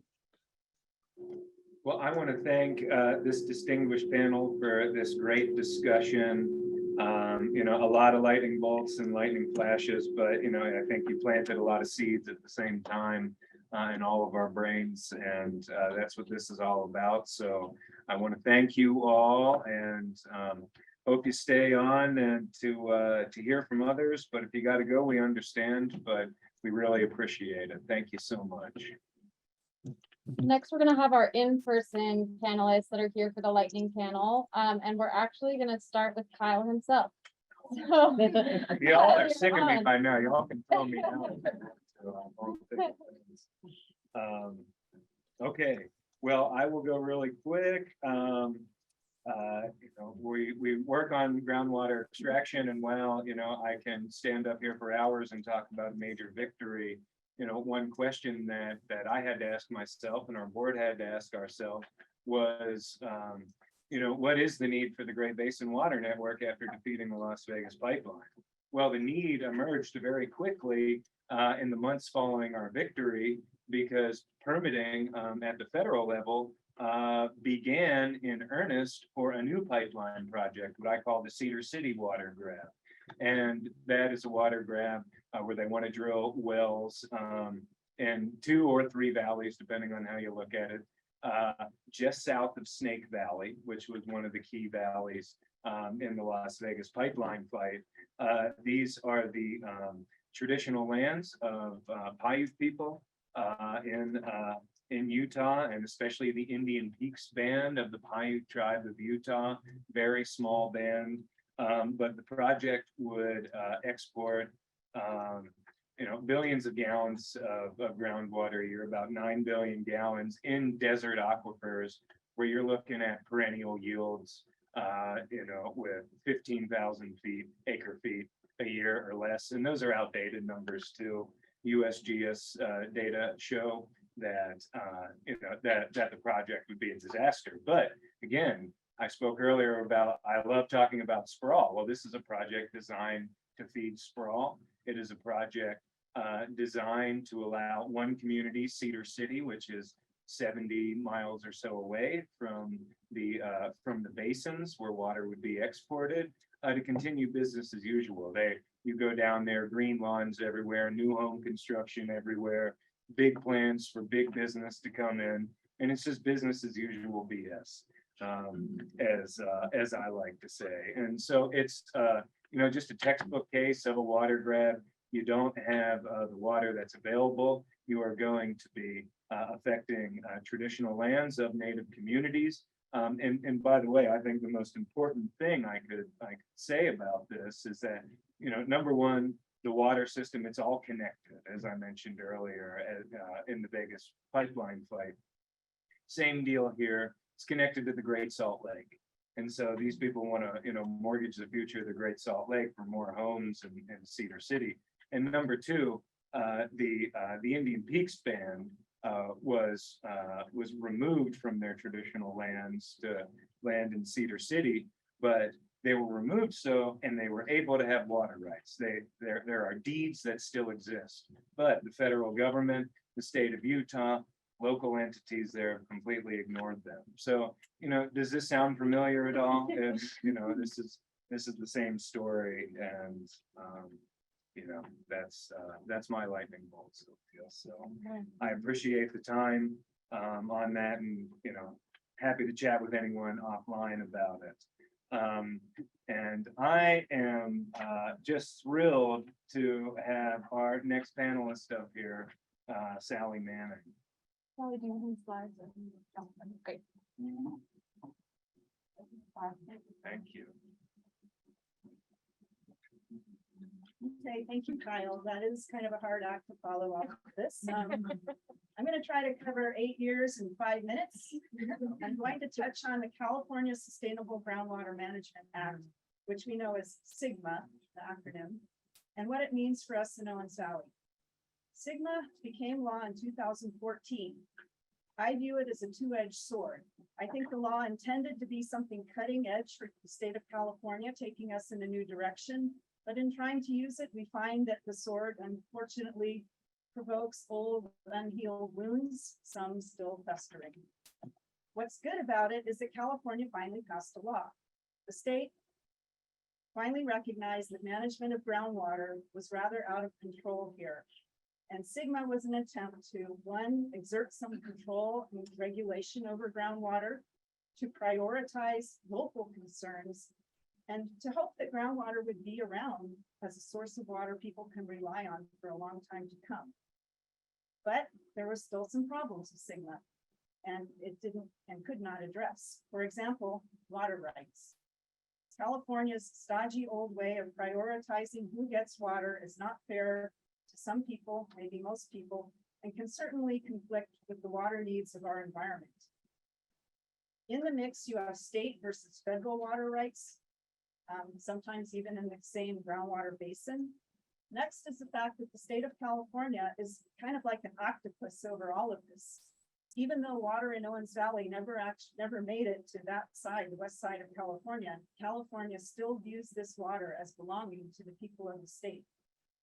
So far in Owens Valley, SGMA has taken us through 8 years of one wrong turn after another.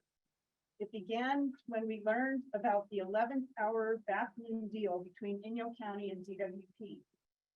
Literally in the last hours before SGMA passed the state legislature, Inyo County and DWP had agreed that lands owned by DWP and managed according to the water agreement could be exempt from SGMA. In effect, the exemption left us with an odd divided groundwater basin. There are parts not owned by DWP, and SGMA applies to those places, and that's the places where most of us who live here live. Inyo County then sort of stepped up, but it managed SGMA, to me, kind of like a puppet show with a really incomprehensible plot where you just know it's going to end badly. Early on, many locals with water knowledge came forward wanting to help and to achieve actual sustainable groundwater management in Owens Valley, but we were ignored and marginalized. Eventually, a groundwater sustainability agency was formed. Its leadership consisted of people who mostly had never given groundwater a second thought in their lives. And they suddenly found themselves sitting on this board, and yet these are our decision makers. Long story short, groundwater sustainability plan for the Owens Valley was filed with the state in January of this year. It was prepared by consultants from out of the area with information supplied by Inyo County Water Department. Few, if any, of the concerns from locals were included. And in the end, an important part of the basin called Tri-Valley up there in Chalfont basically seceded from the process. And to us, this isn't good because it leaves Fish Slough, that really important area with unique spring systems and habitats and other resources on the verge of ecological collapse, and no one is stepping up to do really anything about it. Another bad thing in the GSP, the plan, is it will cost money to implement, and we locals will be the ones charged the fees. This means we have to pay for this plan, which grandfathers in the harm done to date by DWP and its dewatering operations.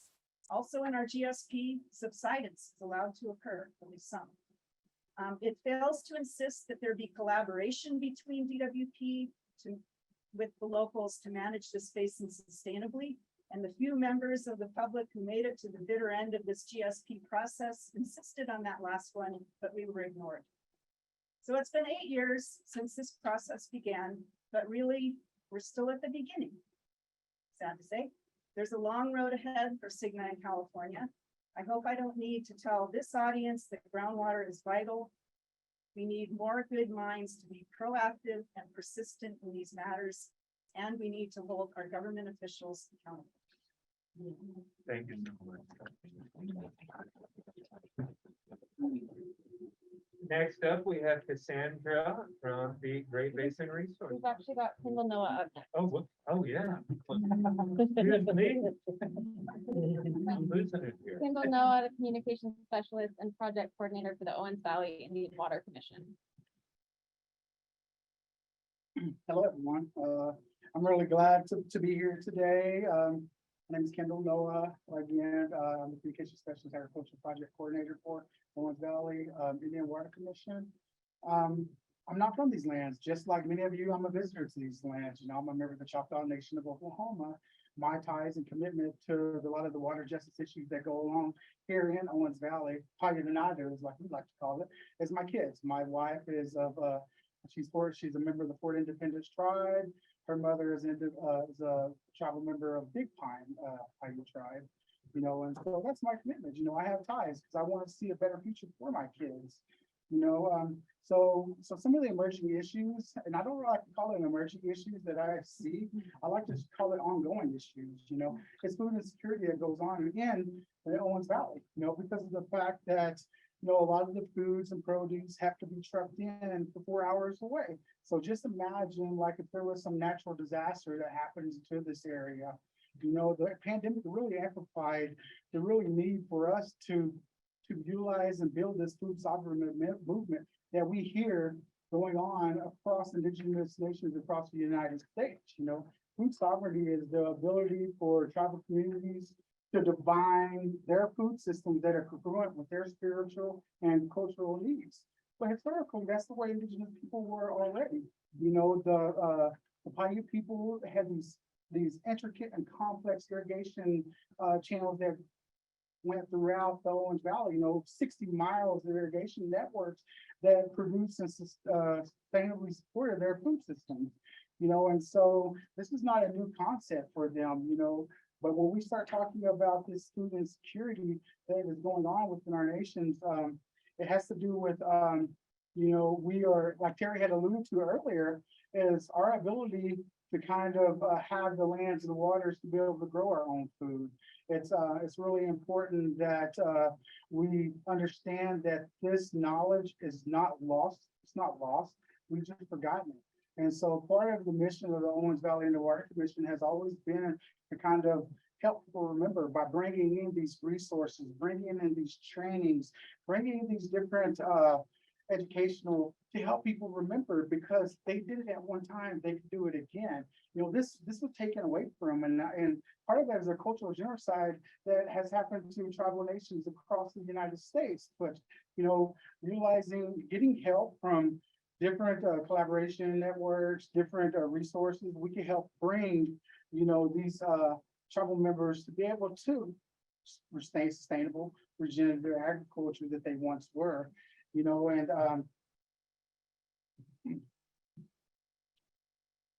I just, one of the things that I often get fascinated about is the young people. Some of the resources that we have brought in to Owens Valley, we have seen over 50 youth have applied for some of the scholarships that we give away for the FFA and 4-H scholarship. We've had over 12 recipients of our re-grants for tribal nations to be able to develop or expand a growing operation to produce food for the nation. So the want is there. If we could just continue to collaborate, build these networks, to bring in people, to help our people remember that, we were an agriculture community. We could be that once again. So, I mean, that's just some of the issues that I show with food insecurity, and something I hope that the Water Commission could start building these vast networks of people to come help us, bring in their expertise, offer their assistance to be able to help us. Because we're a grant-based organization, and a lot of the funding, is from grants, and we're low resource tribes. We don't have these big casinos that other people have. And so, if there's any kind of ways that people could help us, we're willing to accept that assistance, to help make us sustainable as we once were.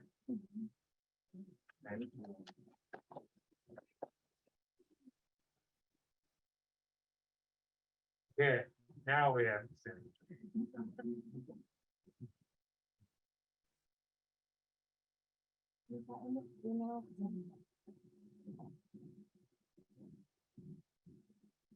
Yeah, I have slides. I'm gonna do my best to stay through 5 minutes. Just give me 1 second while I get this set up.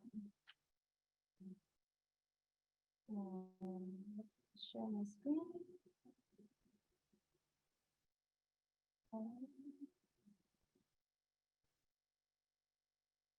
Okay. Can you go to the start of the PowerPoint? Oh, did it skip? That's the very end.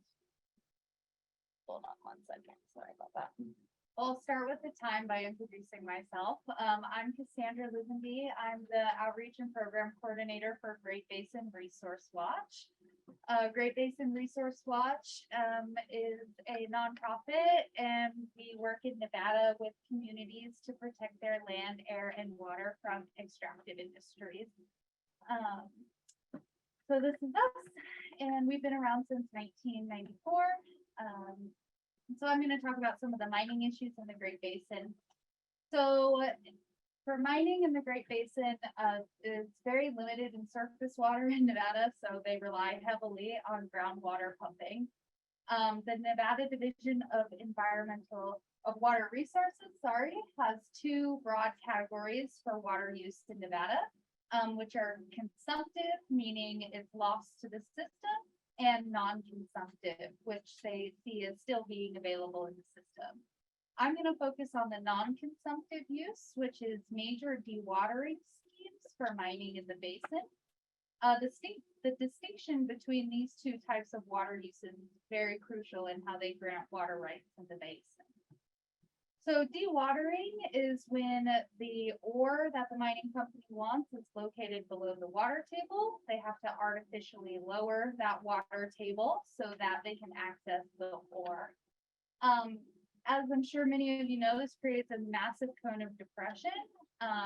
We can see in the Carlin trend, the dark gray boundary is the mining operation plan of operation. The green line is the 10-foot groundwater drawdown. This can extend quite a few miles away from the mining operation from these dewatering schemes. They are pumping ancient water. A lot of this water is very ancient, and they dry up a lot of springs as well.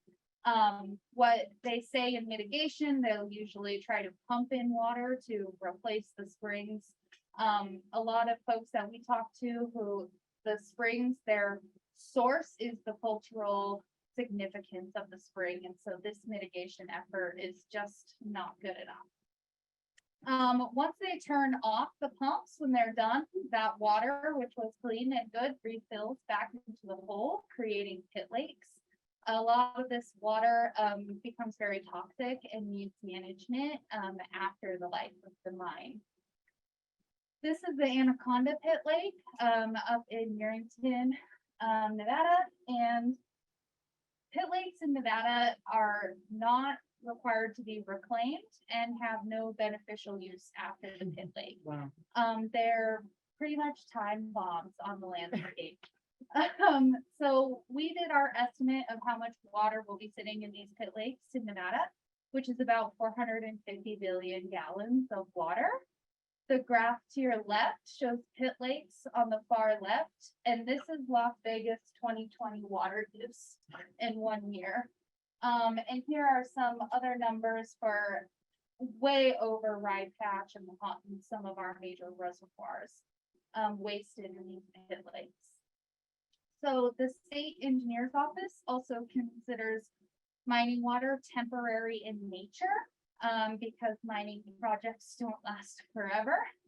But this basically is just a green light for them to do these really massive dewatering schemes because it's considered temporary. However, as we all know with groundwater systems, they can take a long time to recover. Is this really temporary? And who is affected by these practices? So mining operations, to get all of this water, they need to obtain previously existing water rights. We've alluded to it a few times, but they are buying off large portions of ranches throughout the state to obtain this water. And also a lot of the ranches have senior water rights. So under prior appropriation, that gives them kind of a head start in times of drought.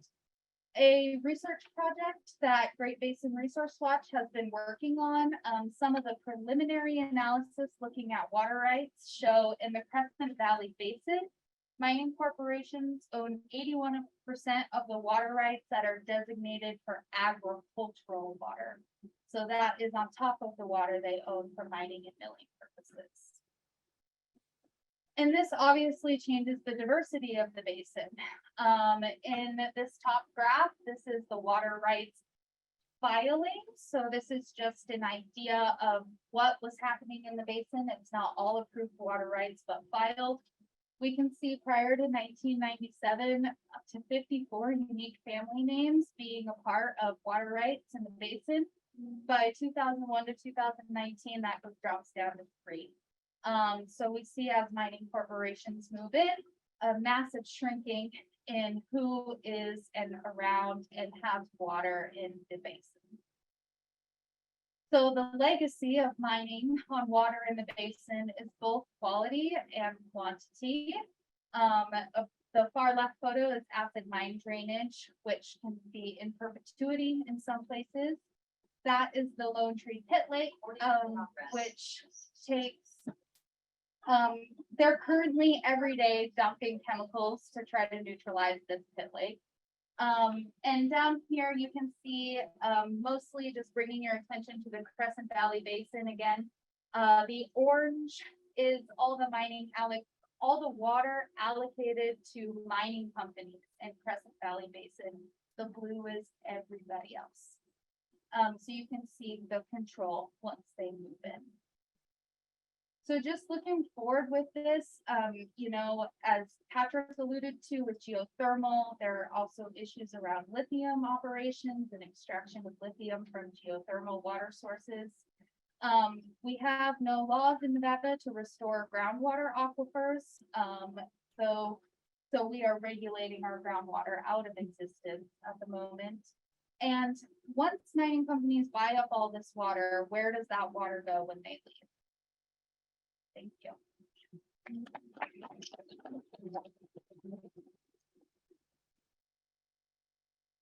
Alrighty, last but not least, we have Olivia Brisker with the Progressive Leadership Alliance of Nevada.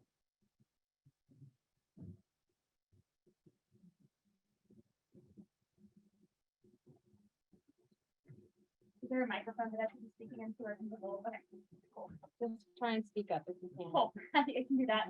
Hi, everybody. I'm Olivia Brisker. Like Kyle said, I work for the Progressive Leadership Alliance of Nevada, or PLAN. I'm the Environmental Justice Program Manager for PLAN.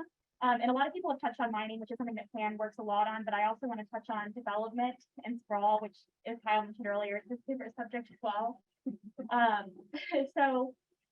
We mainly work in Nevada, so I'll focus this conversation on how Nevada develops, but 80% of Nevada's land is quote unquote public land, meaning that it's owned by the government in some form or fashion, and about 60% of that land is owned by the Bureau of Land Management. And as many of you know, the Bureau of Land Management is a multi-use agency that holds land in trust for extractive projects, for recreation, and a variety of other uses.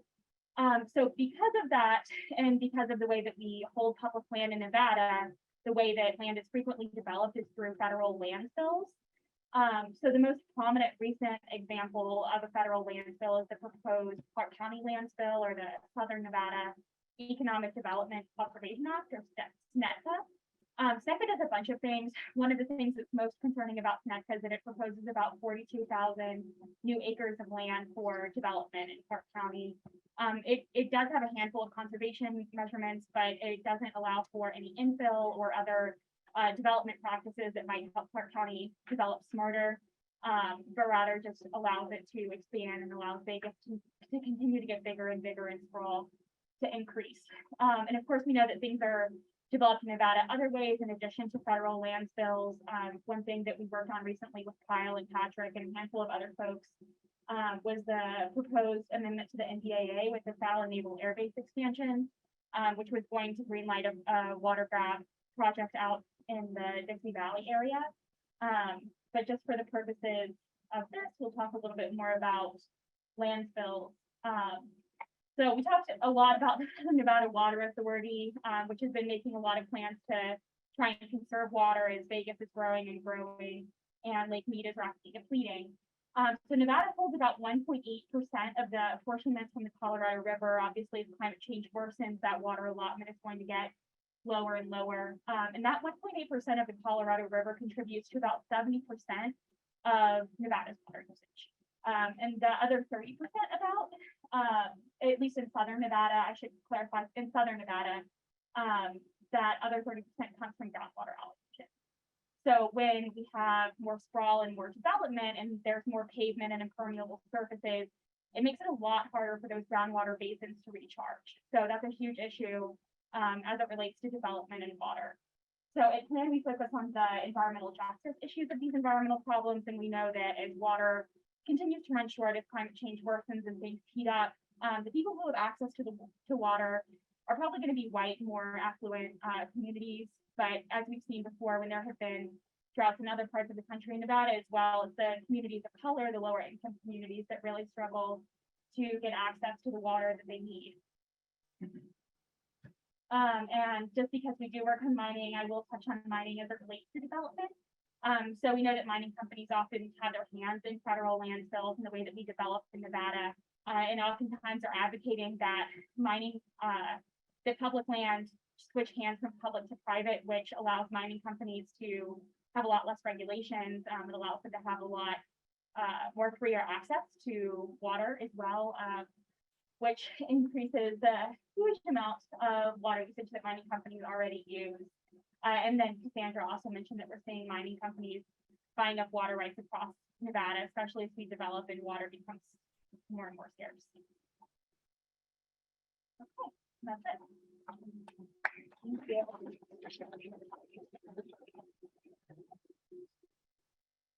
All right, go ahead. We have questions in chat. Not yet, but we can have folks put their questions in the Q&A. I will check the chat. How about from the room? I have, there's one there, sir, please.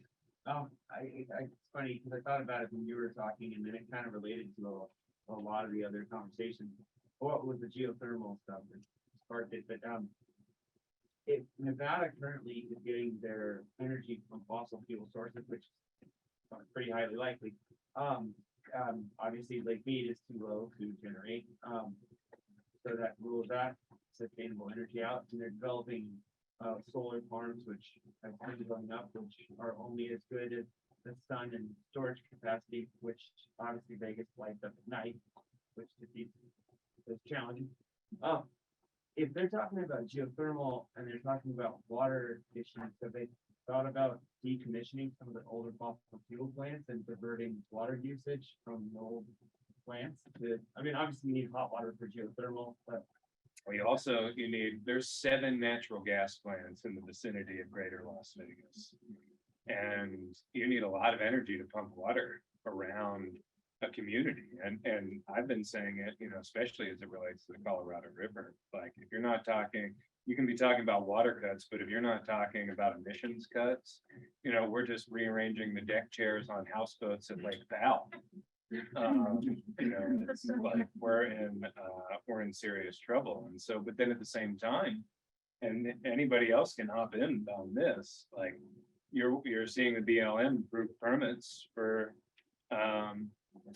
solar facilities in some of the last best places in the Mojave. And I'm sure there are folks here who know all about that and know what's at stake. And so it's very difficult. And don't they have that I forget the type of facility, that mirrored facility on the way on the 15?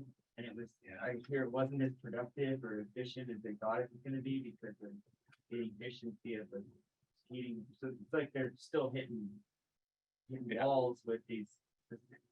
I would, you know, I think I don't want to necessarily speak to the inefficiencies, but I do know solar arrays, you know, are getting better by the day. They're getting cheaper.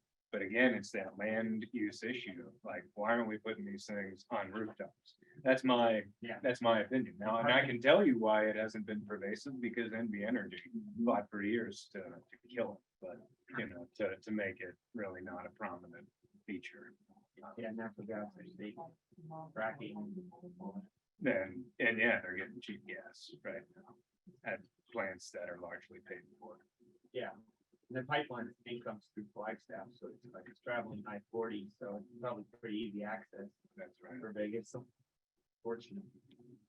We have a question in the chat from Edie Trimmer. There's a case coming before the Supreme Court this fall that, as I understand it, would review how waters of the U.S. are defined for the Clean Water Act. Will that have impacts on issues in the Great Basin, as, for example, what can be covered by public trust doctrine? Would any of the panelists like to speak to that? I don't know. It might be easier actually if you walk over here so we can make sure that it's getting picked up. Could you maybe repeat the question? I can, yes. The question was, there's a case coming before the Supreme Court this fall that, as I understand it, would review how waters of the U.S. are defined for the Clean Water Act. Will that have impacts on issues in the Great Basin, as, for example, what can be covered by the public trust doctrine? So I don't know if I can answer this completely, but I have just a small insight on it. And from what I understand is waters that are protected under the Clean Water Act have to exit to an ocean somewhere. Whereas waters in Nevada don't. We're inland draining. So a lot of our waters don't apply. And then under Trump, that got even worse. And so I don't know what particular case is being discussed, but my thought is that Trump had kind of cut back what is considered waters of the state or waters of the US. And so maybe that is, I can answer the next one a lot easier than I can answer this one. I would say with that question, you know, it deals with navigable waters. It doesn't necessarily have to go to the ocean, but you know, and I think the other thing to consider is that public trust doctrine considerations. We have a very narrow opinion of what the public trust doctrine is in Nevada right now, and so I don't want to make any guesses about. It looks like Kate wanted to say something. Yeah. I can give it a shot. My name is Kate Curry. I'm a professor at UNR and also on the board of directors of Great Basin Reserve Watch. It's not connected to the public trust doctrine at all per se.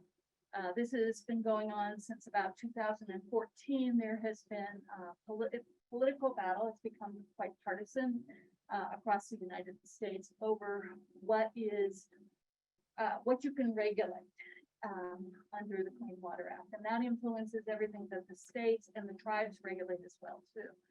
And there have been a series of, starting in the Obama administration, there were two separate times when tribes as well as the public had an opportunity to provide input. And then the Trump administration came in, per what Cassandra was saying, they had a very short period, tribes were sort of not included in that discussion, and they pushed back on it.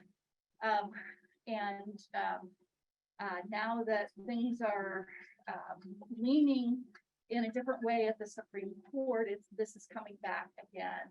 And the idea is to narrow those waters that you can look at water quality and regulate, whether you are a tribe, a state, or a federal government. So public trust is a little bit different, and it does apply to every place in the Great Basin and far beyond as well too. It's a very, very hot political battle across the country right now. So it's one to keep an eye on. I think it fits exactly with these emerging issues. All right, thank you, Kate. Thank you. We have another question in the chat from Mary Thompson asking, is anything in court still with Thacker Pass in Lithium, Nevada? And I know Sandra, you said you might want to speak to that. I can speak to this a little bit. Great Basin Resource Watch is one of the people on the federal case. There are 4 different groups that include other conservation networks and a local rancher as well around water. So it's moving a little bit slower. There haven't been any decisions made on the federal case. We are hoping to have some type of decision in early fall, mid-fall would be the best I feel. What I will say is that our argument is around valid and existing mining claims, which is a nitty-gritty detail of the 1872 mining law, which we are actually using a portion of that law against them. But one of the benefits is it's a very similar argument to the Rosemont case, which was just decided for Rosemont, which gives us some hope. So that's a little update for that. I have a question for Sally, if there aren't any other ones. Sally, if you had a magical pen and you could make a change to Sigma, what would it be? What would you do to help improve the law?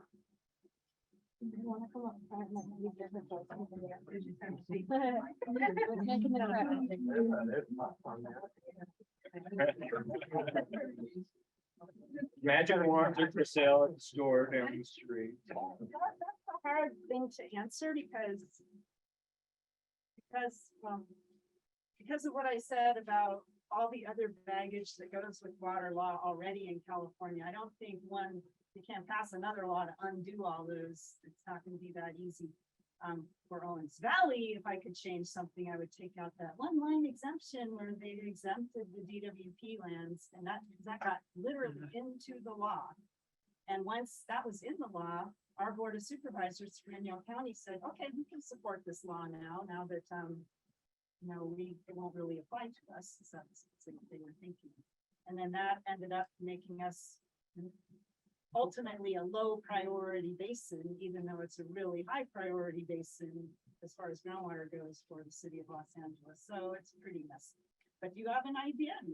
I don't, and that's why I would ask you the follow-up question. And I'm sorry to put you on the spot like this, but I think it's important because, so say you get that exemption out of the law, right?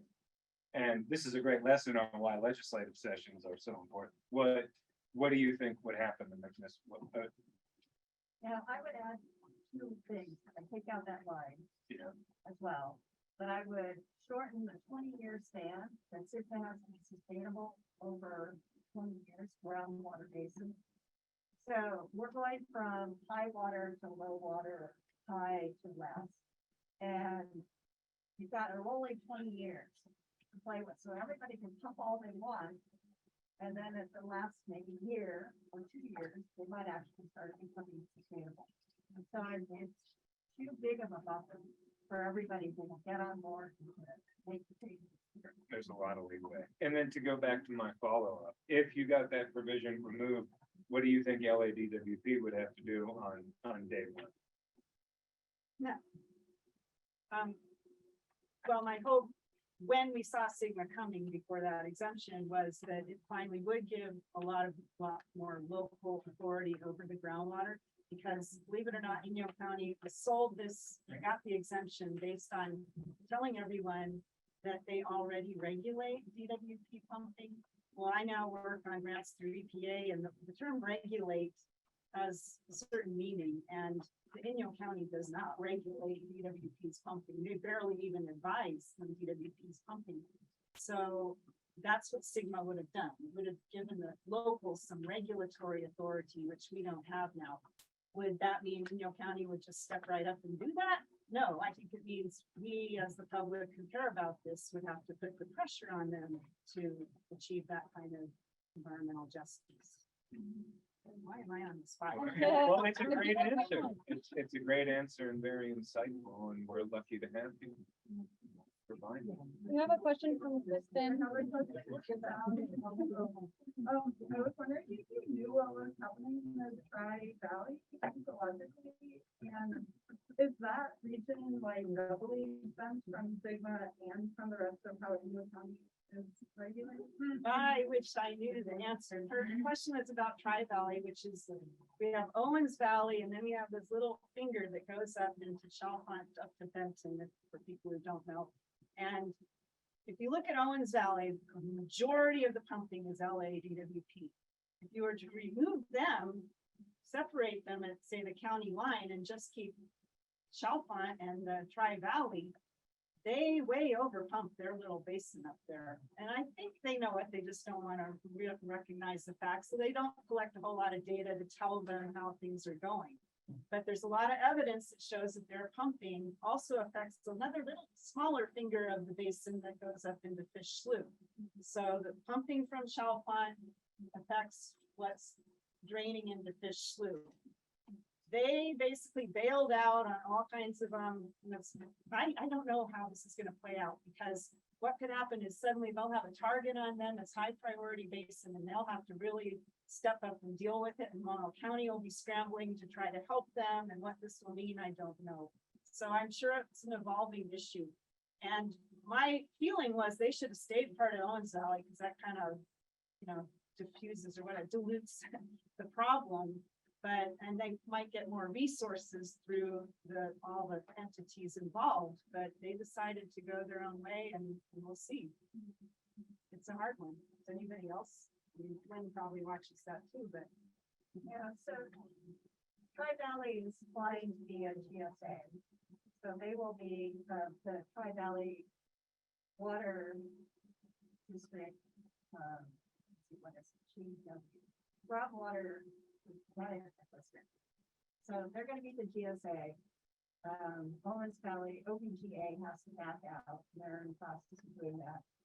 And so there'll be the people that will ultimately have to control the groundwater company in Hamel. It's mostly the problems in Hamel Valley, but they'll have to be the ones to make decisions to control that. So they're going to be not that, I'd say, tell ranchers how much to have, but they're also working on getting a groundwater model. So they've gotten the grant from Earwig, integrated regional water management program or group. So they're going to get the grant, and that'll just be to hire a hydrologist and to do a groundwater model. So then they'll be able to determine how much water goes where. So it flows from Benton down to Hamel, down to Chalfont, gets shunted over to Fish Slough. Very little goes from Chalfont down to Lost. Most of it gets shunted around. There are two documents that two studies, one by Andy Zidon that points to that. And we're getting some reports. It's hard to hear from the back there. So if anyone wants to give like a very quick summary of that closer to the mic, it could be helpful. But we also only have a few more minutes. So was there any last thoughts on that? Well, I think what Lynn was clarifying is that they're still in our basin, but they have to have their own separate little basin plan now that if they form their own GSA, Groundwater Sustainability Agency. If they determine something is like in pretty bad shape, they would have so long to be able to bring it up to par. But nothing really is upstream of Dry Valley, so I don't know where they would get the water. Well, maybe Mono Lake is. Or maybe it's the Long Valley, Iron Valley. But yeah, like Indian Wells Valley, you know about that one to the south of us, that's in critical overdraft, and everyone here is concerned that they might make a deal with the city of Los Angeles and to help their aquifer take water off the LA aqueduct. So basically our water to help bring up the aquifer in the Ridgecrest area so that they can continue to grow pistachios, which we all love so much. Thanks. There's also one last question. Olivia, if you could come up maybe and answer this one. In the Q&A, we have a question about what can be done to counter the growth madness of Clark County Planning Commission. So getting back to some of those development questions that you were talking about.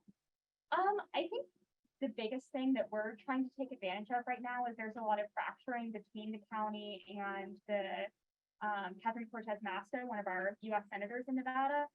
So we're trying to take advantage of that and figure out what's going on and get county commissioners on our side, because I think that a lot of them seem to be swayable and might say that they would be on our side with development. And that's true across Nevada because the county commissioners are the people who ultimately determine how that land is going to be used and kind of have to green light it before it can go through the U.S. Senate, at least in the way that it's been proposed. So we need lots of people in Las Vegas. We need lots of people who have contacts with their county commissioners and other local elected people to get on board with us. So that would be the biggest way to help organize against the current growth model, at least for SNEPCA. And I think one thing that Kyle is trying to get off the ground is a study of how development is done in Nevada and how that affects different communities in Nevada, especially the disparities between the impacts that different communities feel with development. And I think that that would be pretty huge because right now it's kind of in the eye of the beholder in terms of how people view growth. And so if we had those hard numbers, that would be a super helpful way for us to advocate against the development and the business as usual. Great, thank you. Yeah. Right. Wanna wrap up? There was one more question. Oh, okay. In the Q&A, there's also a question. Have the various groups gathered today considered requesting the State Water Board with assistance from California DWR to create a water master?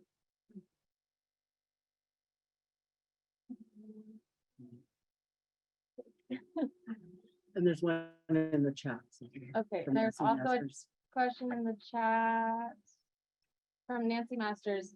A threat to the Owens Valley comes from the West-Wide Energy Corridor, 1823. It is considered a corridor of concern, but as renewable energy is developed in other states, pressure will develop to deliver the energy to Southern California. While not specifically a water issue, it will be a blight and may transit the Alabama Hills. Does anyone here have updated information on this corridor?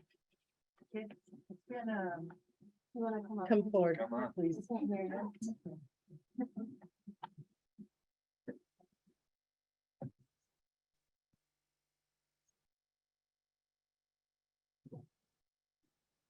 oh, the quick answer is that it's not being considered right now. So it's they've got an alternative. They're going with the alternative, which hugs, doesn't come down our way. It goes over towards the western side of Nevada. So not on the project plan right now. Thank you. Right, I think that's it. That's it. Terry, do you want to introduce Thank the you next bit of the Yes. polling and then thank you to all of our panelists. That was great.